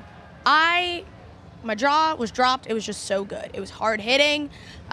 Jamie won, and I was cheering for Jamie. So that was all in all good day to be a wrestling fan. It was a rewarding match. Yeah. Orange, how about you? Well, this is tough because she stabbed me in the back, but Chris Statlander wrestled Britt Baker, and I think it was All Out 2020 something, and I was ringside for Stat rooting her on, and it was one of those matches where you just knew how special both Brittany and Chris were, so I'm gonna go with that one. It's fair. It was a pretty steep betrayal, but that was a baller was a good match. one, though. All right, so AEW is king of the specialty matches. What is your favorite specialty match? First thing that comes to my mind is Swerve versus Hangman from last year when they did the Texas Death Match, when Hangman drank the blood from Swerve's forehead and then misted it into the air. I was like, this is the peak of professional wrestling. I love it. Orange, how about you? The Mimosa Mayhem match that I wrestled the legendary Chris Jericho in, where I punched him in the face and he fell from the ring into a giant pool of mimosa. That was my favorite match. Yeah, that's sick. All right, how about tag matches, y'all? Well, I'll go first because it's happened very recently. It was me versus the Outrunners in a handicap match on Rampage very, very recently, and I won. 2 of them versus me. I am going to actually go with a Ring of Honor match, right? It's under the same umbrella. Yeah. But FTR. Controversial. I know, But FTR wrestled the Briscoes. It was a dog collar match. It was, you heard what I said before. I love a little blood. I love some brutality. I'm learning much that you're so bloodthirsty. I didn't realize that about you. We've been hanging around for a lot with the past weeks, and just like now, I'm realizing now that you love blood so much. I love blood. All right. You heard it the here happiest first. It was a brutal match, and I was like, this is so good. This is an exclusive. That's my favorite tag. Yeah. You heard it here first. All right, so AEW has had so many jaw-dropping debuts in its 5-year tenure. Who has been your favorite? Let's say our answer at the same time and see if it matches up. I'll count to 3. I have a feeling I know what yours is going to be. Well, no, mine's actually not who you think it's going to be. Oh, okay. All right, ready? 3, 2, 1. Bryan Sting. Danielson. Oh! Both I said- so good, Yeah. though. Yeah. Both so That is good, good though. one. Sting is, come on. Were you there for that? Yeah. That's so cool.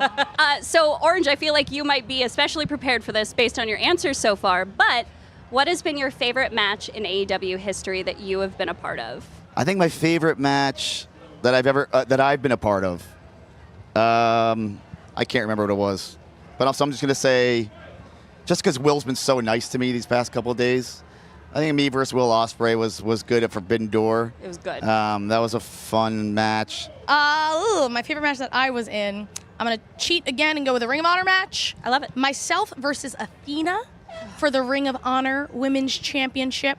I also did not win, but that was the first time women had main evented a Ring of Honor pay-per-view ever, and I think Athena is the perfect foil for the happy-go-lucky, bubbly Willow Nightingale standing in front of you.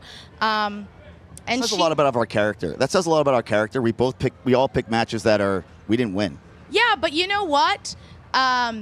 she still brought this like primal, hard-hitting kind of fighter out of me that I don't think I've really tapped into since. I mean, that's some of the funnest thing about both of you is like when you get rolling, you get rolling. You know. Sometimes you got to do it. It's true. Somebody's just got to do it. And that about wraps it for us. Thanks again, Orange Cassidy and Willow Nightingale. You can catch AEW Dynamite, Collision, and Rampage every week on what networks? TBS and TNT. Wednesday nights on TBS. Friday nights and Saturday nights on TNT. Yeehaw! Crushed it.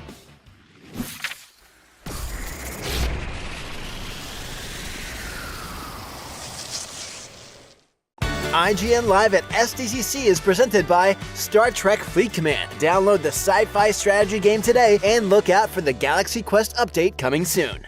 Can't find that final collectible you're missing? IGN strategy guides and interactive maps are here to help. IGN guides are trusted by millions, easy to use, and best of all, free. You can even track your progress with interactive checklists so you know you reached that 100% completion. IGN has the very best, most complete, and accurate guides. Every guide is tested and verified for you by experts. Just search for IGN when you search for guides.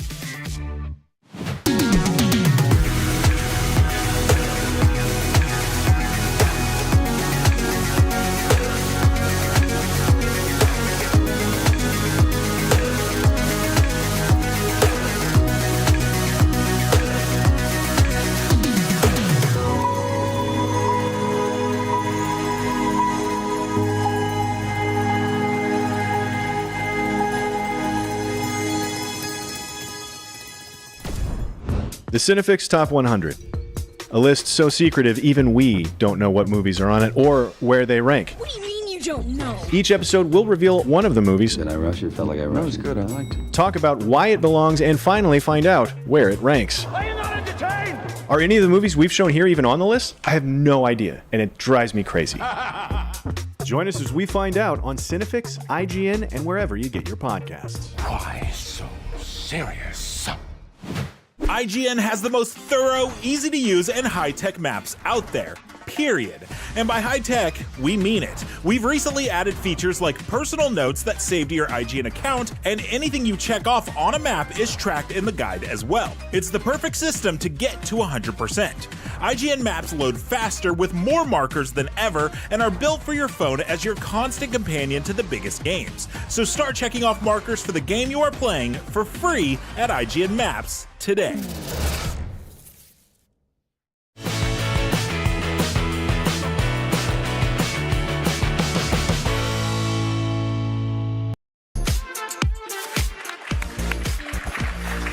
This September, one of the most nerve-wrackingly uncomfortable foreign films of 2022 is getting a remake, and hopefully this interview is a little less awkward than the interactions in that movie. No promises, though. Here to spread the good word about Speak No Evil, please welcome the stars of the film, James McAvoy and Mackenzie Davis, and writer-director James Watkins. Thank you guys for coming. This movie is a remake of a very well-received Danish film from a few years ago. I want to start by talking about what was most important to leave intact from that version in this version of the movie. I think probably the theme of the movie, the core of the movie, of sort of the awkwardness of social interaction and how we negotiate it. I mean, obviously the key story of these two couples that meet on holiday and become holiday friends, and then where that leads. But really all the conversations I had in writing and then with these guys was digging into the sort of dramedy of the awkwardness of how we negotiate everyday life. Yeah, I hadn't seen the original, and I sort of made a pact with myself, just me and myself. It's like, let's us make a pact not to watch the original until we had finished. So really, it wasn't about taking it, for me anyway, it wasn't about taking anything from the original and making sure we held on to it. It was just about creating something from my own response to James's great script. And trusting that he had kept the kind of source key element that maybe makes it all hang together. I don't know, what were you? I made a pact with James and himself. Which I didn't know about. Yeah. Which is amazing. To also not see. Yeah, it was a secret sub-pact, and I also didn't see the movie. But yeah, I think I was aware of the themes that it was dealing in, and obviously it has a really famous ending. And I thought that just treating James's script as its own sort of text. It dealt with this incredible social awkwardness that was placed on the same level as like life and death, which I think it feels like that sometimes when you make sort of cultural missteps. And I loved that, like relating the two things. It's kind of like people have a thing with remakes and call it remakes and remakes. And it's like when you do Shakespeare, you don't go, hey, I'm remaking Macbeth. You just go, I'm going to do Macbeth. You don't go, how did they do it before? Do we need to hold on to that? Do we need to get rid of it? You just go like, whatever, I'm doing my version. And it's the same with a remake as well, I think. Great. Well, knowing that you didn't necessarily want to watch the original before going into this one, did you bring any personal experience from Bad Vacations into this movie? To your performance? Maybe not as specific as the things that happened. That couple once. Come on. It was a really stressful weekend. The kids were really getting on my nerves. No, I don't think so. I mean, I do quite often wear loud Hawaiian shirts when I'm on holiday and leave them open. And no matter how much pasta, pizza, and burgers I've eaten, I'm letting my belly go, which I do in this one. So other than that, no. Yeah, I think I'm generally sort of uncomfortable when people talk to me, so I try to use that quite a bit. Yeah. Let's continue the interview. I wanted, James, real quickly talk about your character, Patty, who has a habit of sort of putting people on their back foot very, very easily. With that sort of unpredictability baked into your character, was there ever a time that you held something back that you were going to do in your performance from your castmates to get a more realistic reaction? I've done this so many times in my career where I've thought I'm working with a younger person, I'm working with maybe a child, and they're meant to be frightened or whatever, and so I'll be off camera and it'll be their close up, and it's not like the character gives them a big fright or anything like that, but we want them to be frightened, and I'll go like boo or whatever, and honestly, invariably, I don't think ever in my career has it ever worked, and the kid just looks at me and he's like, right? Just like, okay, I'm the over-keen 45-year-old actor here. But that's probably the only thing I think I held back. I don't think I hid anything. Yeah, I think it's more like playful and fun because you don't do like one take where you're like, oh, and that's what he's gonna do. Like you just do it over and over, and what's surprising is finding a new way into it each time, and that he would have like a new glint in his eyes, and sometimes it would be more menacing, and sometimes he'd pull that back and it would be pure charisma. So, you know, it really threw us off. Also, I think because it was having, you know, such a fantastic cast of actors, and we were on location, so they were having lunch, and it was, and because they're so in it and in the moment and hitting the tennis ball back and forward between each other all the time. It's almost, as a director, it's almost like a documentary. They're there and in the moment, and they're kind of riffing, and that actually developed from the script. You know, obviously there's a solid script, but that play and sort of always mining it, and that's the pleasure, I think, of something like this, where we can each go, oh, let's just lean a bit more there, or lean a bit more there. Oh, that thing you did, let's dig into that. And so we were all riffing off each other in a fun way, but I think in a really productive way to improve the movie. Yeah, it sounds like you're creating an environment where you could kind of find these moments as you go. Because it's so micro-gestural and so, you know, what's just unsaid and half said and in the eyes. And that's and how can you justify that these people don't run at the first sort of awkward or like scary interaction? Like, how can you...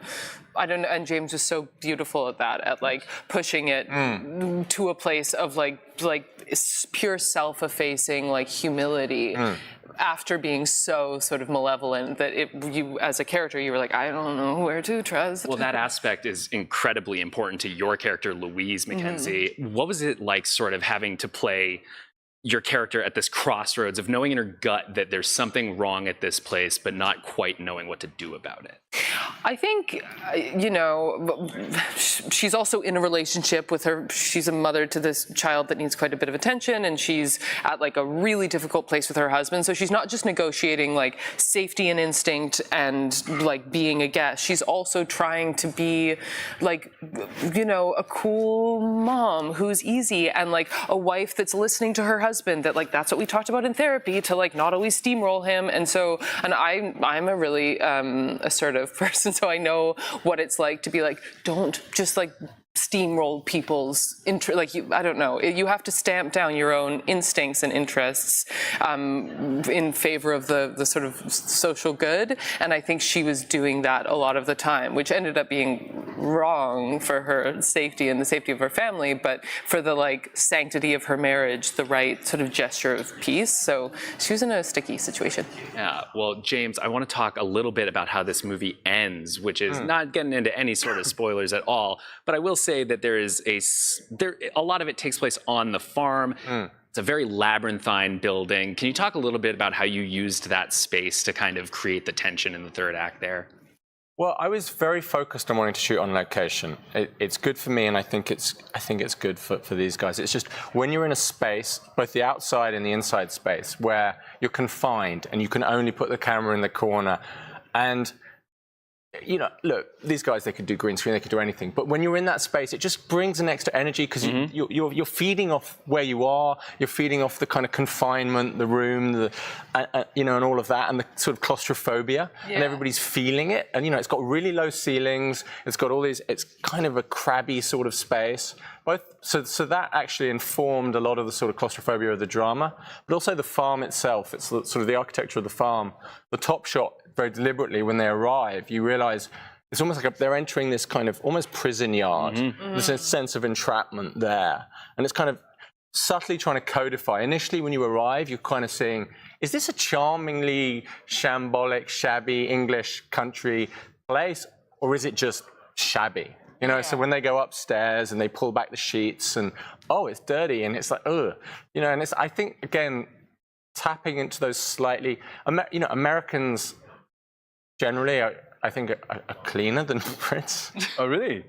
And I don't know, or maybe, like our homes or our hospitals or whatever. It's just, I don't know. Hospitals, our morgues, our underwear. So I don't know. It's that sense of, they're looking, and then they look. It's like with the sense of humor when they're looking at James, they're going, is this just quirky English humor when he's smiling and laughing, or the conflict of cultures is just absolutely one of the things that makes this movie so tense at all times. Unfortunately, that is all the time we have to speak. Unacceptable, you guys. More. Thank you all so much for coming in. Pleasure. Catch Speak No Evil when it hits theaters September 13th, and stick around here on IGN for more from San Diego Comic-Con.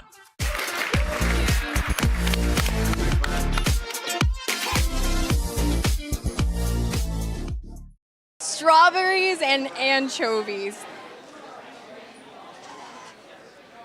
I give that 1 out of 4 turtles.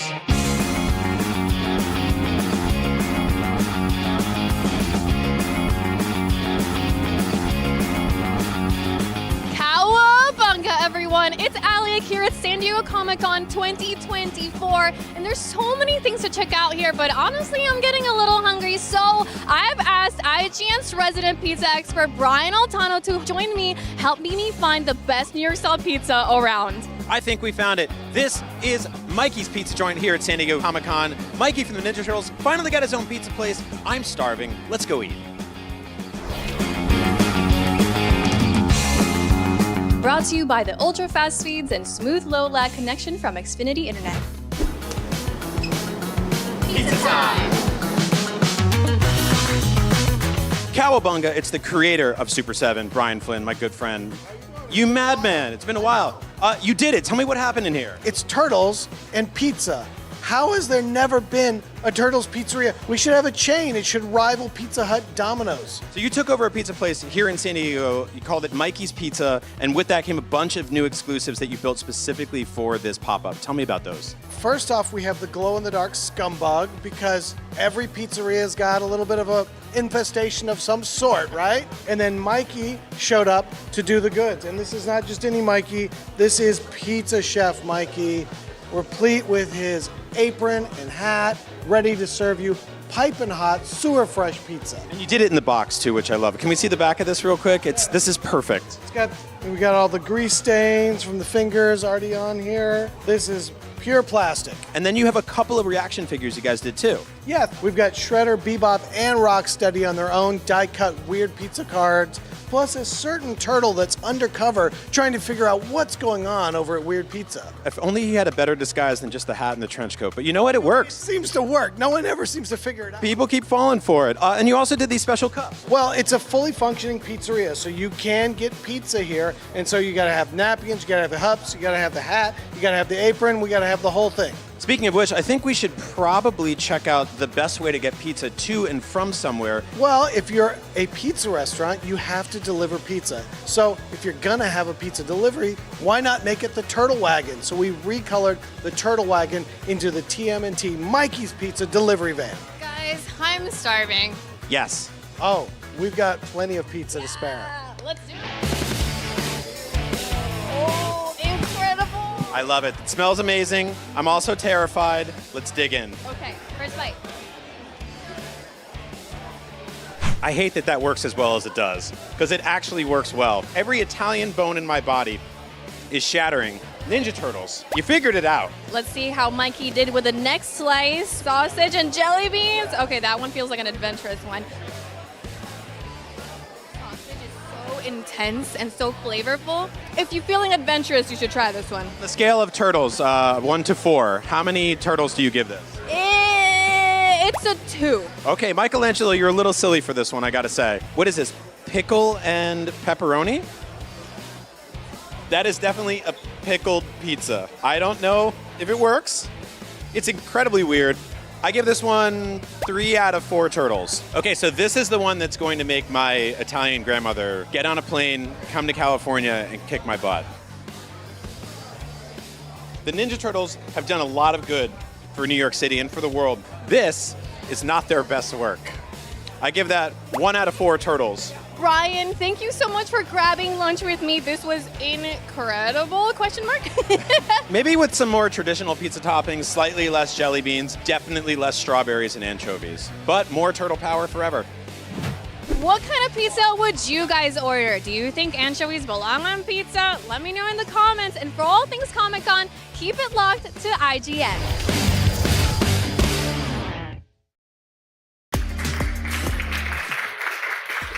The first season of Silo ended with a reveal that could change everything. With us today to discuss season 2 are Rebecca Ferguson, Common, Steve Zahn, Graham Yost, and author Hugh Howey.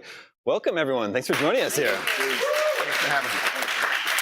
I watched season 1 with my wife. We loved it. Very cool sci-fi mystery show. Steve, I want to start with you. Your character was just announced today, I believe. Yeah. What can you tell us about who you're playing in season 2? I play Solo. Silo? Solo in the Silo. I play Solo is in his own world for 35 years without any interaction with anyone. And then there's a knock and Juliet shows up and we act together. But it's weird. We're in this huge silo and you know, we have never. We barely met. We barely met, yeah. So, is there history between the two characters, or is that giving away too much? Dude, couldn't go there. Okay. Well, let's see if we can go here. Rebecca, at the end of season 1, Juliet makes. Actually, maybe before we go, I should say spoilers here, in case anyone is watching this somehow and hasn't seen season 1. You want to avoid spoilers? Maybe skip ahead. I think I've done my due diligence there. Everyone dies. Yeah. Well, at the end of season 1, Juliet makes it outside the silo, discovers that there are others of these closed-off societies. How will she cope, learning that her entire community has been lied to? I mean, I could talk about this for hours. Okay. I find it so interesting. You have I'm not going to. 8.5 minutes. So we have 8.5 minutes. I'll take 5. No, I think the whole thing that we've played with, which is so brilliantly written, and that I had to sort of find the internal chaos that when your entire world has been shattered, realizing that everything that you have believed is just a big lie. And then not only the lie, but to realize why is there a lie? And all of the hidden agendas behind it. And then also being put into an environment where you just have to survive. Right. And then one weirdo shows up and it's all just completely off ajar, right? It's all discombobulated. What if you're the weirdo, though? Huh? You might be the weirdo showing up. I pointed at Graham. Let the record show. So it's you know, it's psychology on a high bloody level, locked in a claustrophobic environment. Oh. Well, that was good. Thank you. Hugh, season 1 is out there, season 2 is coming. How do you think Graham is doing with your work so far? Any notes? No notes. No notes. I've had no notes, right? You've had no notes. Well, Hugh was in the writer's room to begin with, hanging out, and we would suggest a small change. He said, "No, go bigger than that. Let's kill that person off." And it's like, calm down. Yeah, I was always, I want people to bring their creativity to this, and it's been the actors, the writers, the directors, everyone's pouring their energy in, and they have to rein me in because I want to let's see where we can take this. And Graham's like, yeah, the book's okay. We'll try to stick to that. Well, you originally you self-published the series, so what's it like now to be going into season 2 of a big prestige TV series? I pinch myself every day. I feel so lucky to have the support, this cast and crew. We just we're living the dream. Like it's the attitude on set, how much fun everybody's having. Just it's not supposed to go this well, and just very grateful. A lot of gratitude. Thank you guys. The second book. Thank you. The second book in the series flashes back to the creation of the silo. Is that something you'll be exploring in season 2? Well, you put it really nicely, which is science fiction, but you said it's a mystery. And that's the thing that hooked me when I read the books was, oh, this is a mystery story. What happened?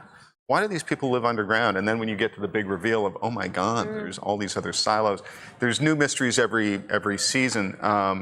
And that's really fun. And also there's a mystery within the season. The first season, the mystery was what happened to Juliet's boyfriend, George.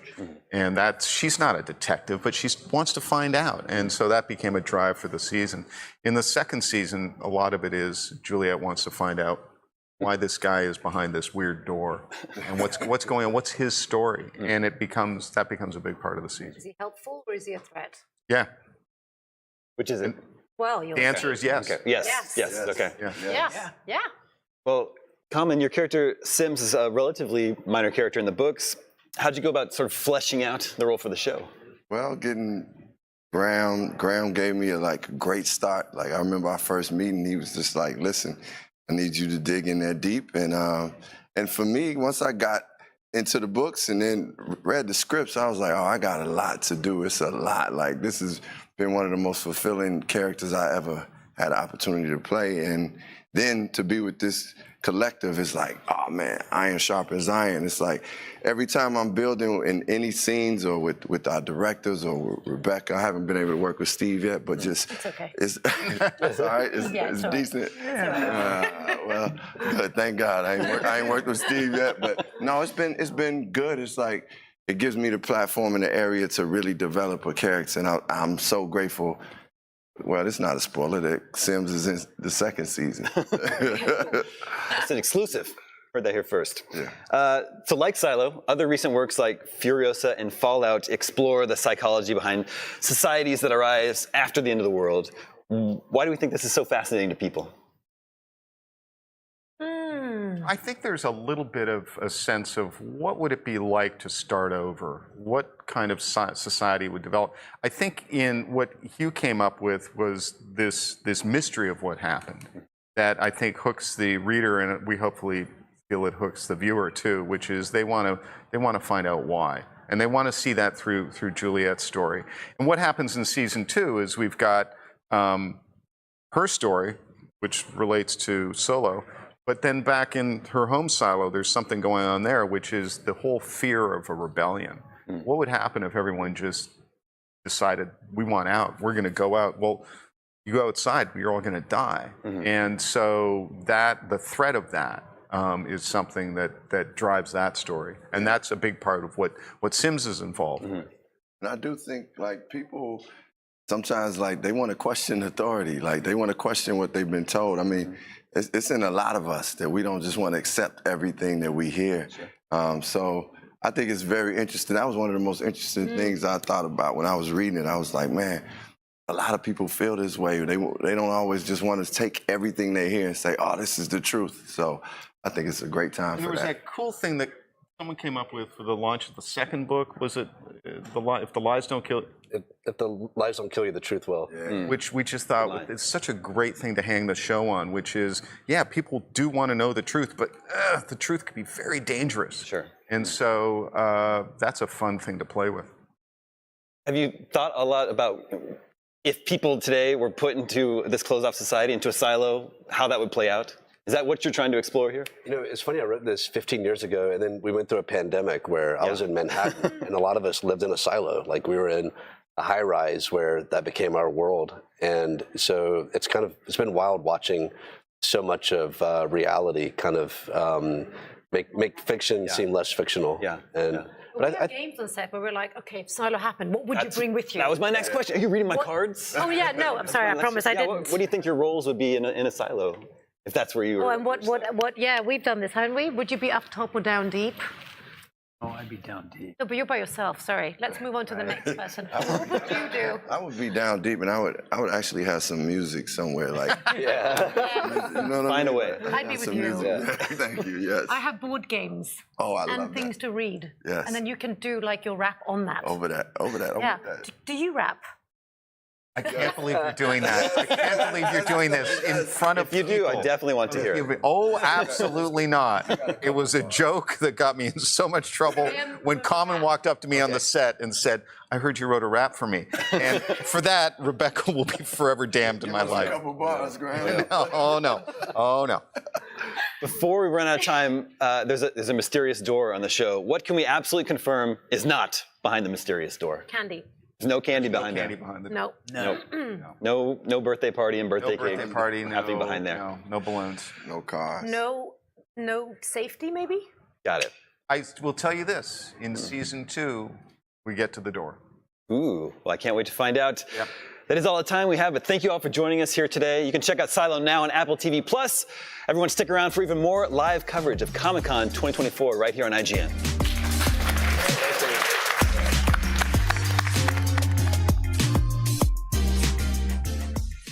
IGN Live at SDCC is presented by Alien Romulus. Experience it in IMAX in theaters everywhere August 16th.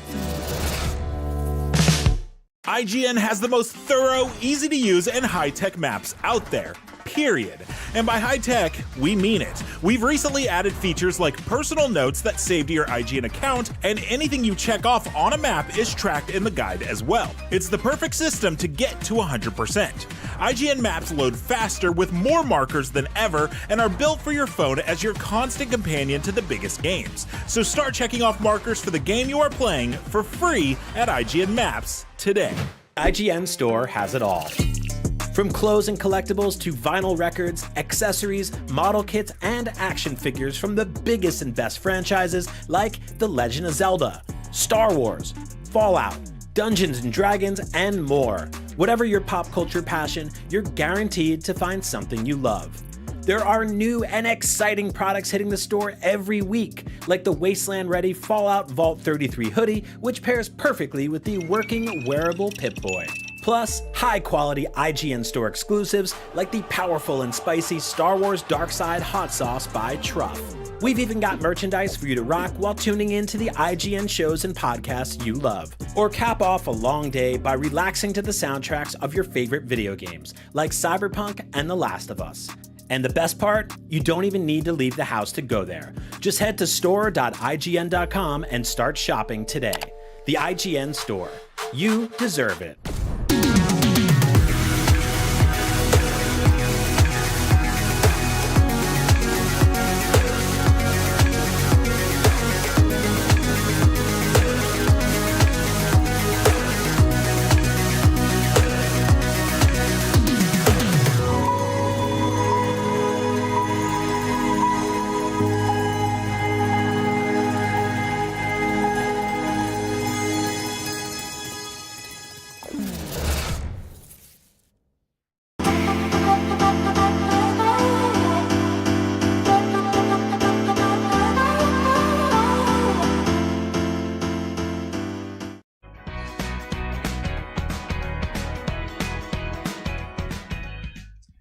You're watching IGN's live coverage of San Diego Comic-Con. We've already had a ton of great guests, brand new trailers, and crazy surprises here on the show today. And guess what? Well, we're just getting started, baby. And hey, while you wait for what's next, why not sign up for IGN Rewards, where we're giving away tons of great prizes like a custom PS5, a custom Steam Deck, or a copy of Like a Dragon Infinite Wealth signed by Danny Trejo. Do you want that? Because I want it. Now check out IGN.com/rewards right now and go win some amazing stuff.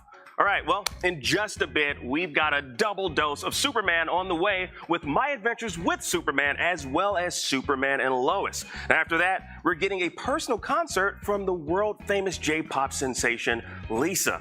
And then we'll check in with the cast of the upcoming live-action Like a Dragon Yakuza series. Now, all that and more up ahead right here on IGN, so don't go anywhere.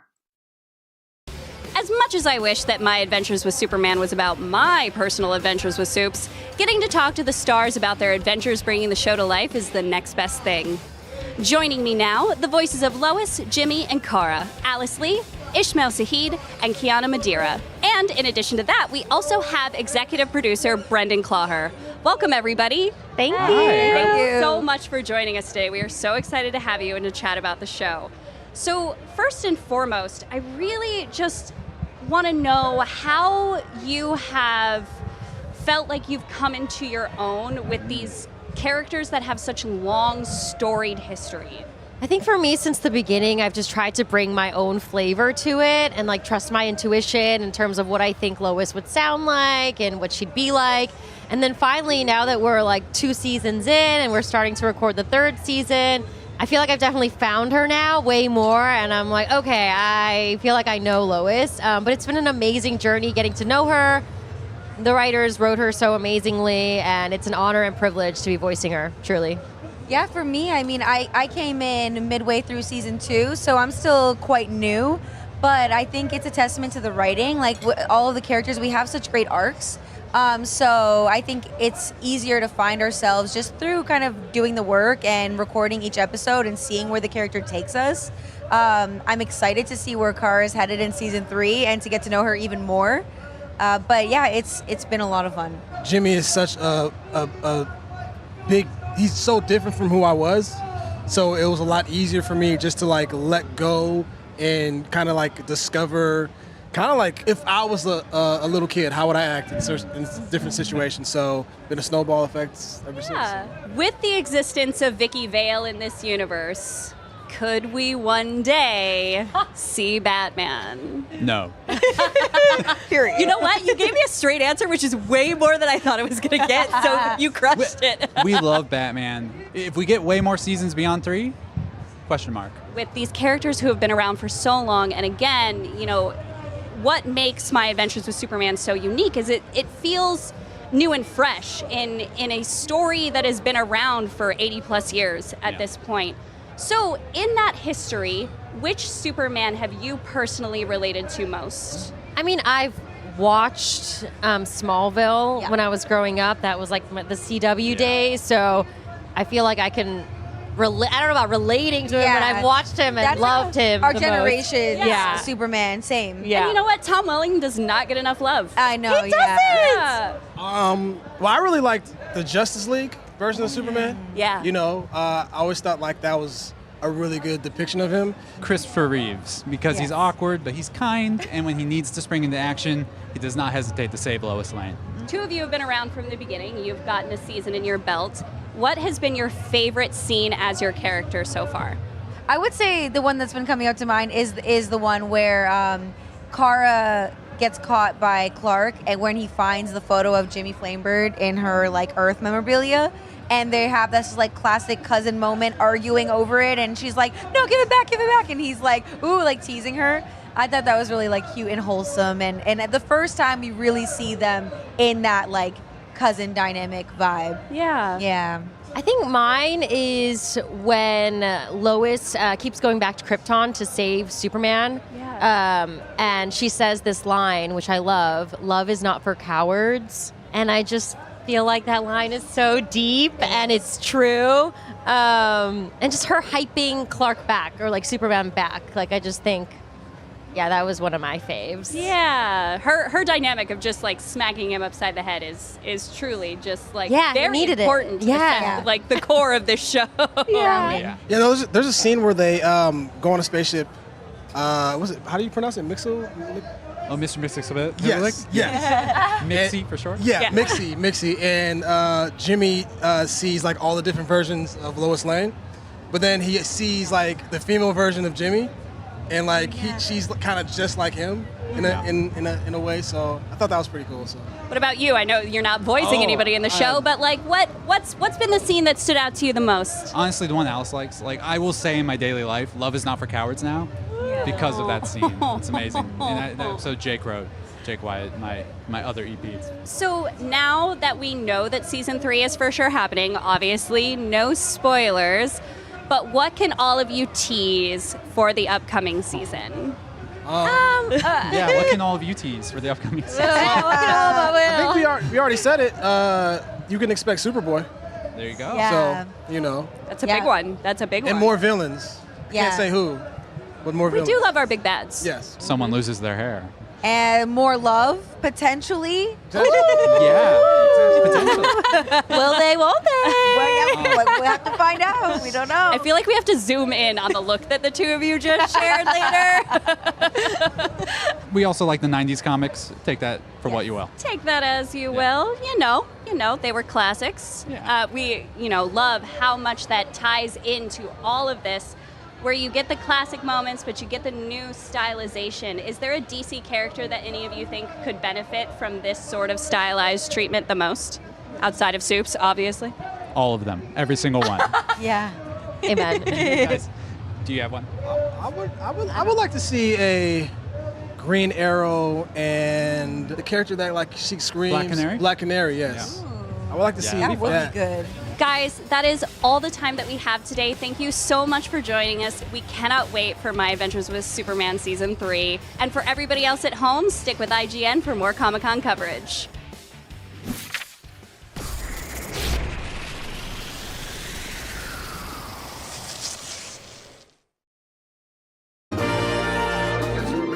This fall, Superman and Lois returns for its 4th season. Here to tease what's in store for everyone's favorite superpower couple, please welcome Superman and Lois themselves, Tyler Hoechlin and Elizabeth Tulloch, along with executive producers and showrunners Todd Helbing and Brent Fletcher. We're really excited about this, so thank you all for coming in to talk to us. You faced Zod, Bizarro, and Mannheim. Lex is out of jail, and now we've got a whole new clip of Clark going head-to-head with Doomsday, so who exactly is this season's big bad? Oh my God, we have a few. We have a few this year, yeah, I can't really narrow it down to one. Yeah, I can. Lex Luthor. There, done. Leave it to Lois, right? Yeah, there's another big bad that's pretty significant in the first episode and thereafter, I would say, as well. I think Doomsday kind of makes that list, yeah. I mean, if you see the clip, which I hope you all have by now, yes. Tyler, how did you find the duality of playing both Superman and Clark Kent? Was there a key moment in the show that you felt truly defines your Superman? Not necessarily. I think from the beginning, always just having like a very clear take on who I thought the character was and what I thought he represented, and kind of staying committed to that. But I always really tried to play it as they're very much, it's the same person. But I think to that point, I kind of had like 5 different levels of like, okay, how comfortable is he with the people that he's around, knowing that it is Clark. So in that sense, there's times where he's disguising it, but I really didn't want there to be too much of a distinction between, who they were other than like what they were wearing and like trying to live in that. So just to have that same person shine through. Yeah, because I think I always said that Superman is what he can do. It's not who he is, at least for me. I think he represents something to people, but at his core, I don't think anything changes for him, regardless of what he's doing and what people are addressing him as. So I always felt like the consistency was something that I tried to keep involved. Were you inspired by Christopher Reeve or others who have taken up the mantle? I'm so glad I was honest about this a long time ago. I've not seen any Superman iterations in the past. And when I got the job, I guess 8 years ago now, I kind of had a decision to make of, do I go back and watch everything that's been done before, or do I just stay completely clear of it and be able to make my own decisions without any pressure of either doing something that someone hasn't done before or feeling like I can't do something that's already been done? So I know how my mind works and I know how I work, and I didn't want to feel like I had any restrictions on what I could and couldn't do. So I did stay away. Now that we've completed our series, I've told them I'm going to go back. I want to watch all the movies, and I can finally watch some of our episodes and see all the great work that everybody's done over the last 4 years. So I'm excited that I can finally do that. Oh, that'll be fun for you. Yeah. Bitsy, Lois has been grappling with her character's cancer diagnosis in the last season. What was it like portraying something so vulnerable for a character who's known for being so strong? It was definitely challenging. I took it very seriously. Someone had introduced me to this oncologist, Dr. Christy Funk, and she set me up with the kind of cancer that I had is called inflammatory breast cancer. It's very aggressive. And she set me up with someone who'd actually survived it. And I spoke to probably about 11 survivors and just their whole stories. And one of them was a young mom who at one point, well into her chemo, was literally crawling up the stairs, army crawling up the stairs to put her kids to bed at night. And it was very emotional and moving speaking to them. And I kind of just took all of that in and went into it thinking like I have to honor their journeys, because the truth is, Tyler and I will do cons sometimes and there's always people coming up crying and saying, I thought I was going to hate it, but the reality is it was sort of cathartic for me because I lost my mother to cancer, or my girlfriend's going through it, or my sister has it. And, everybody knows somebody, whether it's intimately or just a friend of a friend who's gone through it. And it's such just a horrible, disgusting disease. While I was nervous at first when they first pitched the storyline to me that it would be too heavy for the fans, like overall people were really appreciative and dug it. Yeah, it's really heavy, but it's nice to have that on some level of having to confront it and also see what the an truth. interesting spin to have Superman not be able to heal her. That's where the vulnerability comes in, is like he can't heal her. Like maybe theoretically he could, but then he'd have to heal everybody who had cancer, and that's not who he is. He's fair. But so that dynamic was interesting too, like with Lois being like, no, you can't. No, we're not using any, I've got to go through this the same way anybody else would have to. That brings another extra dimension to this that I love. So thank you for doing that. Can you tell us about any cameos that fans will maybe get to see in this season, perhaps from other universes? Yeah, we have a few cameos this season. Can tell you about the ones that I think have leaked already, but we have Douglas Smith, who is Greg Smith, our producing director's brother, is playing Jimmy Olsen, which is super fun. And then fan favorite Tom Cavanaugh shows up in an episode later in the season. And then there's a surprise cameo in the finale. Oh. A couple, yes. Well. The Tom Cavanaugh character is somebody you haven't seen him play before, and it's the most Tom Cavanaugh character of all time. It's really fun. All We're right, excited fans. for people to see. That's our clue. Yeah. Our one and only clue. Has James Gunn seen the show? The show is played with the idea of the multiverse. Will the universe of Superman and Lois be a facet of that upcoming universe? That's a very good question. I don't know. I think Bits, you're the only one that knows James. Yeah. I haven't talked to him directly about Superman and Lois because I was like, that might be inappropriate. But I do know that he had said publicly that it's a show that everybody likes, and so to go one or two more seasons. I said this today. We are very grateful, as sad as we are that we feel like the show came to an early end. We're grateful that we had advance notice and we were able to kind of go out on our terms. And also just, I sort of know James Gunn and Peter Safran, and they're both brilliant. And I believe really, truly in my heart that James Gunn is such a Superman fan, and everything that they have planned for the DC universe is likely going to be exceptional. I believe it. One last question. What are you all most excited for us to see in this season? Because there's so much, right? I'll say, I think that going into this season, when we got the pickup notice last year, some of the news around everything felt a little negative with, a budget cut and some of the regular cast not coming back as regulars. But I will say such a credit to these guys and the rest of the writers' room for finding a way to take those restrictions and I think use it to their advantage. I think that people are going to be extremely pleasantly surprised that the show will not feel any less. I think it'll feel the same quality, if not a touch above.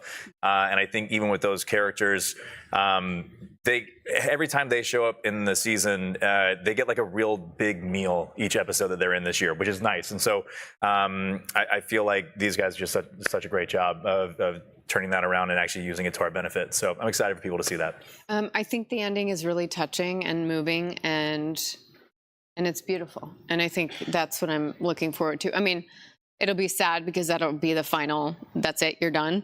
But yeah, the way that these two and the rest of the writers wrapped it up was quite lovely. Yeah, I think there's a couple moments that I really love. One in particular is in an episode we did a moment in the diner, in Vicky Mae's diner from last season, which was really cool. And this season, I think it's a different circumstance, a different scenario, but there's a really cool moment that happens. I can't wait for the fans to see that. Yeah, and kind of echoing all that, I think the totality of everything, I'm excited for them to see, because it really is a season that builds on itself and it just never lets up. And so there's all these iconic moments. I couldn't pick just one. And then I think the ending pays off everything, and it's about family and it's about what that means. And so I think we go out with something that the fans will really appreciate. Well, that's great. At the very least, if we must go, sounds like there's not much you can miss this season. So you can catch the season premiere of Superman and Lois October 17th on the CW. But for now, stick around. There's more of IGN's live Comic-Con coverage still to come.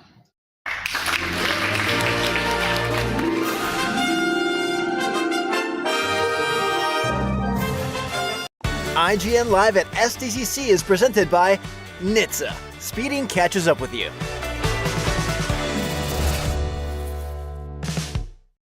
The average Cinefix movie list features nearly 100 different films and approximately 25 minutes worth of wall-to-wall deep dive analysis.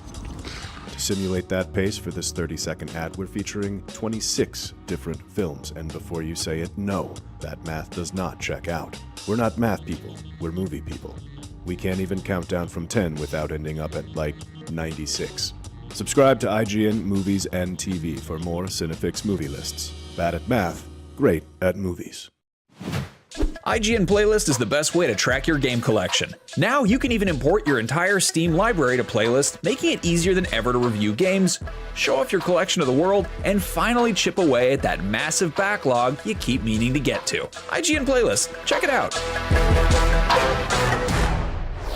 Want the ultimate IGN experience? Check out IGN Plus. Members get exclusive deals and giveaways, ad-free browsing, unlimited tracking on IGN Maps, discounts at the IGN store and with IGN partners, and best of all, free games.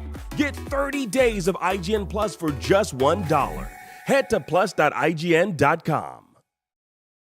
IGN has the most thorough, easy-to-use, and high-tech maps out there. IGN maps load faster with more markers than ever and are built for your phone as your constant companion to the biggest games. So start checking off markers for the game you are playing today. Can't find that final collectible you're missing? IGN strategy guides and interactive maps are here to help. IGN guides are trusted by millions, easy to use, and best of all, free. You can even track your progress with interactive checklists so you know you reached that 100% completion. IGN has the very best, most complete, and accurate guides. Every guide is tested and verified for you by experts. Just search for IGN when you search for guides.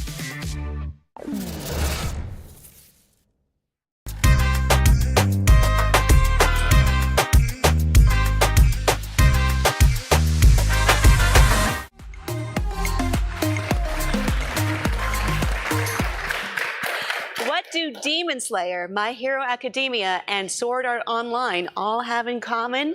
The illustrious J-pop singer-songwriter Lisa, of course, here to promote her upcoming concert film, Live a Smile Always Lander, is the sensation herself. Welcome, Lisa. Thank you, I'm Lisa. So we rattled off a handful of anime title tracks that you've done. What's the secret to creating a great anime opening song? いい主題歌を作る秘密の秘伝のタレって何だと思いますか？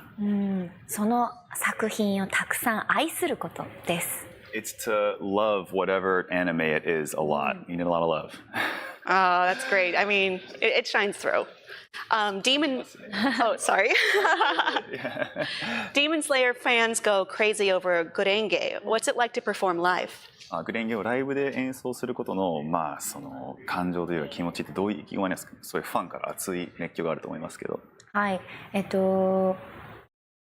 グレンゲという楽曲は辛いことがあってもそれをバネにして頑張るぞ、それを戦っていくぞという気持ちを込めた楽曲なのですが。So Gurenge, what I think about the type of song that it is even if there's a lot of challenges or difficulty, use that challenge as a spring to launch yourself even further. はい、その悔しい気持ちをエネルギッシュに届けることをすごく意識しています。So I think a lot about taking that almost kind of frustration or sad feelings and turning it into energy. Oh, that's so nice. You've got a new song for the Nier Automata series, Black Box. What was it like to compose a song for a series like Nier that is known for its music? ニアオートマタってすごい音楽に力を入れてるゲームだと思うんですけど、そういったものの音楽を作詞、ないし歌うっていうのはどういうお気持ちですか？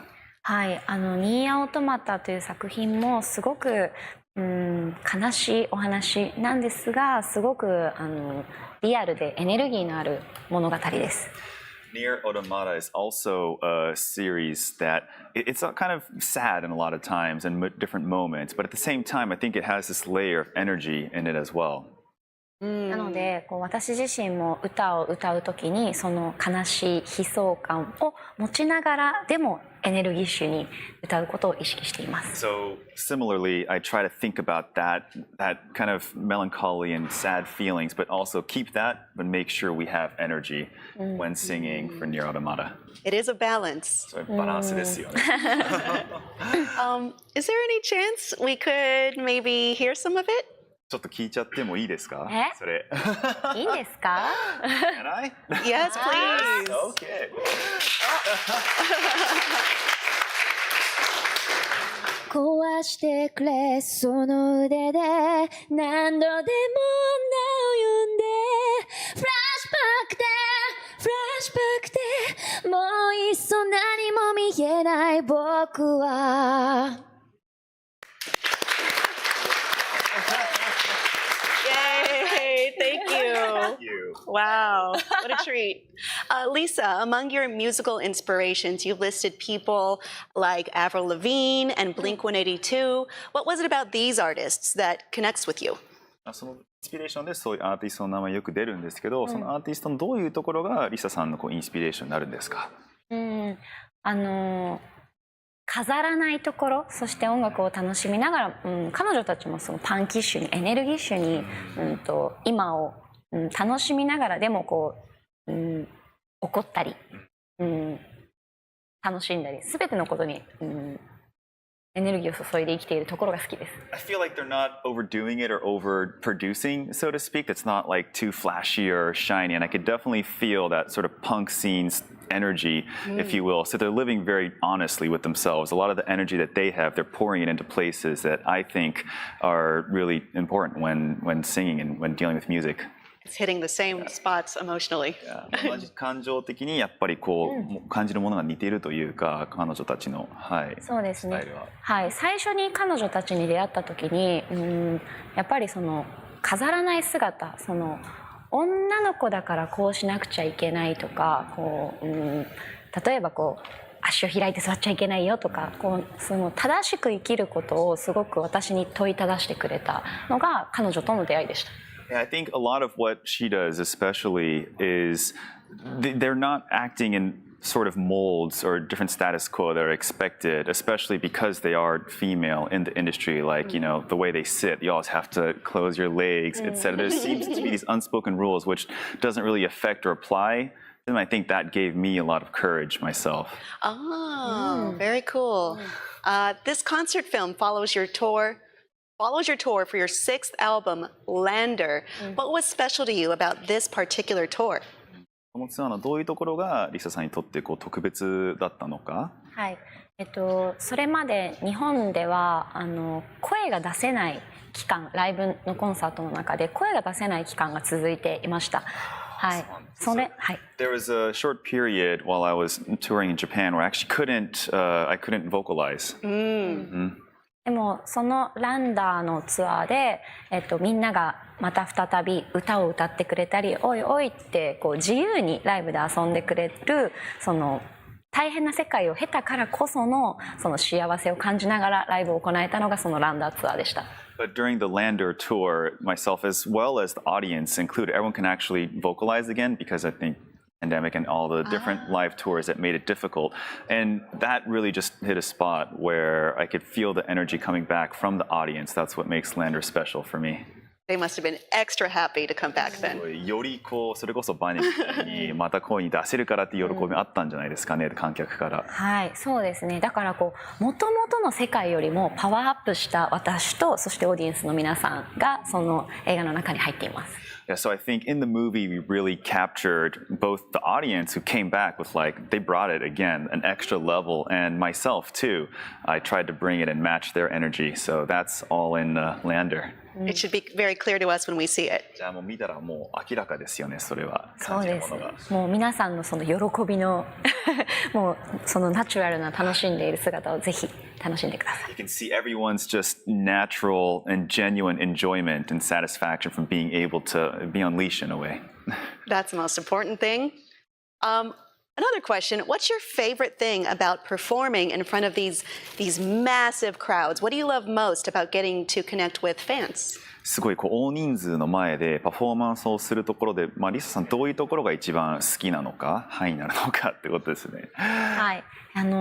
皆さんがそれぞれ自由な反応を返してくれるんですけど、こうやっぱり一緒に歌ってくれる声やその一緒にこうおダンスしてくれるその姿を見て、私もまた返したい、このパワーのエネルギーのぶつかり合いがすごく好きです。I mean, I think it's very cool to see everyone free in their own expression, but whenever I do something and they sing with me, when I throw the mic to the audience and they sing back, or I'll do a little choreography and they'll do the little choreography back, I can actually feed off of that energy and it makes me want to reciprocate it even more. That's so nice. It's like having a massive crowd of friends. すごいなんかいろんな友達がいっぱい一緒にいるっていうような感覚ですかね。そうですね。はい。何でもないこう日常にこう私が提示したものからみんながたくさん返してくれるので、気がついたらライブの終わりには想像もしていなかったゴールにたどり着いています。It's very interesting because in these very kind of regular everyday scenarios, all of a sudden I go up on stage, I give the audience something, and they start reacting to it, and then I can feed off of that. So by the time we're at the end of the live concert, it's like we've gone on this journey and we're in a place that we didn't even expect to be at. Wow, that's such a unique experience. But do you have a favorite memory from this tour? このツアーで一番印象に残ったこう記憶であったりっていうのはあるんですか？このツアーっていうのは This tour meaning San Diego Comic-Con or general or the movie? I meant Lander, but Lander っていう意味。But Comic-Con too, sure. コミコンも全然。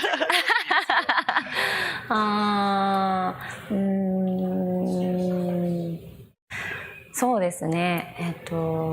やっぱりそのグレンゲという楽曲をその声が出せるようになってから初めてのツアーでしたし、そしてコミコンでも昨日はグレンゲをみんながこうカメラを向けて歌ってくれているのを見て、本当にこういろんな場所で愛される楽曲になったなというのを実感しました。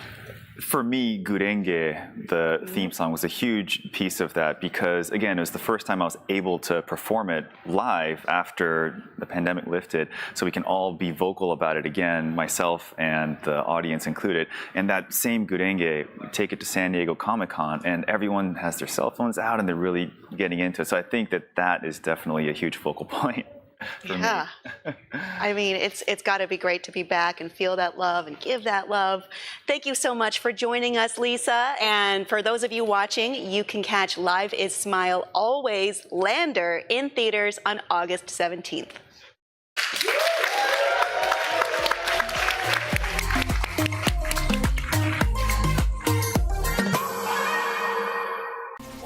Easy, fellas. I know it seems bad, but we're not here to cause trouble. We're not. Hi guys, I'm Amelia Emberwing and I'm here at San Diego Comic-Con with the incredible team of Vox Machina. Hi guys. Hey. That's us. We've still got so much time before season 3 finally hits our screens, so we're gonna start with like a nice, easy warm-up. Everybody, how would you describe season 3 in one word?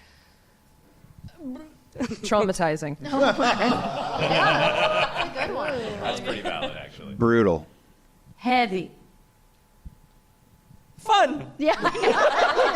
Just trying to bring up the mood a little bit. Uplifting. Ships. That's the one. Chips? Chips. Chips. Chips. Definitely chips.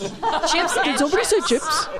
Which is just like the ideal scenario, right? You get a little snack, you get some other little snacks, you know, everybody's happy. So we now know that we're going to get Mighty Nine in animation as well. What did you guys take from the first 3 seasons of Vox Machina into the first season of Mighty Nine? What lessons did you learn? Oh, wow. I think the biggest thing was a different approach. We want it to be a separate series, not a continuation of the Vox Machina story. It's certainly in the same world, but those characters are so dear to us for an entirely different list of reasons than Vox Machina.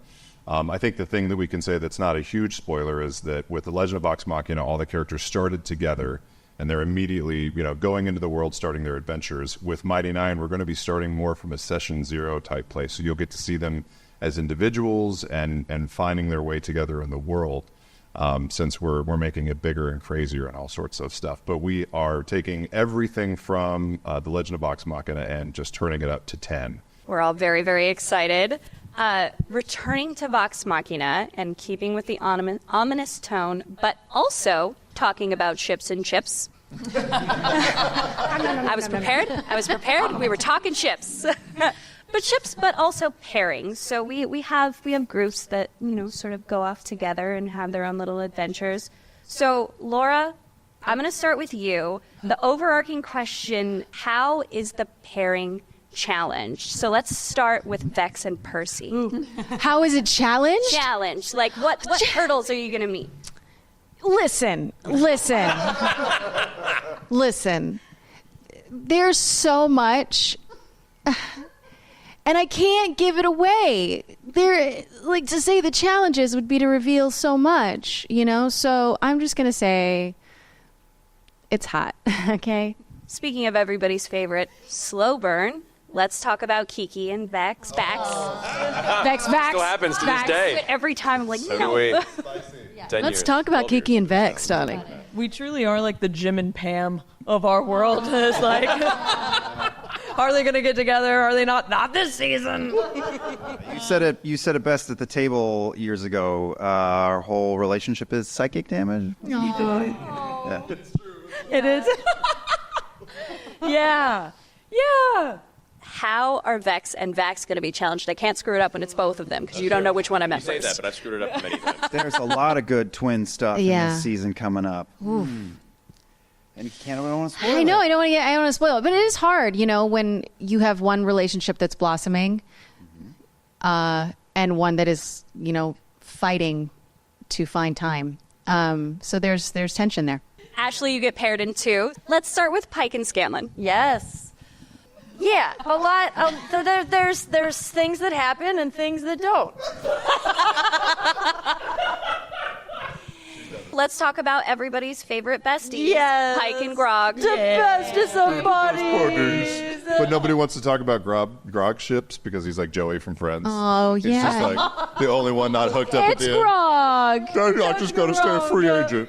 You know, too much love to go around. So, going to you guys as creators versus your specific characters, was there or has there been, or do you think will there be, a scene that hit you even harder when you saw it animated versus when you were recording it for the first time? I'll let y'all talk.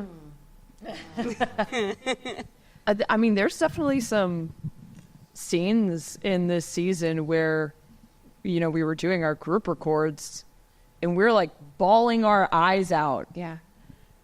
So there's definitely some scenes, and you always know going in, especially like when you do the table read and you're like, this one's going to be emotional. I'm going to need a nap after this one. But then getting in there and recording it, and it's just like, some heart-wrenching moments. Also, just seeing the locations that we go to always is so mind-opening. So, I don't want to spoil anything, but we're going places. I know it's hard without spoiling anything, but yeah, there were definitely scenes in this season that hit very hard, and watching them, I was still emotional. Like every single time, get emotional reliving that moment. Yeah, and even just beyond like the emotional bits, there are like combat centerpieces and action sequences that I remember playing the game and seeing it in my imagination and being like, man, this is so cool in my head. And then getting to see it fully finished, and it's so much cooler and so much more exciting and than I could have ever hoped for. And that made me emotional. Thank you guys so much for joining us today. For everybody at home, you can finally catch Season 3 of Vox Machina on October 3rd, and stick with us throughout the rest of the weekend for more San Diego Comic-Con news from IGN. Katie O'Brien has had one hell of a year between Love Lies Bleeding and Twisters, and upcoming roles in Mission Impossible 8 and the newly announced Zomcom Queens of the Dead. She's taken time out of her whirlwind schedule to visit us here at IGN. Katie, welcome. Thank you so much, whirlwind schedule. Did you see what I've got more for you? Just hilarious. Hang in there. Yeah, we've got more. So on that note, I saw Twisters last week, and I was blown away, as they say. I saw it last night. Did you? Yeah, I got to see like an early cut a few months ago, and it was great. Yeah. But it was like insert tornado here. Yeah. So I got to see the completed thing last night. I was like, if I'm gonna talk about it, I probably should see it. So yeah, it was awesome. I love it. Did you see it in 4DX? Is the question? No, I haven't yet. I don't know where do you do that? So there's like select theaters, and do you know what it is? Yeah. Yeah, so like you just have to look it up, 4DX. Are you going to see it in 4DX? Maybe. I get motion sickness, so I was told maybe I shouldn't. But I kind of want to, maybe I'll just pop a Dramamine, give it a shot. It would be a good story. Yeah. I threw up in Twisters 4DX, and I was in Twisters. That would be so embarrassing, but so beautiful. Now, going behind the scenes, what was the craziest thing that happened on set of Twisters? I mean, I think they said the first day that we got there. This is before we started shooting, and obviously there are a lot of rules and regulations, so you can't shoot during these circumstances. But I believe they said the first day that we got there, they had 11 tornadoes touch down. And so it was just constant interruptions, as one would have shooting a tornado movie in Tornado Alley during tornado season. Yeah. Now, I have to, not to get controversial, but I have to ask you about the big debate on the internet right now. Oh. Have you heard about the kiss debate? Yes. So basically, a lot of people think that Tyler and Kate should have kissed. Right. At the end of Twisters. Yeah. Where do you stand? I don't care.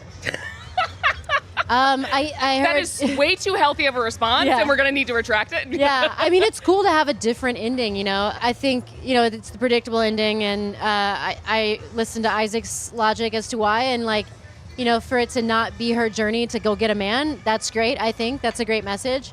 But, you know, also, if you feel it, chase it. Yeah, if you feel it. And he chased it. He chased it, but he was like... Yeah.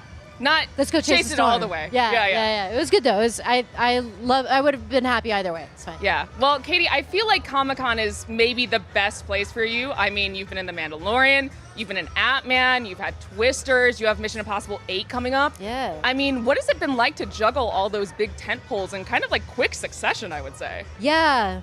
I don't know. I feel fortunate. It's been really fun and kind of makes you feel a little simulation-y, you know, a little bit like Ashton Kutcher will pop out and be like, you've been pranked or punked or whatever. I don't know. But at the same time, yeah, it's just a blast, and it's really cool to get to work with these people that have top of their game, top of their career, and they're just like really nice and cool, and that's really refreshing, actually. And you mentioned fighting for every role you get. You've talked about in other interviews having to really fight for that role in Love Lies Bleeding. Oh my gosh. We actually found a photo on Twitter.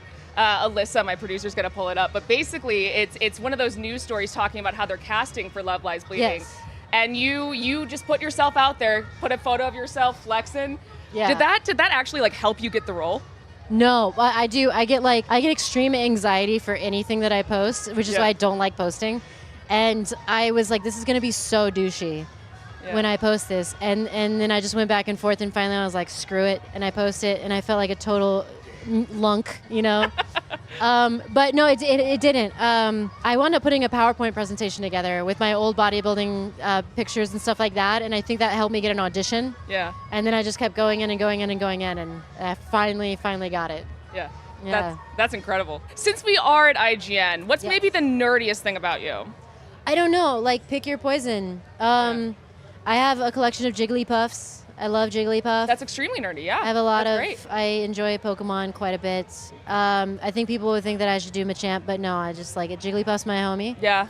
I used to be in a Dragon Ball Z watching club, and then I just like, I don't know, like Gohan was my favorite, and then they just kind of made him really lame for a long time, and I hear he's making a comeback, but it's too late. Before we go, I'm gonna ask you a less nerdy thing.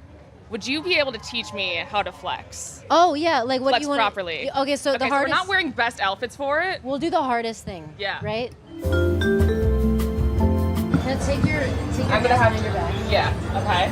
And pull your elbows forward. Okay. And what that does is it pulls the lat. I don't know if we can.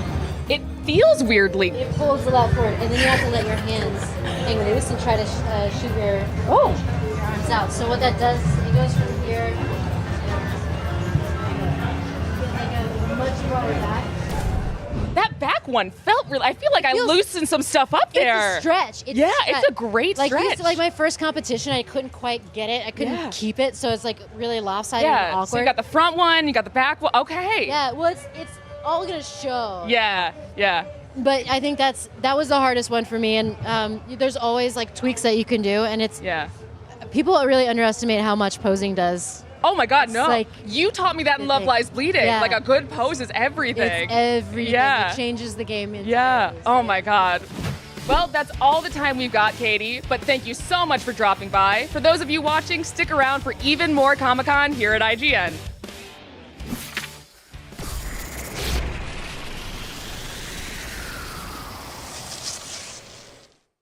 IGN Live at SDCC is presented by Star Trek Fleet Command. Download the sci-fi strategy game today and look out for the Galaxy Quest update coming soon. Want the ultimate IGN experience? Check out IGN Plus. Members get exclusive deals and giveaways, ad-free browsing, unlimited tracking on IGN maps, discounts at the IGN store and with IGN partners, and best of all, free games. Get 30 days of IGN Plus for just $1. Head to plus.ign.com.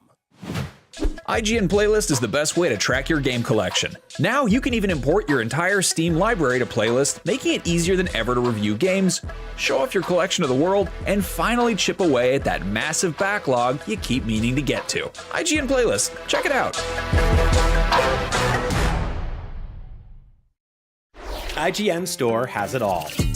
From clothes and collectibles to vinyl records, accessories, model kits, and action figures from the biggest and best franchises like The Legend of Zelda, Star Wars, Fallout, Dungeons & Dragons, and more. Whatever your pop culture passion, you're guaranteed to find something you love. There are new and exciting products hitting the store every week, like the Wasteland-ready Fallout Vault 33 hoodie, which pairs perfectly with the working wearable Pip-Boy. Plus, high-quality IGN Store exclusives like the powerful and spicy Star Wars Darkside Hot Sauce by Truff. We've even got merchandise for you to rock while tuning in to the IGN shows and podcasts you love. Or cap off a long day by relaxing to the soundtracks of your favorite video games, like Cyberpunk and The Last of Us. And the best part? You don't even need to leave the house to go there. Just head to store.ign.com and start shopping today. The IGN Store. You deserve it. IGN has the most thorough, easy-to-use, and high-tech maps out there. IGN maps load faster with more markers than ever and are built for your phone as your constant companion to the biggest games. So start checking off markers for the game you are playing today.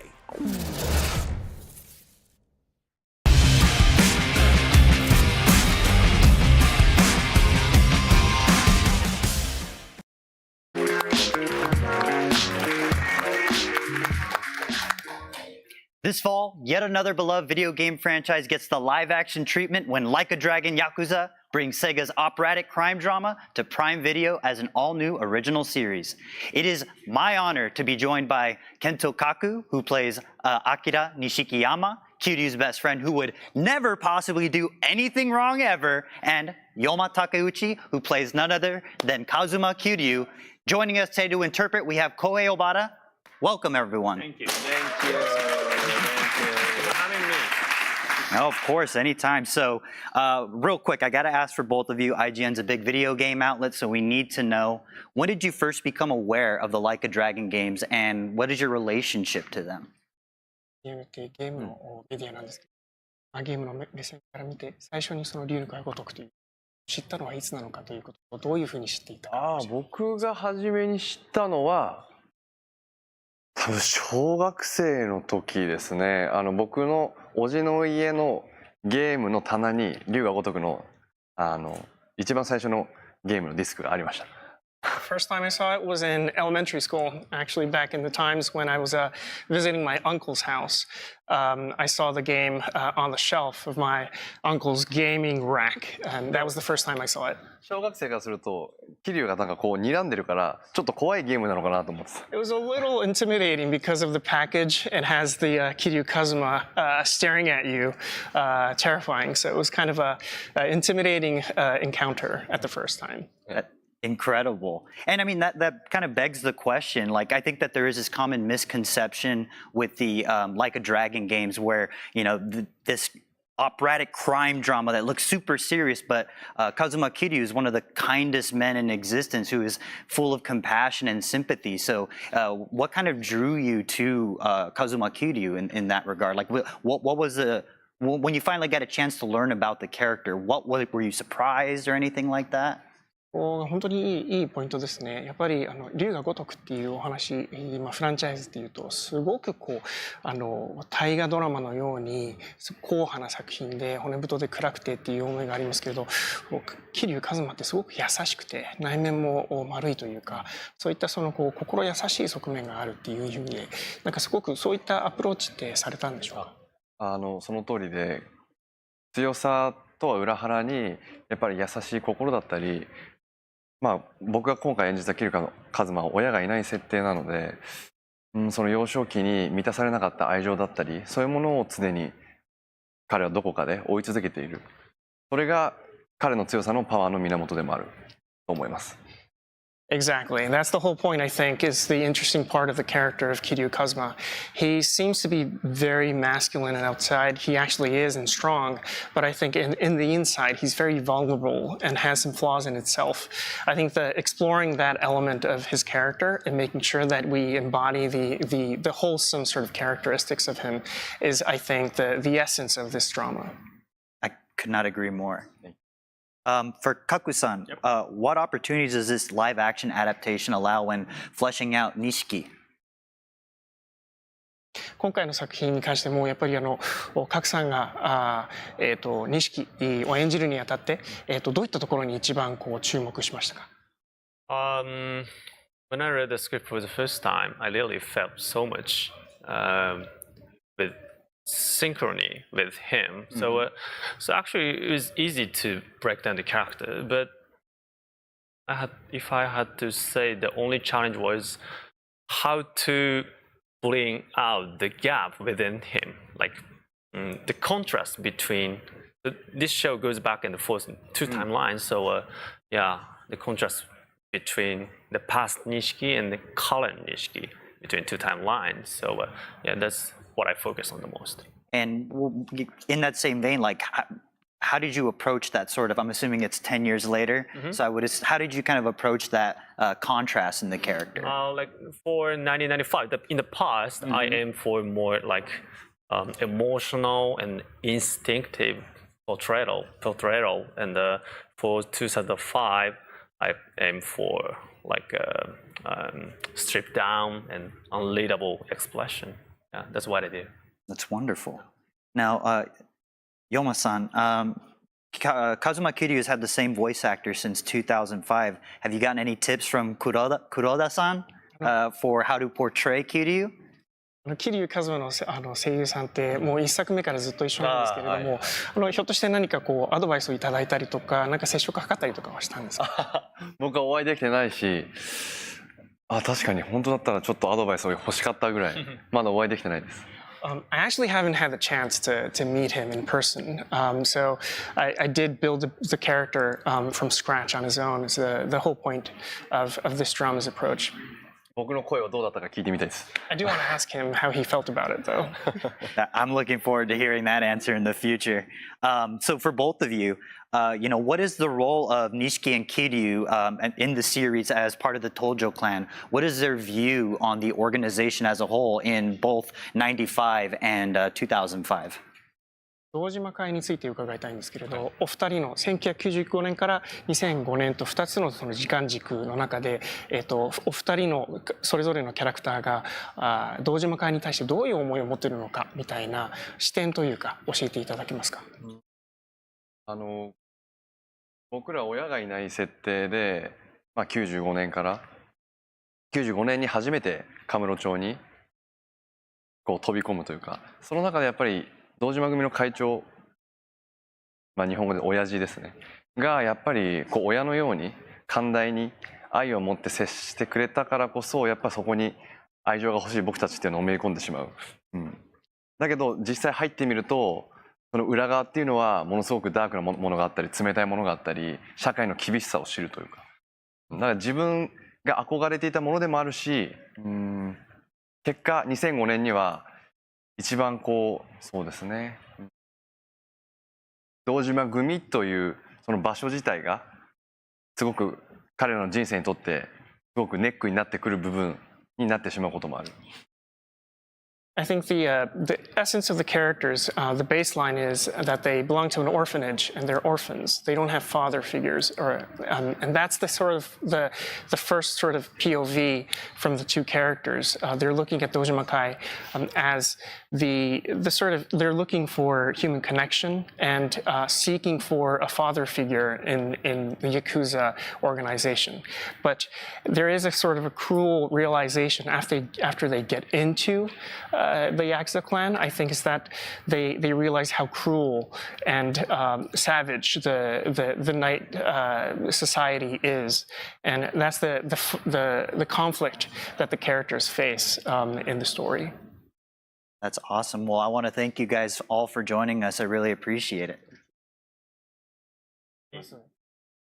Well, Like a Dragon Yakuza hits Prime Video October 24th, which leaves you plenty of time to play all 10.5 games in the series. And if you want to get into the show, I personally suggest starting with Yakuza Kiwami and then going back to play the prequel, Yakuza 0.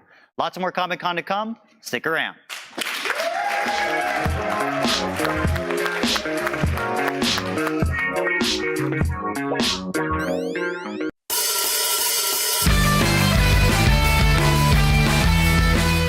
Berserker is the violent and awesome graphic novel, and I'm here with the creative team behind it, so let's get into it. Hi, guys. Hi. It's very nice to meet you. How's it going? So this is one of the probably goriest graphic novels I've ever seen, which I love. No, it's not. It's up there. Terrible. I mean, so Really? yeah, I think so. And so, like, I want to get into the sort of creative process of how these actual fights and segments come together in the comic. How do one of you pitch, like, okay, I want B to rip off someone's arm, hit someone else in the face with it, blood flies across 2 or 3 pages in a row? Like, how does that come together? Because it's the thing that stuck out to me first. Outside of the story being awesome, the violence is just insane. So tell me about it. Was that like reading like issue 1, just seeing it kind of introduced? Yeah, I mean, I guess I'd has to start with me, but then then it turns into us. I have vivid memories of you choreographing a lot of the, showing me, how it goes. So I think I'd probably start. I'm going to give you some of the blame for it. No, there's no blame. There's something about catharsis and celebration and something else about it. And then Matt and I Matt puts it into a word and a sentence, and then that goes to Mr. Garney here. And I'm the one who has to sit there and close my eyes. Right. You go, Yeah. You do the hard work, yeah.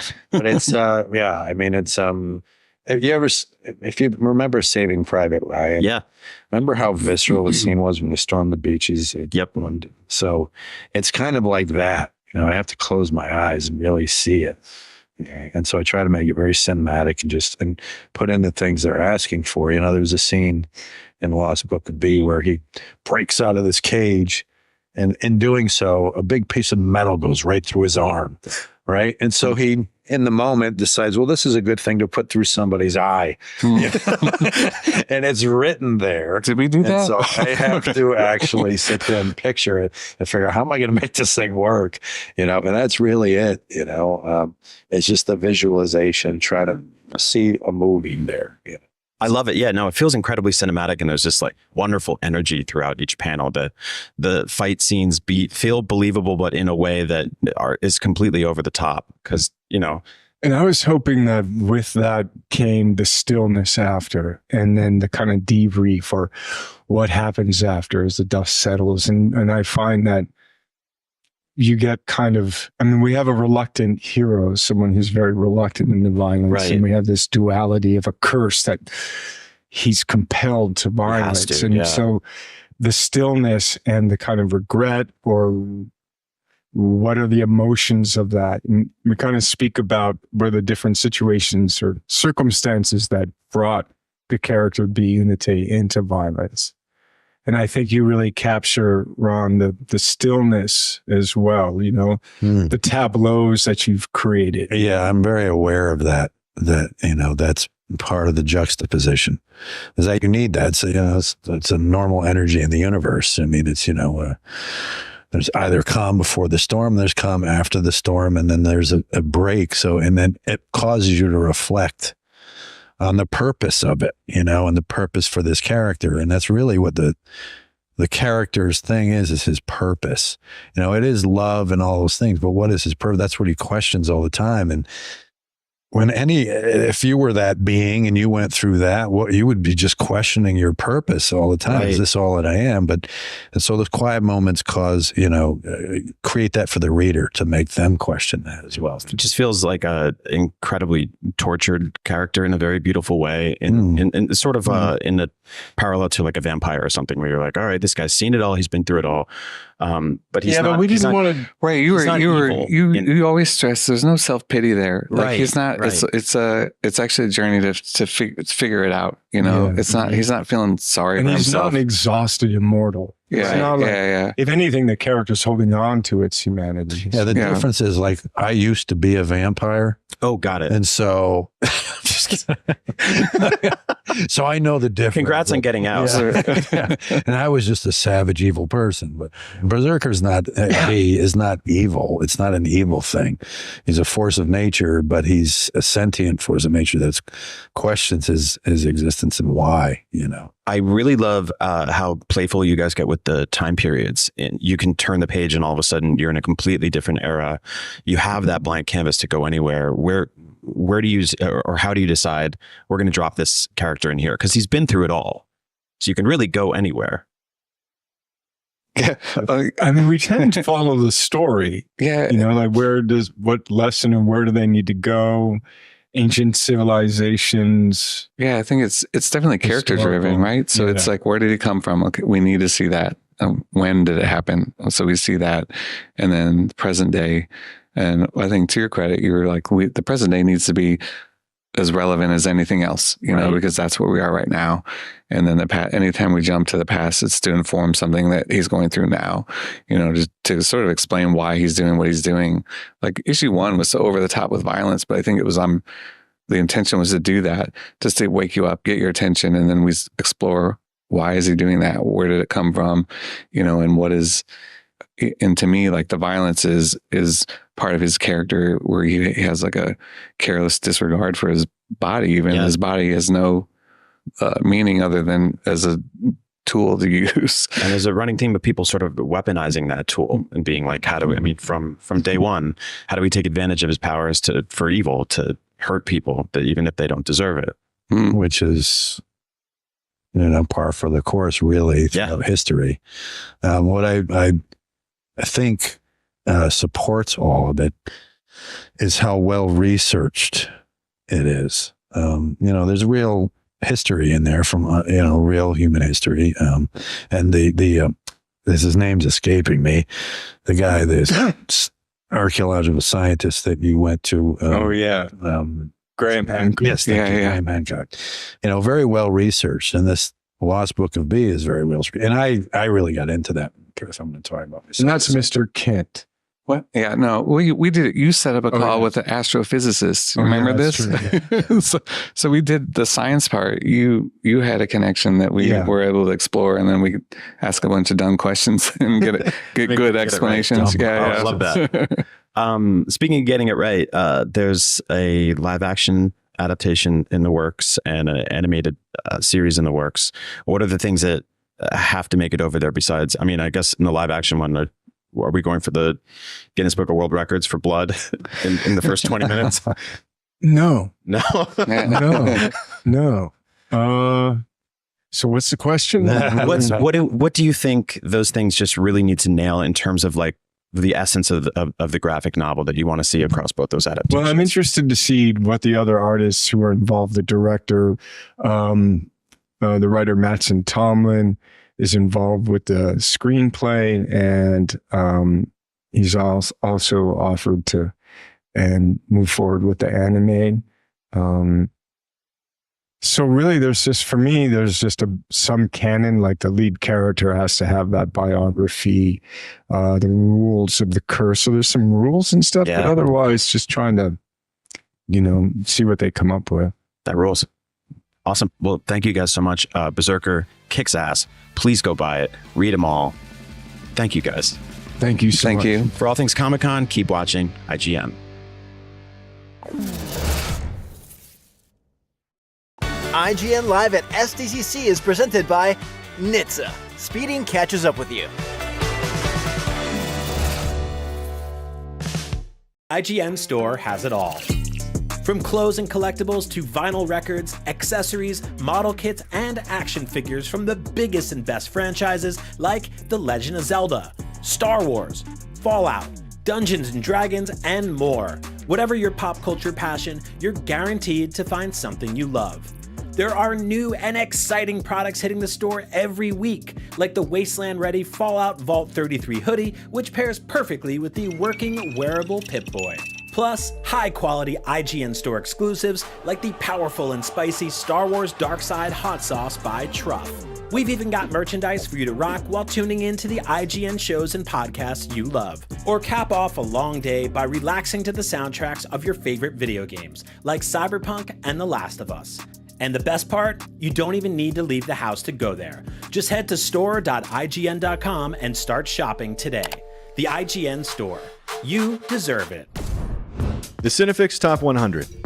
A list so secretive even we don't know what movies are on it or where they rank. What do you mean you don't know? Each episode will reveal one of the movies. Did I rush it? Felt like I rushed it. That was good. I liked it. Talk about why it belongs and finally find out where it ranks. Are you not entertained? Are any of the movies we've shown here even on the list? I have no idea, and it drives me crazy.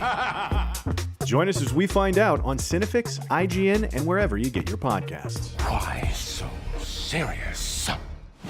IGN has the most thorough, easy to use, and high-tech maps out there, period. And by high-tech, we mean it. We've recently added features like personal notes that save to your IGN account, and anything you check off on a map is tracked in the guide as well. It's the perfect system to get to 100%. IGN maps load faster with more markers than ever and are built for your phone as your constant companion to the biggest games. So start checking off markers for the game you are playing for free at IGN Maps today.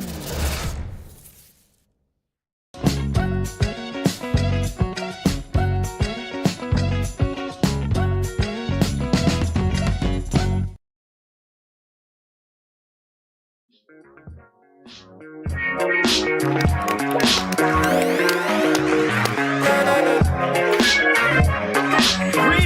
true believers! Every year at Comic-Con, fans pack into Hall H for the Marvel Studios panel where Kevin Feige reveals the latest plans for the future of the MCU. And every year, we bring you the most up-to-date coverage that we possibly can. Joining me to help break down everything we might get today, analyze, probably freak out a little bit, and really just have a good time.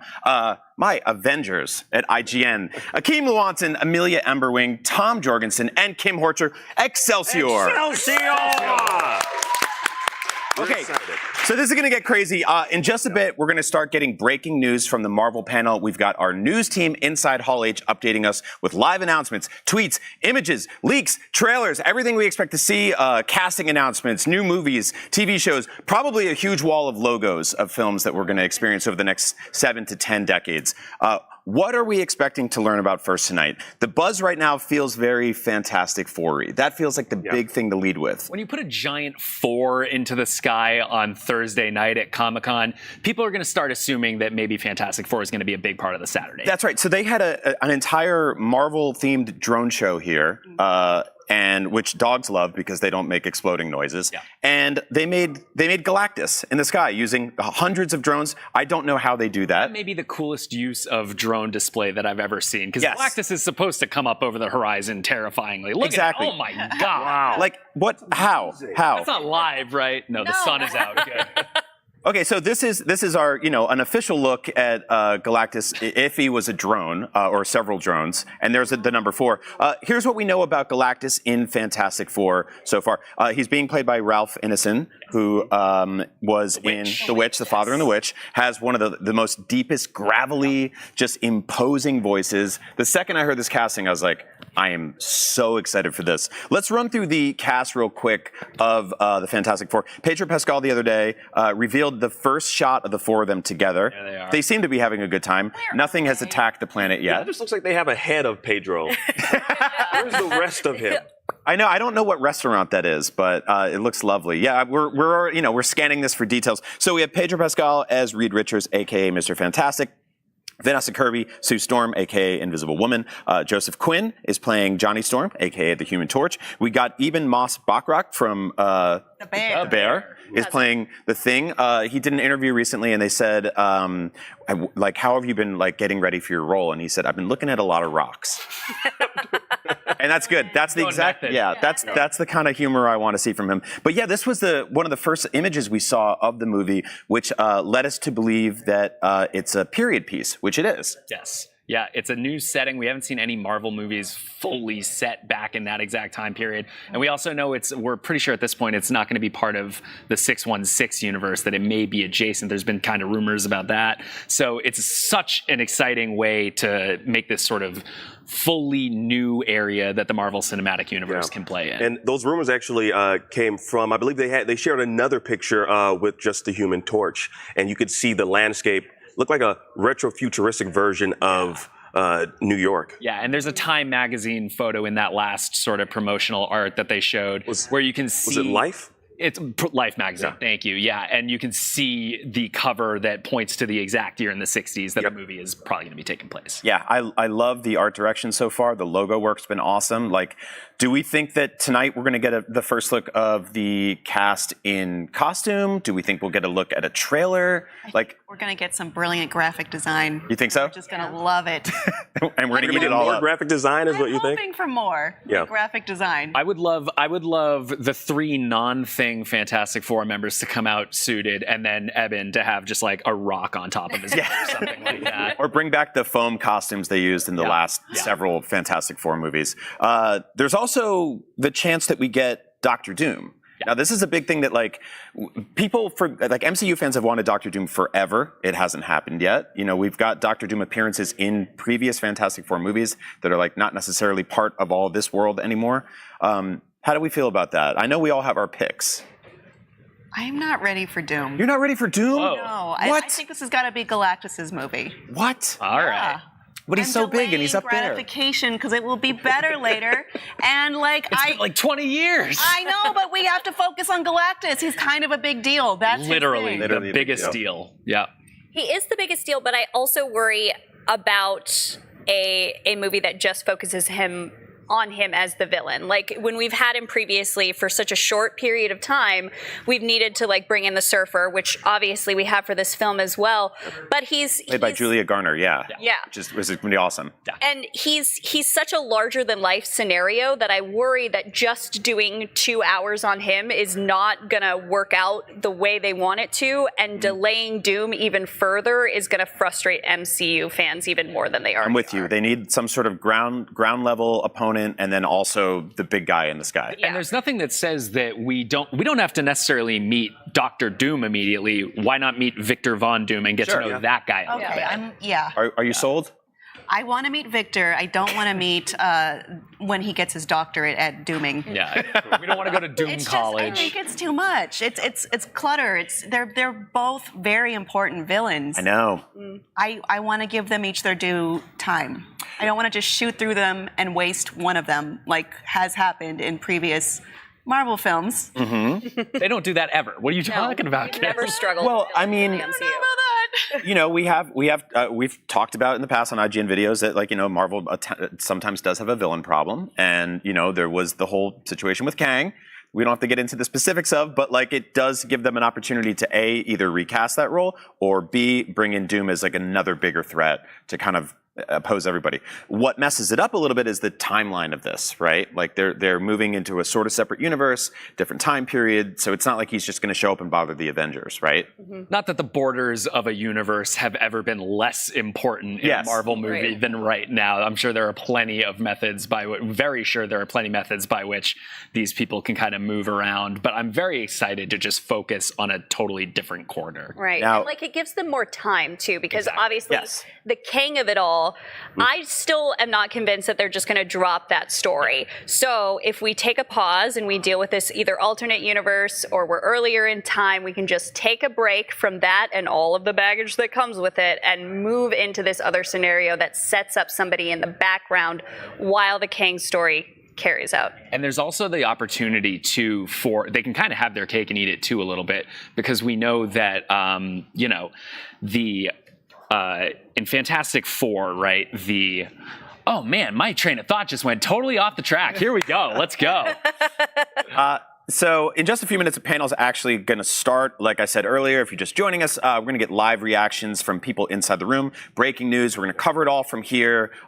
People will be sending us tweets and images and all this fun stuff, videos, hopefully. I also have the mega thread open on the official Marvel Studios Reddit. So there are just fans that are going to be in there. So I'm just going to be refreshing this. You know, we already have fans that are in there. They're saying that, you know, they wish that they're talking about, like, look, they need this to hit. Yes. Like their expectations, like all their friends. This one person says, all my friends say Marvel is dead and make fun of me for still being locked in.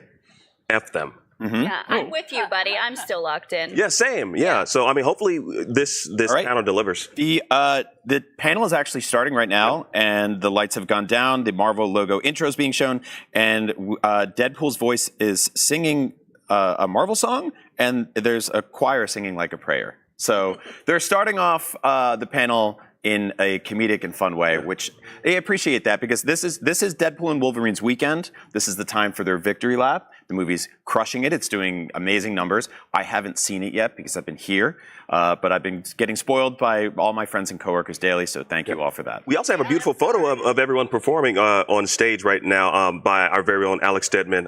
We have a picture of the choir that are singing the original Marvel song, Like a Prayer. Oh, awesome. That's what Brian said. There are dancers running down the aisles in red and yellow, apparently, according to Alex. I got my brain train back on the track, and I want to come back around to that Kang point that we were talking about. Sure. One of the things that sort of separate universe allows for is the possibility. We know that Kang has a family connection to the Richards in the comics. Yeah. That would give them a pretty easy way to start building out sort of an off-ramp to bringing in a different Kang variant that may be able to sort of keep the originally planned stories more or less on track. Now, speaking of variants, there are apparently a ton of Deadpool variants on stage right now. Kevin Feige has said that, look at all these Deadpools. I saw a Bob Ross Deadpool. Did anyone see Peter Poole anywhere? No. Okay, so there's Rob Delaney has taken the stage, apparently. Who was apparently cut from this movie, or he shot a cameo and then wasn't actually in it. In Deadpool and Wolverine? Yeah. Oh. I think he is. Not do spoilers. Yeah, let's anything's possible in the Marvel Cinematic Universe, Brian. Rob Delaney is moderating the film. Very good. Amazing. Okay. We love him.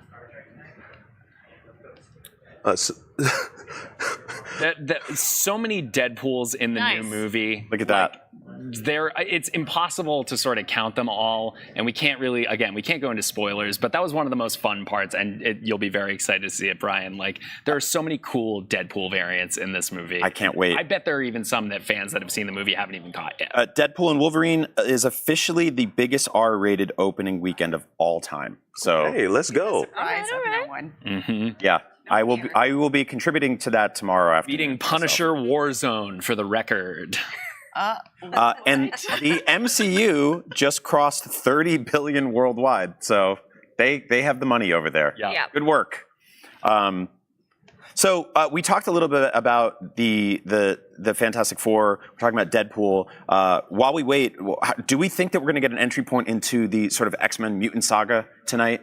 It feels like a good time. We just got Wolverine back on the screen. X-Men 97 was awesome. Yep. So I don't know. I'm excited for X-Men again. Yeah. No, it feels like X-Men is they have to look at it in some way. They have to do something. What are you looking at, Kim? What's going on over there? It looks like the cast of Captain America: Brave New World is coming out. Yeah. So they have 3 movies next year. That's the first of them. That's February. Yeah. And so, they're bringing the cast out now, and I'm excited to see where they go with that one. After that, they do have it's Fantastic Four and then Thunderbolts, right? I believe. Yes.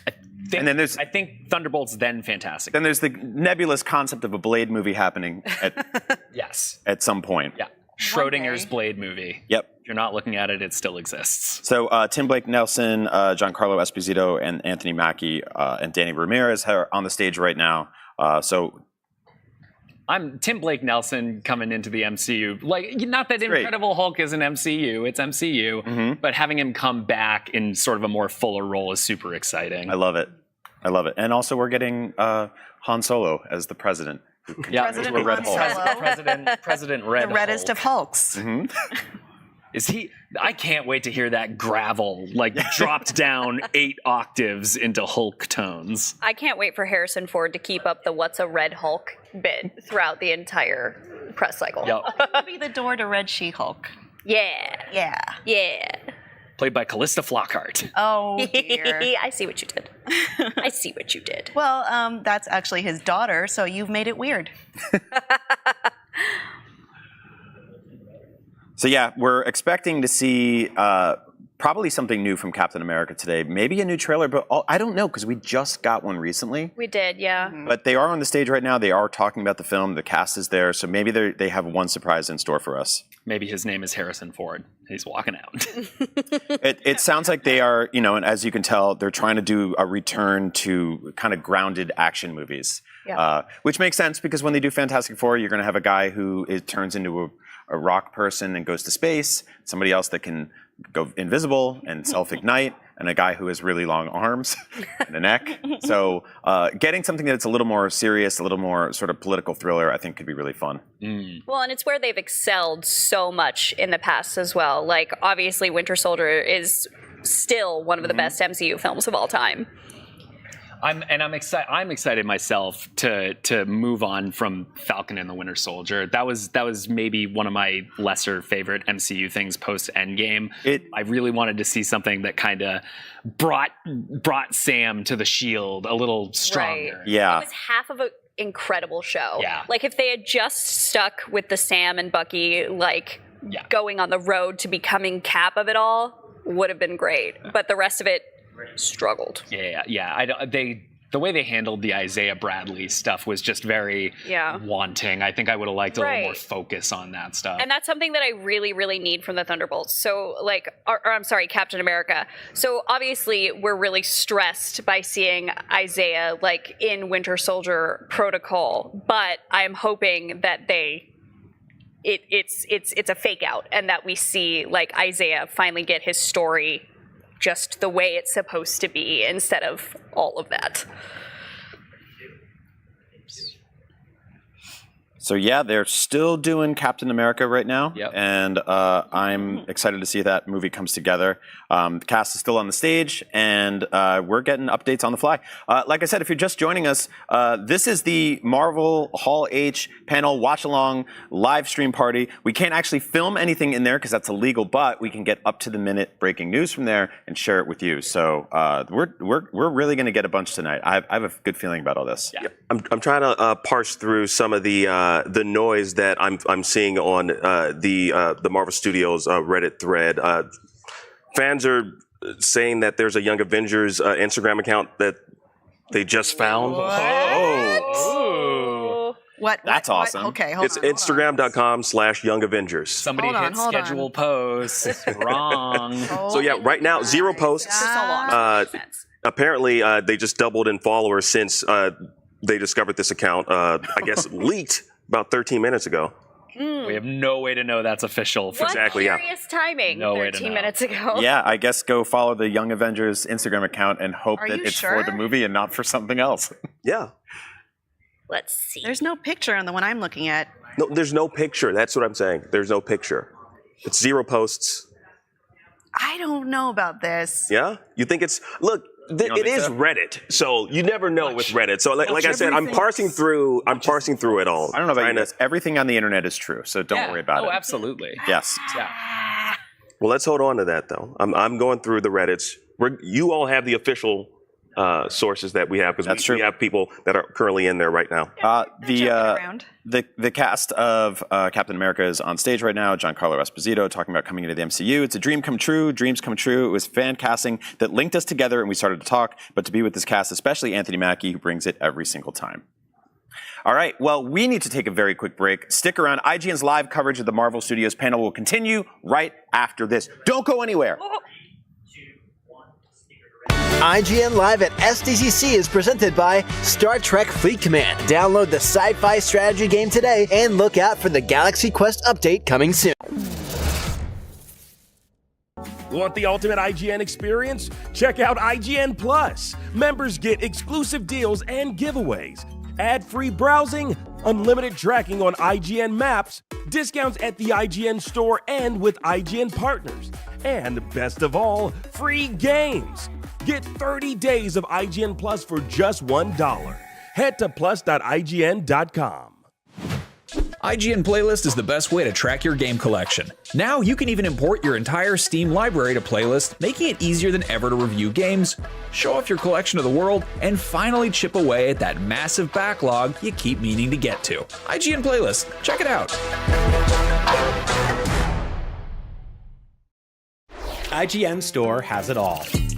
From clothes and collectibles to vinyl records, accessories, model kits, and action figures from the biggest and best franchises like The Legend of Zelda, Star Wars, Fallout, Dungeons and Dragons, and more. Whatever your pop culture passion, you're guaranteed to find something you love. There are new and exciting products hitting the store every week, like the Wasteland-ready Fallout Vault 33 hoodie, which pairs perfectly with the working wearable Pip-Boy. Plus, high-quality IGN store exclusives like the powerful and spicy Star Wars Darkside Hot Sauce by Truff. We've even got merchandise for you to rock while tuning in to the IGN shows and podcasts you love. Or cap off a long day by relaxing to the soundtracks of your favorite video games, like Cyberpunk and The Last of Us. And the best part? You don't even need to leave the house to go there. Just head to store.ign.com and start shopping today. The IGN Store. You deserve it. IGN has the most thorough, easy-to-use, and high-tech maps out there. IGN maps load faster with more markers than ever and are built for your phone as your constant companion to the biggest games. So start checking off markers for the game you are playing today.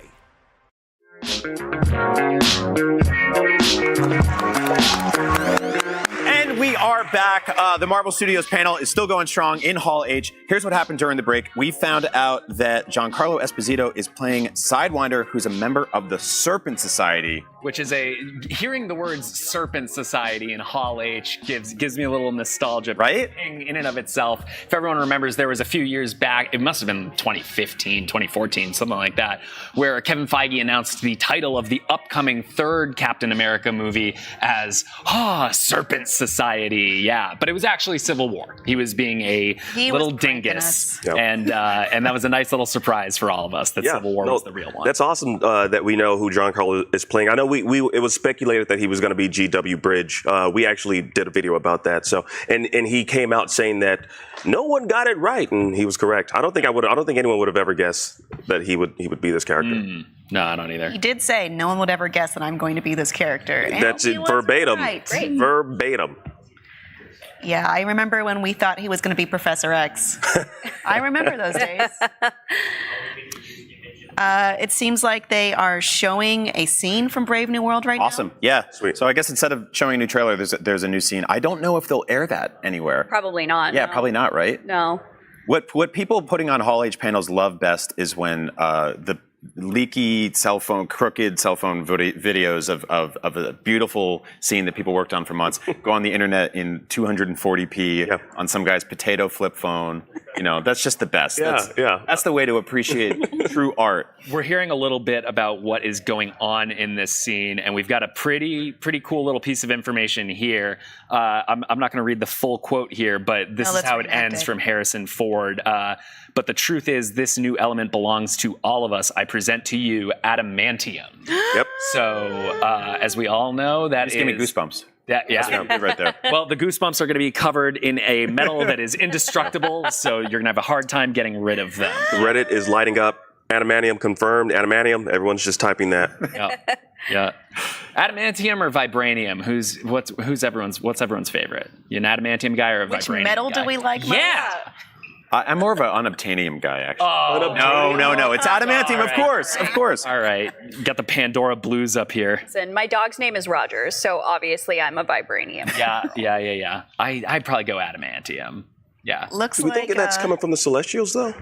Yeah, it seems that this scene is referencing Celestials, and we see in the trailer that the Tiamat, the giant Celestial from the end of Eternals, is going to be the thing that sort of drives the plot forward, or at least kicks it off in this movie. Mm-hmm. There is a history of Captain America movies being the ones that sort of speak to the real political things going on in our world, and I'm sure there's going to be some sort of resource battle going on, kind of like in Wakanda Forever. There was a little bit of conflict about resources in that one as well. So what's really curious about that is the Serpent Society actually acts as a supervillain union where they all share their profits together, they all support each other, and that it's awesome. Interesting to see Giancarlo in that scenario. Justin Hammer as part of Serpent Society, please. Well, it looks like President Harrison Ford. President Harrison Ford. Thunderbolt Ross. Says he wants Sam, Captain America, to help rebuild the Avengers. Real quick, I wanted to talk about Sidewinder. One have an image of him we can pull up.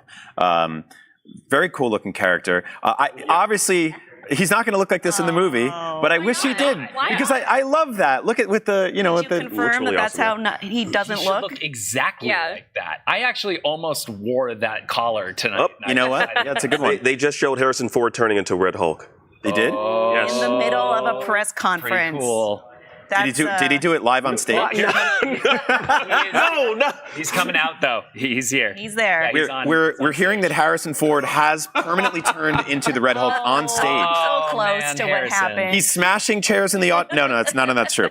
No, but we did see they did show a clip of him turning. So I do hope that we get to see that very soon because that's honestly the thing I'm most excited about in this movie.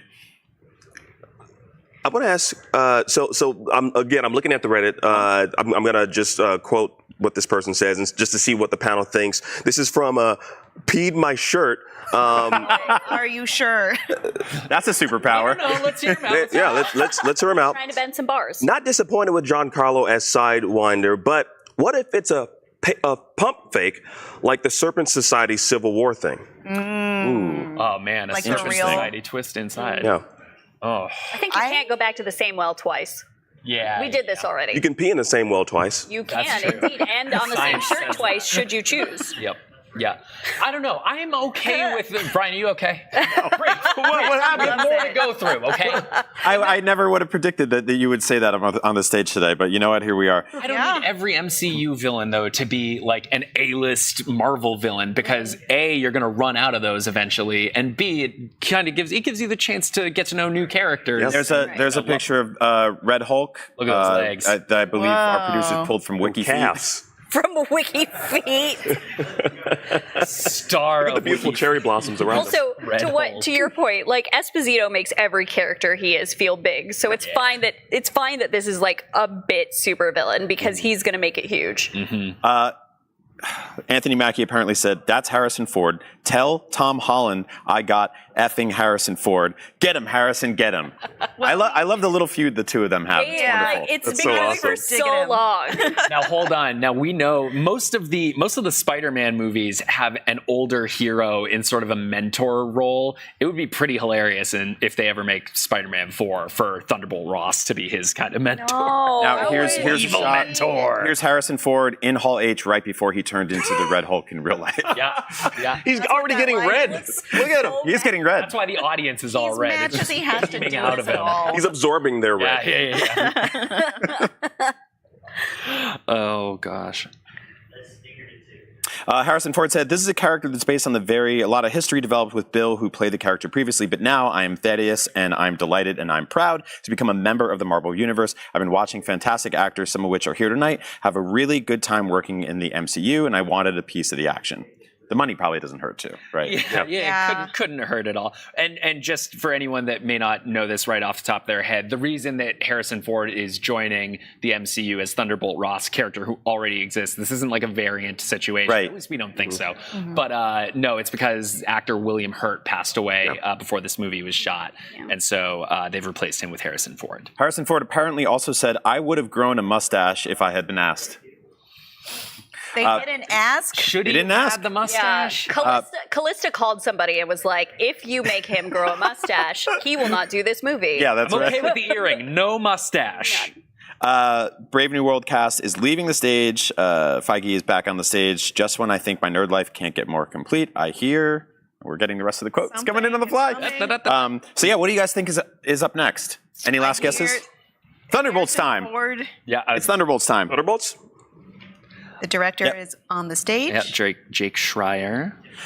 So the last we heard of Thunderbolts, it was basically Thunderbolts title TBD Title question mark later. And they said, I believe originally they said that we would find out the title opening weekend, but that seems insane. Yeah. So I have a feeling we're going to find out tonight. Well, they threw an They asterisk just keep it Thunderbolts. threw an asterisk at the end of there, and boy, I saw one rumor online or one like hope that it was that Venom was the last member, because there are plot threads that are sitting out there for Venom to join the MC. It's weird, but what I if like it. What if the title is Thunderbolts? Venom is here now. They could literally We've got just Venom go with that. Yeah, Venom here? Thunderbolts, the actual last dance. Yeah, Wyatt Russell. Okay, Julia Louis-Dreyfus, Florence. Julia Louis-Dreyfus is in this movie? Yeah, Valentina. That's right. Florence Pugh, Sebastian Stan, and Geraldine Viswanathan, and David Harbour. Blockers, she's excellent in that movie. David Harbour. What Good a cast. ham that guy is. So now this is a movie that's been they were shooting this for a while already, right? And we saw some shots. I believe there was like a Florence Pugh filmed herself walking around in costume, and it was like, this is our first. It was like Instagram Live or something like that. I have a feeling we're going to get a trailer for this tonight. Yeah, that seems. I think it's teaser. Pretty likely. It's time for something. A JPEG. Yeah, A JPEG. Let's go teaser trailer. Even bigger asterisk. So David Harbour is apparently walking down the aisle in full character right now. Oh man. Okay. Ham, or did I say he was a ham? I mean, I think we all knew at this point. Yeah. Oh man. I love him. So yeah, any last predictions for Thunderbolts? We're going to get something. Title, teaser. maybe a really good needle drop in the trailer. Yeah. Maybe a little teaser. They are Thunderbolts. They are wonderful. I think we all have the same thoughts. We take care of each other. Imagine like in a Russian accent, though, because I can't do it so well. Now he's accosting his co-stars for not dressing up. In character? We apparently have a picture of a red Harrison Ford coming. A red Harrison Ford? Yeah. Here we go. Hopefully. There he is! Look at him! Incredible. Just slap a mustache on him. Yeah. Look at that man. And that's his normal size. He's not like on a screen. No, he's huge. That's not it. Yeah, he's freaking huge. This picture is brought to you by Marie Sharp's habanero hot sauce. He had about two or three bottles of that, hit the stage, and then just got furious. You too can Hulk out. Somebody might want to call a doctor if he's looking that red on stage. So apparently David Harbour said, oh my God, you didn't dress up? Guys, I sent that email and we all said we're going to get dressed up because it's Comic-Con. Sebastian, you said when I couldn't rewrite your monologue in that pivotal scene in Act 2 that you would dress up, and nobody dressed up. So I love this already. It's showing the cast has some good chemistry. Yeah. I think this movie is going to be pretty funny. Like, honestly, it's this whole ragtag group of people that I don't know if it would have made sense to give a bunch of them their own movies, but throwing them together, I'm excited to see where that goes. A lot of really funny actors and performers in that movie. So there's a shot of the team right there. Sure. Very cool. I just want to. We got to let the audience know though that cameras are not allowed in Hall H. Yes. Which is why we are here, kind of just like painting the picture for you through our words, and hopefully like that excitement is coming off, and you guys are just as hype as we are. Where do you think they are in this picture? It looks like an ice skating rink. This is Costco, but it's closed down, so it's only the emergency lights on. Oh, no, this is Thunderbolts on ice. Yes. Oh. Something I'm really curious about is if we're finally going to see, like, in the Thunderbolts film, whether or not they're going to address that she's like Madam Hydra, because Valentina? Yeah. Because right now, all these people think they're just like working for this fancy person and not, a wicked supervillain. She's not like, I think we know she's not the best person. Like, we know. But does we see oh my God, Florence Pugh's character, Yelena.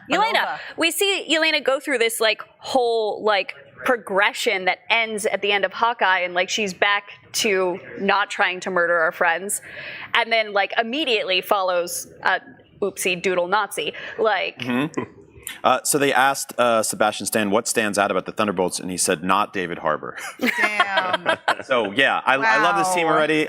They're growing on me big time. I feel like they're gonna have some good chemistry and make fun of each other a lot. It's good banter, and it's good Hall H banter, and I think it's also Marvel always kind of designs these things to give fans a little bit of a sense of what the tone of the movie they're there to promote is going to be, and they're clearly getting in at each other and giving these barbs to get fans ready for some serious digs at each other during the actual. They're teasing about the asterisks, and that's why I gasped earlier. Really? I don't have any. It says, "What's with the asterisk?" I can tell you it means something. So we still won't know. Yeah, that's how it works, man. So. Then we have a picture of Harrison Ford after he became regular Harrison Ford again. Oh no! There he is. And that's actually hulking out. There it is. He is actually pretty red. He's either hulking out or having a heart attack. Look at him go for it. He's actually. I'm really proud of him. Because it's moving so fast, but there's a jump rope that he's doing. Yeah, the light beams. Yes, just coming out of the microphone. A lot of people don't know that Harrison Ford's one of his real life superpowers, lightning fast jump roping. Yeah. Yep. Lewis Pullman is also in this movie from Top Gun Maverick and Bad Times at the El Royale. Really, really good actor. He replaced Steven Yeun in a role that has not been announced yet. Right. A lot of rumors that he could be the Sentry, a hero that we haven't seen in the MCU yet that has a very cool. It's not a character I'm super familiar with, mostly from Marvel Snap. Oh, that's the only way I know it. Well, he's an interesting character because in comics they kind of retconned him to pretend he's a Golden Age character. He's always been around. Mm-hmm. They pretended that in real life, but also in the comic that is part of it. He's been inserted into all of their histories. Oh, obviously, we all know who the Sentry is. And I liked how fourth wall that was. And I hope they do that to us in the marketing campaign and just gaslight us on this guy who's always been around, friends with Steve Rogers, you know, all that stuff. Speaking of gaslighting, they did actually ask Julia about what Valentina is after, and her answer was Valentina is after power, control, and I would say just generally she wants to kick ass in the Marvel universe. Don't come to us with this girl boss. No, ma'am. I think everybody. We know who you are. Wyatt Russell getting up there talking about how people are going to react to his return as failed Captain America. Everybody's gonna effing love me. I don't think that's true. No, I actually hated him. I did too, real bad. Does he not remember? Yeah.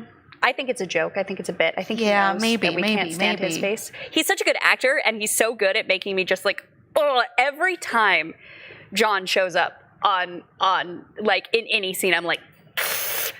And back to the point about like this being a pretty funny cast, Wyatt Russell is known for like he's in the Godzilla series, but if you've ever seen Everybody Wants Some by it's a Richard Linklater movie, he has the sort of Matthew McConaughey all right role, and he is so funny in that movie. I think he's probably going to have a little bit more of a comedic bent this time around. Weird character to make funny, but you know everyone's going to be cracking jokes. He could be pulling a night swim and be like a little.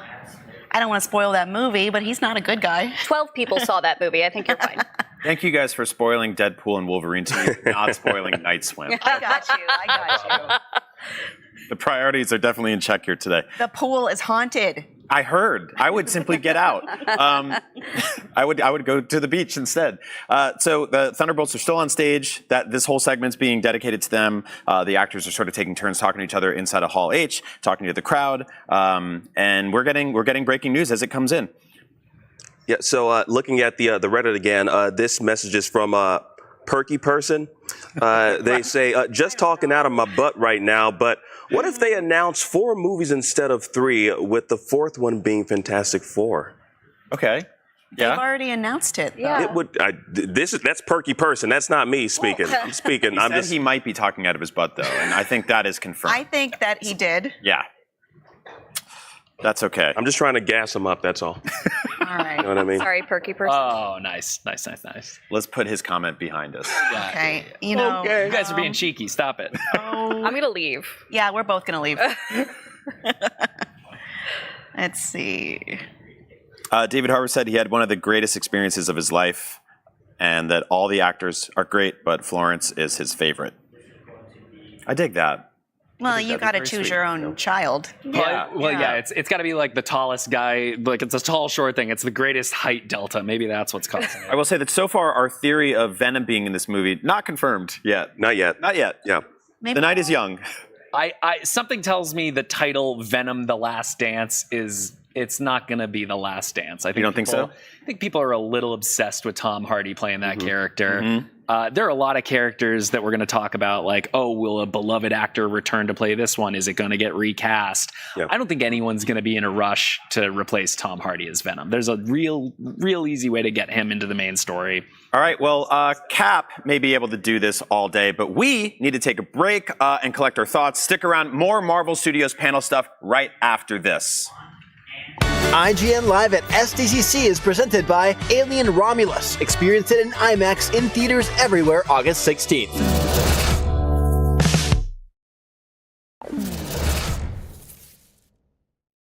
The average Cinefix movie list features nearly 100 different films and approximately 25 minutes worth of wall-to-wall deep dive analysis. To simulate that pace for this 30-second ad, we're featuring 26 different films, and before you say it, no, that math does not check out. We're not math people, we're movie people.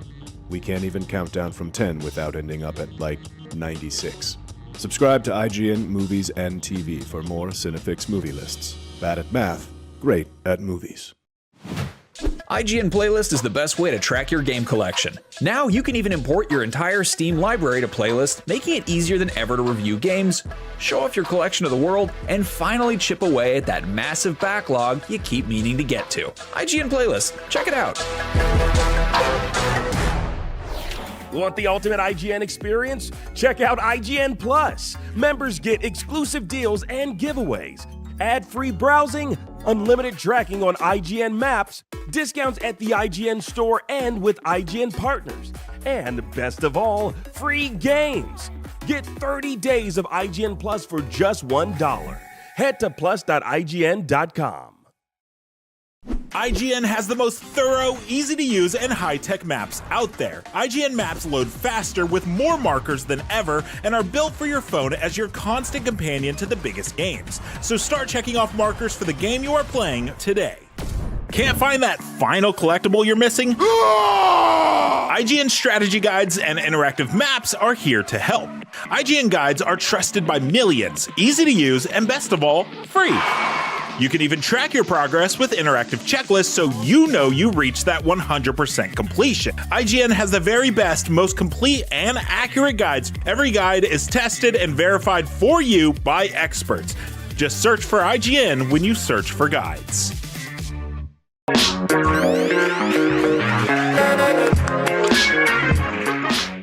Previously on X-Men.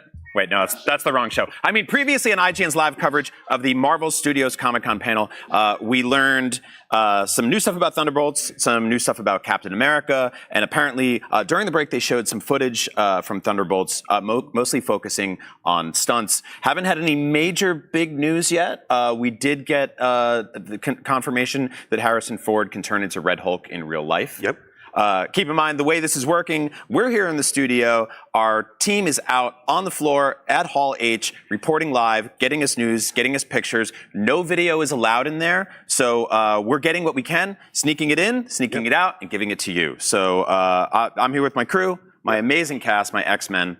So let's go. Yeah. What do we expect? We're still expecting to know what the official title of Thunderbolts is. Yes. There's the asterisk is still there. They just won't reveal what it is. I refuse to buy a movie ticket for a title that isn't complete yet. That's my. Do you think they're going to spring a weird title that would upset you so much that you would walk out? Did I walk out of this or I walk out of the movie theater? Movie theater. I'm already in. The title pops up and I'm like, nope, gotta go. Also, titles can change after the movie is released. I mean, we've seen that happen before. Captain America, it's right? Not great marketing. With the Harley Quinn movie. Edge of Tomorrow. Yes. Yeah. So yeah, they showed new footage, and I'm hoping that gets released. We'll see. Lewis, sorry, they're showing the clip. Apparently, there's actually like dialogue in this clip before they get to the stunts here. Just noticing that Lewis Pullman's character comes out and says, "I'm Bob." Fun fact, I don't think this really means anything. Bob was also his character's name in Top Gun Maverick. That was his call sign. Interesting. That's the worst. Top Gun Maverick, part of MCU, confirmed. Guy just looks like a Bob. Cruising. Tom Cruise coming to MCU. Let's see. Tom Cruise walking out would be some next level Hall H craziness. I can't even imagine. There was like way back in the day, he was like the original pick for Tony Stark. Like I don't love it. Far back. No, I don't like that. I don't think it would have been the best, but we got the most incredible Tony Stark. I would love to see someone kind of unexpected. If we're going to get Tony Stark back in any capacity, someone else. I think Tom Cruise would have demanded to fight a real Hulk if that was the case. I think so too. I need a practical, actual Hulk to fight. If the Iron Man suit doesn't actually fly, I'm not doing it. Load Jeremy Renner up with gamma radiation. Okay, we got our team that's on the ground. They're breaking down the Thunderbolts trailer in our dock. So let's just kind of jump in this and kind of like take a look and see what we got. Well, it's focused on Yelena and Alexei primarily at first, having a little conversation. It says here that Alexei is a horrible narcissist. Cool. We know this. Yes. They have a little conversation. What brings Yelena here? There's something wrong with me, an emptiness. Interesting. Sounds like there's a scene with a bunch of them in a car arguing and fighting, and there's a lot of comedic vibes. So I think that's something they're definitely going for here. Good. There again, there's that logo, and there's that shot of the cast. Still no full title of the movie. That's okay. But we might be ready to move on here. Feige is taking the stage and saying 1 year. Oh, hold on. We are releasing Marvel's first family into the MCU. Okay, so the Thunderbolts are leaving. Fantastic Four segment is about to begin. This is the big one. 1 year from today, and they have not started filming yet. Anyone aware of the fact that special effects are really hard to make and take a long time? Wow. That is a very, very, very truncated production schedule. Fantastic Four starts filming Tuesday in the UK, and the director, Matt Shakman, has flown in for this panel. So I don't know if we're going to see a shot of them in costume unless it's like test stuff that they shot behind the scenes, right? I'm doubting it. Unless they do walk out in costume and Eben Moss-Backrack has a rock on his head. Yes, which, still a great theory. I'm going with that one. Matt Shakman, by the way, has directed a lot of good TV. My favorite thing that he's ever worked on is It's Always Sunny in Philadelphia. I think that's actually experience he's going to draw on for Fantastic Four, because that show is all about a gang just absolutely being at each other's throats. 4 jerks, 1 woman, 3 men. Yep. The thing and Danny DeVito have a lot of crossover. I honestly I wanted the Always Sunny cast to just be dragged and dropped into Fantastic Four. I'll take this cast because they seem awesome, but that would have been great too. We got a quote from Matt Shakman. He said, "I love the Fantastic Four. We want it to be true to the comics, but we also want it to be true to life and wants it to be true to science." They talked to scientists working on this movie, and the scientists probably told them, "No, that doesn't happen. Sand. Man can't stretch his arm across the whole room. A man made of rock? Never. Women cannot turn invisible, and people can't just burst into I don't know what flames." you're talking They do. about. Well- They do it all the time. I'll let you two speak to that. Oh, I'm sad inside. Okay. So they're talking about the 60s vibe. Matt said, we're not just doing the 60s, we're doing retro future 60s. It's part of what you know from the 60s, but part of what you've never seen before. So Tomorrowland at Disneyland vibes. Yes. Jetsons-esque. I'm a fan of the concept of paleo futurism, right? Which was like the idea of like, this is what the past thought the future would be. Well, isn't that also kind of referencing the fan theory that the Jetsons and the Flintstones actually take place in the same universe at the visit same each time? other at one point. Yeah. Yeah, and how everyone in the Flintstones doesn't just die of shock, I don't understand. But, that's for a different show. We'll figure that out. IGN will get to the bottom of that someday. We've got our top minds on it. I know we briefly touched upon it, but I don't know. I'm still just caught up on the fact that Feige announced that they're filming Fantastic Four on Tuesday, and it's releasing a year. Mm-hmm. That's not enough time. In a year. I feel like that's just not enough time for. I mean, where is this? This is going to be in theaters, right? Yeah. This isn't. Well, that said, it does depend, I guess, on to what degree they want it to be like a huge. Maybe it's going to be smaller scale than we're anticipating to build out the family. They're showing some footage in there. It's a retro Fantastic Four intro with a news broadcast. And Matt had said that the film is all about optimism, and the 60s is about optimism. And with the right heart, the right mind, you can do anything. It's about to show something. So Fantastic Science with Mr. Fantastic is actually what they're showing right now, which that's a choice. We're seeing Pedro, and it's like a Bill Nye type show, which I would just watch that regularly on TV. Just make that show for real. Greenlight it. And that could potentially hint at what sort of stature or status Reed is in at this point in the story. Maybe he is sort of a pop scientist, sort of, like Mr. Wizard type dude. Yeah, I'm into it. It's interesting that they said it's all about optimism in a time where we know James Gunn's Superman will also be arriving, which is also about optimism. I think have a really nice year. I think in our current timeline, I will allow 2 films about optimism. Just 2. That's it. That's it. Then you hit your peak. More haunted pools. They showed footage of a rocket ship and a matchmaking show, which is interesting. Sort of like a, what was it? Love Connection or whatever? There was like dating The shows 3. back then. Yeah, this is before my time. Dating game, maybe. But guess who's in it? It's Thing. Oh, The Thing is on the dating show, and He all is 4 are at a space station suiting up to go on a rocket ship. They're all posing and whatnot for a news broadcast. When the Fantastic Four go to space, it never really goes great. Yeah, historically doesn't go great for them. Yeah. This is really interesting. So they've heavily researched the 1960s because it's a period piece. It's a retro future 60s references to Sid Mead, of course, industrial designer, neo-futurist. And we have an official title here. The Fantastic Four First Steps is the title First of Steps. Fantastic Four. So it does seem like that's an origin. I would say so. Right? Well, hold on. Let's start putting the little things together. They're going to space. This is taking place in the 60s, space race. One small step for man, one giant leap for mankind. So maybe Lost they're kind of keeping it in there. Yep. Yep. Blarp. Space invaders. Office space. Yeah. Okay. Space Wars. Space Mountain. Yep.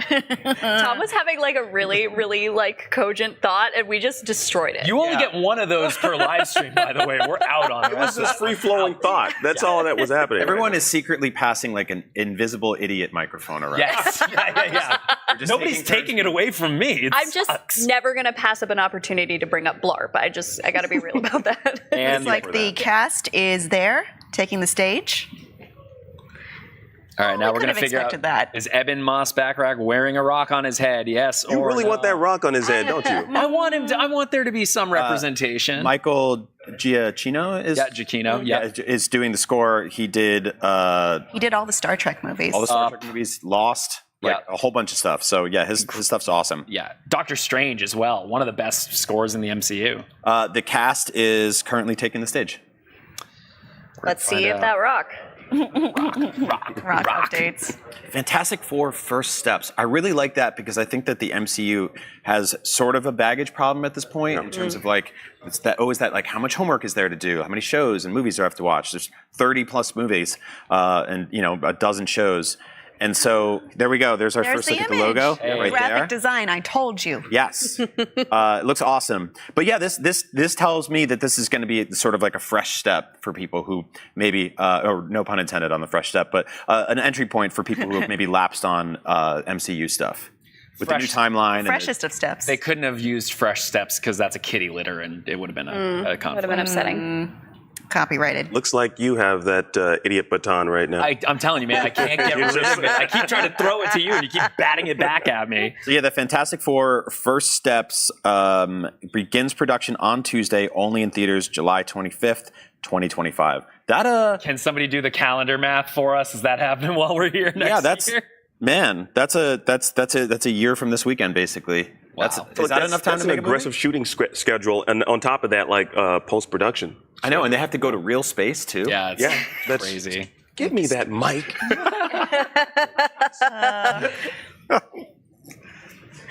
People are going crazy for Pedro Pascal. No way. Of course. Pedro said this is a new family, but nobody knows that Matt and I have known each other for 25 years. They started with the same talent manager, and they were almost roommates in '95. Wow. So Pedro and the director have known each other for 25 years. Well, good that they have a good working relationship. Unless like Pedro stiffed him on rent money 25 years ago, and he's It'll come out in the press tour. We'll find out all the dirt they have on each other. I don't think you got your rock hat, just for the record. I feel like that would have been. Yeah, they would have mentioned that. I'll get my own. There we rock go. hat. Next year on this panel, yes, you come in I'm wearing coming a back rock with the rock hat. Vanessa Kirby had said that her and Joseph Quinn are the only Brits on the cast, and that they like to go down to the pub together. Well, that's They have nice. plenty of other Brits in the MCU to hang out with.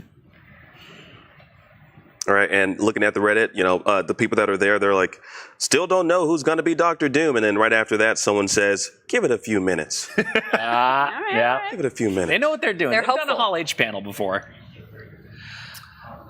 They asked Eben if he got advice from other MCU actors, and apparently he got a text message from Mark Ruffalo, who demystified the process of motion capture, sent a long, generous text about simplifying it. I was a little scared of the technology, and that was real advice. That's really cool. Yeah. Yeah, so like the Hulk and the Thing texting each other. Aww. How sweet is that? Draw that fan art. That already exists. The sausage thumb problem must be horrific. How do they? And Thing just keeps must be tracking his voice to screen. text, right? They got to do voice to text. So they're asking Joseph what what he hopes to bring to the character, and I just have to say, when I went into A Quiet Place day one, so much of it was literally just like, all right, do you have the chops, or were you just a fad casting because of your turn on Stranger Things, where he's great, but it's so brief. And I gotta say, I ate every bit of cynicism that I had walking into that. He is remarkable in that film. I cannot wait to see what he brings to Johnny. We do have an image of Hall H. Oh yeah, there we go. Storms. Yeah. Storms are coming. Her top is cute. That's fantastic. Stop. You know, Joseph Quinn back to Joseph Quinn in Stranger Things and kind of seeing why they felt like he was the right fit for the role. Eddie is a character that does have that edge, but also that kind of hard edge, but a real soft side. Yeah, he's just a squishy guy. He's gonna really make a great Johnny Storm. Yeah. I'm very, very excited. Now look, we're hoping for Doom, right? But do we want to start going through our big hopes for Doom? I think so, yeah. First, I wanted to read this quote from Joseph Quinn. They asked him, so what he's going to bring to the character, and he's basically harping on it's going to be a family, like the essence of family. They're not going to be there for individuals. It's a team sport. They're going to work hard to bring the spirit of a family to it. I really like that. Yeah. You know, I feel like we've gotten moments like that in the MCU, but like to have a full family of superheroes working together is going to be really beautiful. I think that's so exciting too, because as much as I love the Avengers movies, you can only deal with a group of superheroes fighting each other for so long before you're like, okay, I am sick of this formula. And obviously families fight. They are going to bicker like crazy. But I'm glad we don't have to go through the same, like, I'm mad at you, I'm mad at you, I'm mad at you, and now we all come together. How do we feel about quips, though? There will be quips. There will be quips. Vanessa Kirby said she's never laughed so much in rehearsal, and they're also dedicated. So there's gonna be quips. That means there's good chemistry behind the scenes. It means there's gonna be good chemistry on scenes. A fantastic car. There's a fantastic car is coming to take them away. Apparently. What? What does it look like? Alex, get us the photo. We're hearing that Harrison Ford has turned into a car and really a is Transformers escorting the cast off the stage. Brian, I want to know though, when are we going to get the big thing? Like that's big thing. Like I mean, like all this is awesome and nice, but like I don't think we've gotten that big thing that Marvel new fans reveal. Yeah, like this. are You know, expecting. everything so far has been sort of like a known quantity, right? Yeah. Like it's like it's seeing the cast together of movies that we know exist, getting some brief updates on like when they're shooting and what's happening where and when. But like I want something that's going to make me break this laptop in half. That's right. That's right. Or break this table You're in going half. to turn into the Hulk. Or break you in. I'm just kidding. Wow. I'm kidding, Brian. I love you. Thank you. I love you too, Akeem. We haven't gotten like the big announcement, a big reveal yet, a big surprise. And I'm hoping that's coming. Yeah. Because otherwise, it's just them being like, we're still working on these movies. These are these casts. They get along great. Everyone's having a good time. Harrison Ford can turn into various. Is that the car? But other than that, yeah, look, they did get a car. They sent a flying car in there Heck? to escort the cast off to go make the actual film on Tuesday. Yeah, on Tuesday. It's like the end of Grease. Yeah. Were they just flying to the Hopefully this isn't the big thing, though. I know. No, in terms It's a pretty big thing. It's I'm pretty big. Come large, on. and it is an that is a object. regular size sedan. Okay, here's the thing. Okay, Amelia, I want to ask you. So far, everything that we've seen, awesome, right? Yeah. But have you been like? Do you feel that thing that you feel when usually Hall H announcements? It's like how many years ago? It was 2019. We were chanting Blade. Like everyone was. We've been chanting Blade since then. Yes. We're still we're tired. Blade. Yeah. I have to point out, like, we're talking about the next big thing, and our reporter in the room typed, "Oh my God," like 5 minutes ago, and has not added anything else since. And I'm just like, what happened? Oh my God, what happened? Hopefully we find out what the next big thing is. Right now, we've got to take a very super quick break, but don't move a muscle because the MCU panel coverage direct from Hall H continues right here on IGN-Live at Comic-Con in just a minute. Stick around. We got a texter. IGN Live at SDCC is presented by Nitsa. Speeding catches up with you.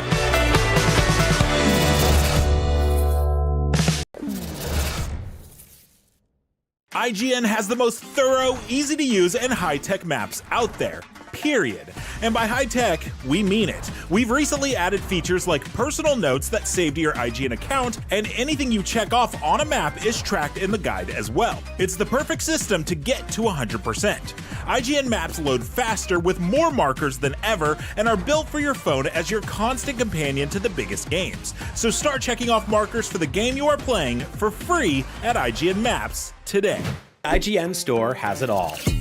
From clothes and collectibles to vinyl records, accessories, model kits, and action figures from the biggest and best franchises like The Legend of Zelda, Star Wars, Fallout, Dungeons and Dragons, and more. Whatever your pop culture passion, you're guaranteed to find something you love. There are new and exciting products hitting the store every week, like the Wasteland-ready Fallout Vault 33 hoodie, which pairs perfectly with the working wearable Pip-Boy. Plus, high-quality IGN store exclusives like the powerful and spicy Star Wars Darkside Hot Sauce by Truff. We've even got merchandise for you to rock while tuning in to the IGN shows and podcasts you love. Or cap off a long day by relaxing to the soundtracks of your favorite video games, like Cyberpunk and The Last of Us. And the best part? You don't even need to leave the house to go there. Just head to store.ign.com and start shopping today. The IGN Store. You deserve it.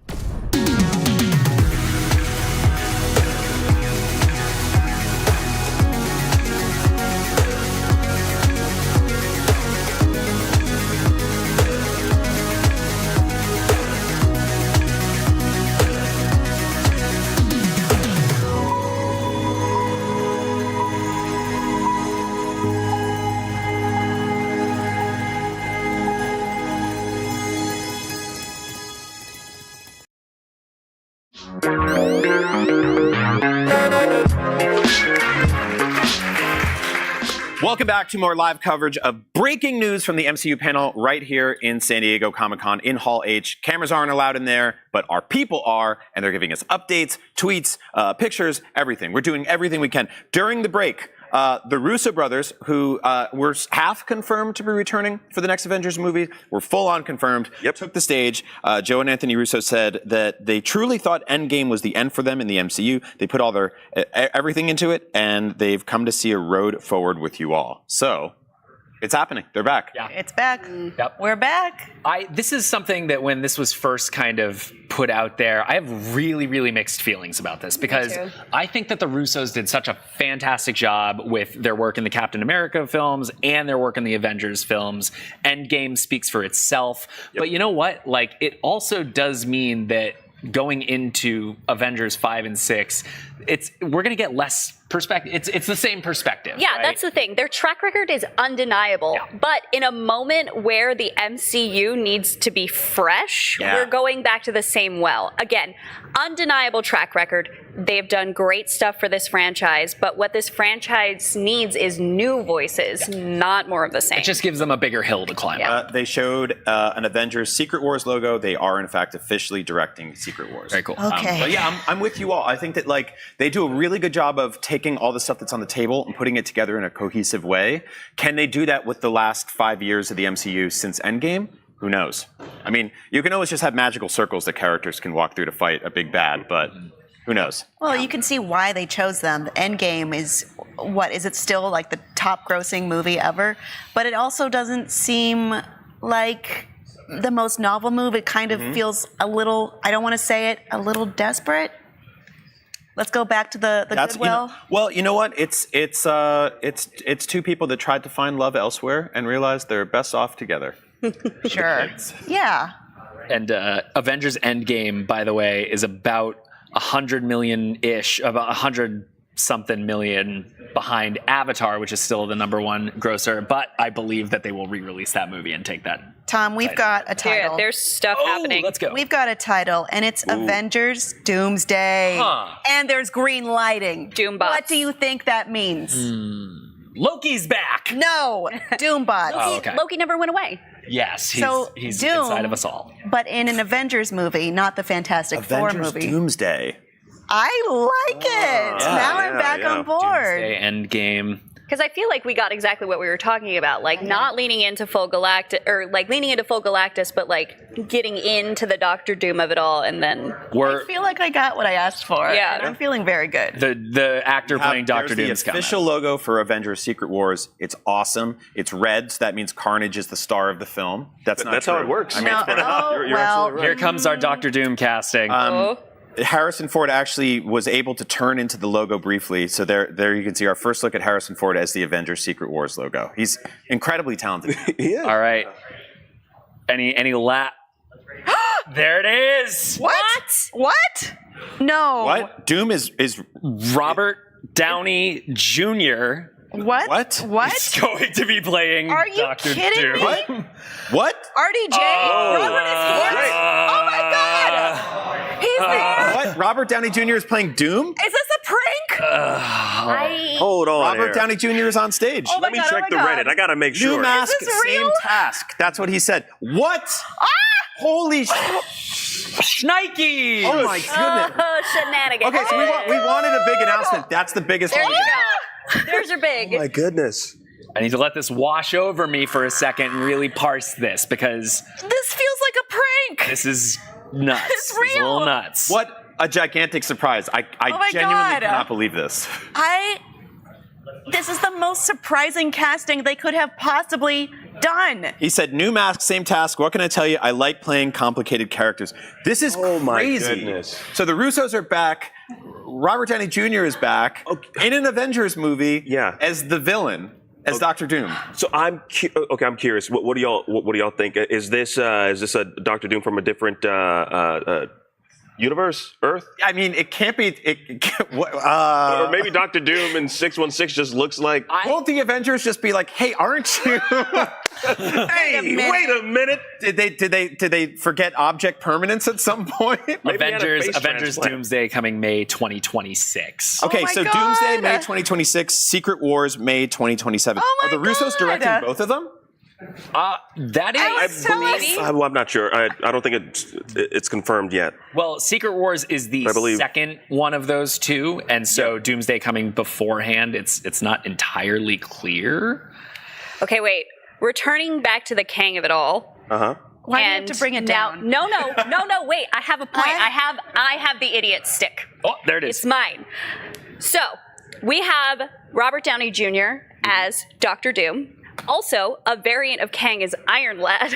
So we could ostensibly just have Robert Downey Jr. playing all villains for the rest of forever, because why not? Isn't Iron Lad a teen? Yes, he is, but it's fine. He's a teen in the comics. He can be an old man now. Yeah, there we go. There's a logo. Avengers Doomsday. There it is.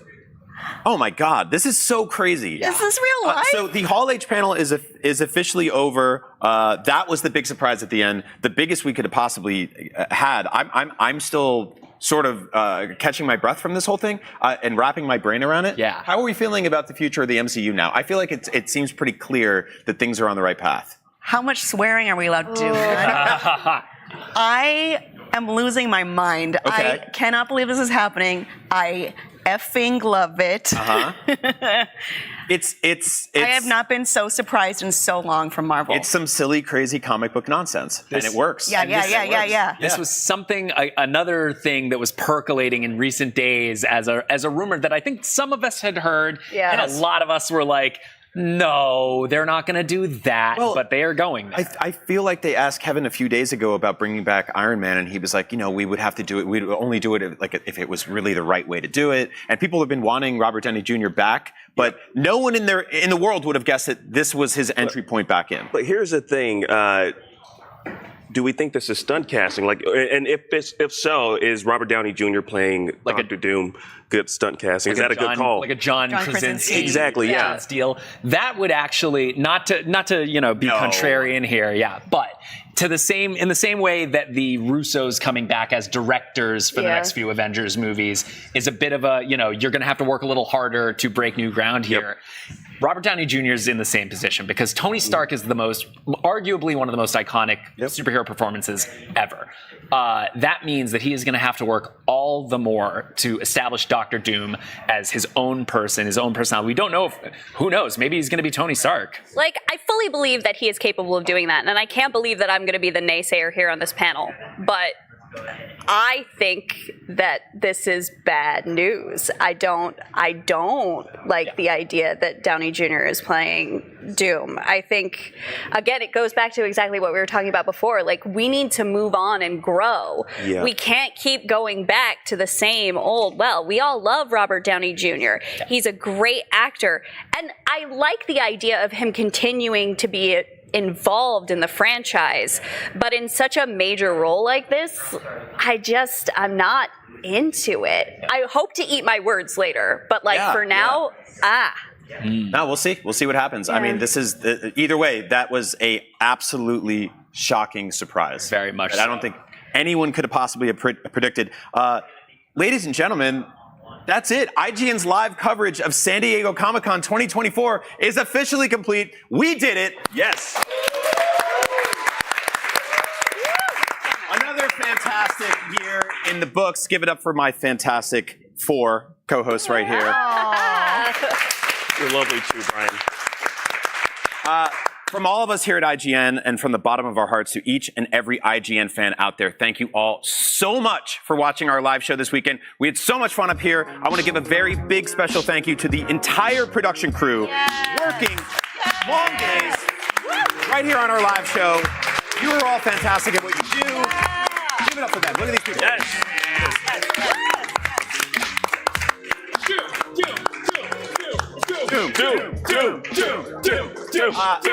I love working with you all so much.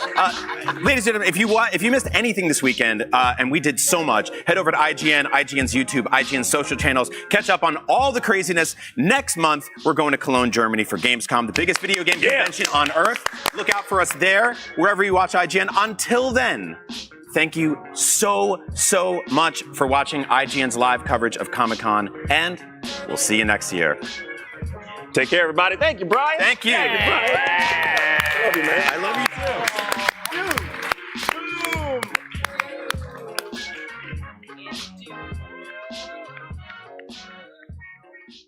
IGN Live at SDCC is presented by Star Trek Fleet Command. Download the sci-fi strategy game today and look out for the Galaxy Quest update coming soon. Want the ultimate IGN experience? Check out IGN Plus. Members get exclusive deals and giveaways, ad-free browsing, unlimited tracking on IGN maps, discounts at the IGN store and with IGN partners, and best of all, free games. Get 30 days of IGN Plus for just $1. Head to plus.ign.com. IGN Playlist is the best way to track your game collection. Now you can even import your entire Steam library to Playlist, making it easier than ever to review games, show off your collection of the world, and finally chip away at that massive backlog you keep meaning to get to. IGN Playlist, check it out. IGN Store has it all. From clothes and collectibles to vinyl records, accessories, model kits, and action figures from the biggest and best franchises like The Legend of Zelda, Star Wars, Fallout, Dungeons and Dragons, and more. Whatever your pop culture passion, you're guaranteed to find something you love. There are new and exciting products hitting the store every week, like the Wasteland-ready Fallout Vault 33 hoodie, which pairs perfectly with the working wearable Pip-Boy. Plus, high-quality IGN Store exclusives like the powerful and spicy Star Wars Darkside Hot Sauce by Truff. We've even got merchandise for you to rock while tuning in to the IGN shows and podcasts you love. Or cap off a long day by relaxing to the soundtracks of your favorite video games, like Cyberpunk and The Last of Us. And the best part? You don't even need to leave the house to go there. Just head to store.ign.com and start shopping today. The IGN Store. You deserve it. IGN has the most thorough, easy-to-use, and high-tech maps out there. IGN maps load faster with more markers than ever and are built for your phone as your constant companion to the biggest games. So start checking off markers for the game you are playing today.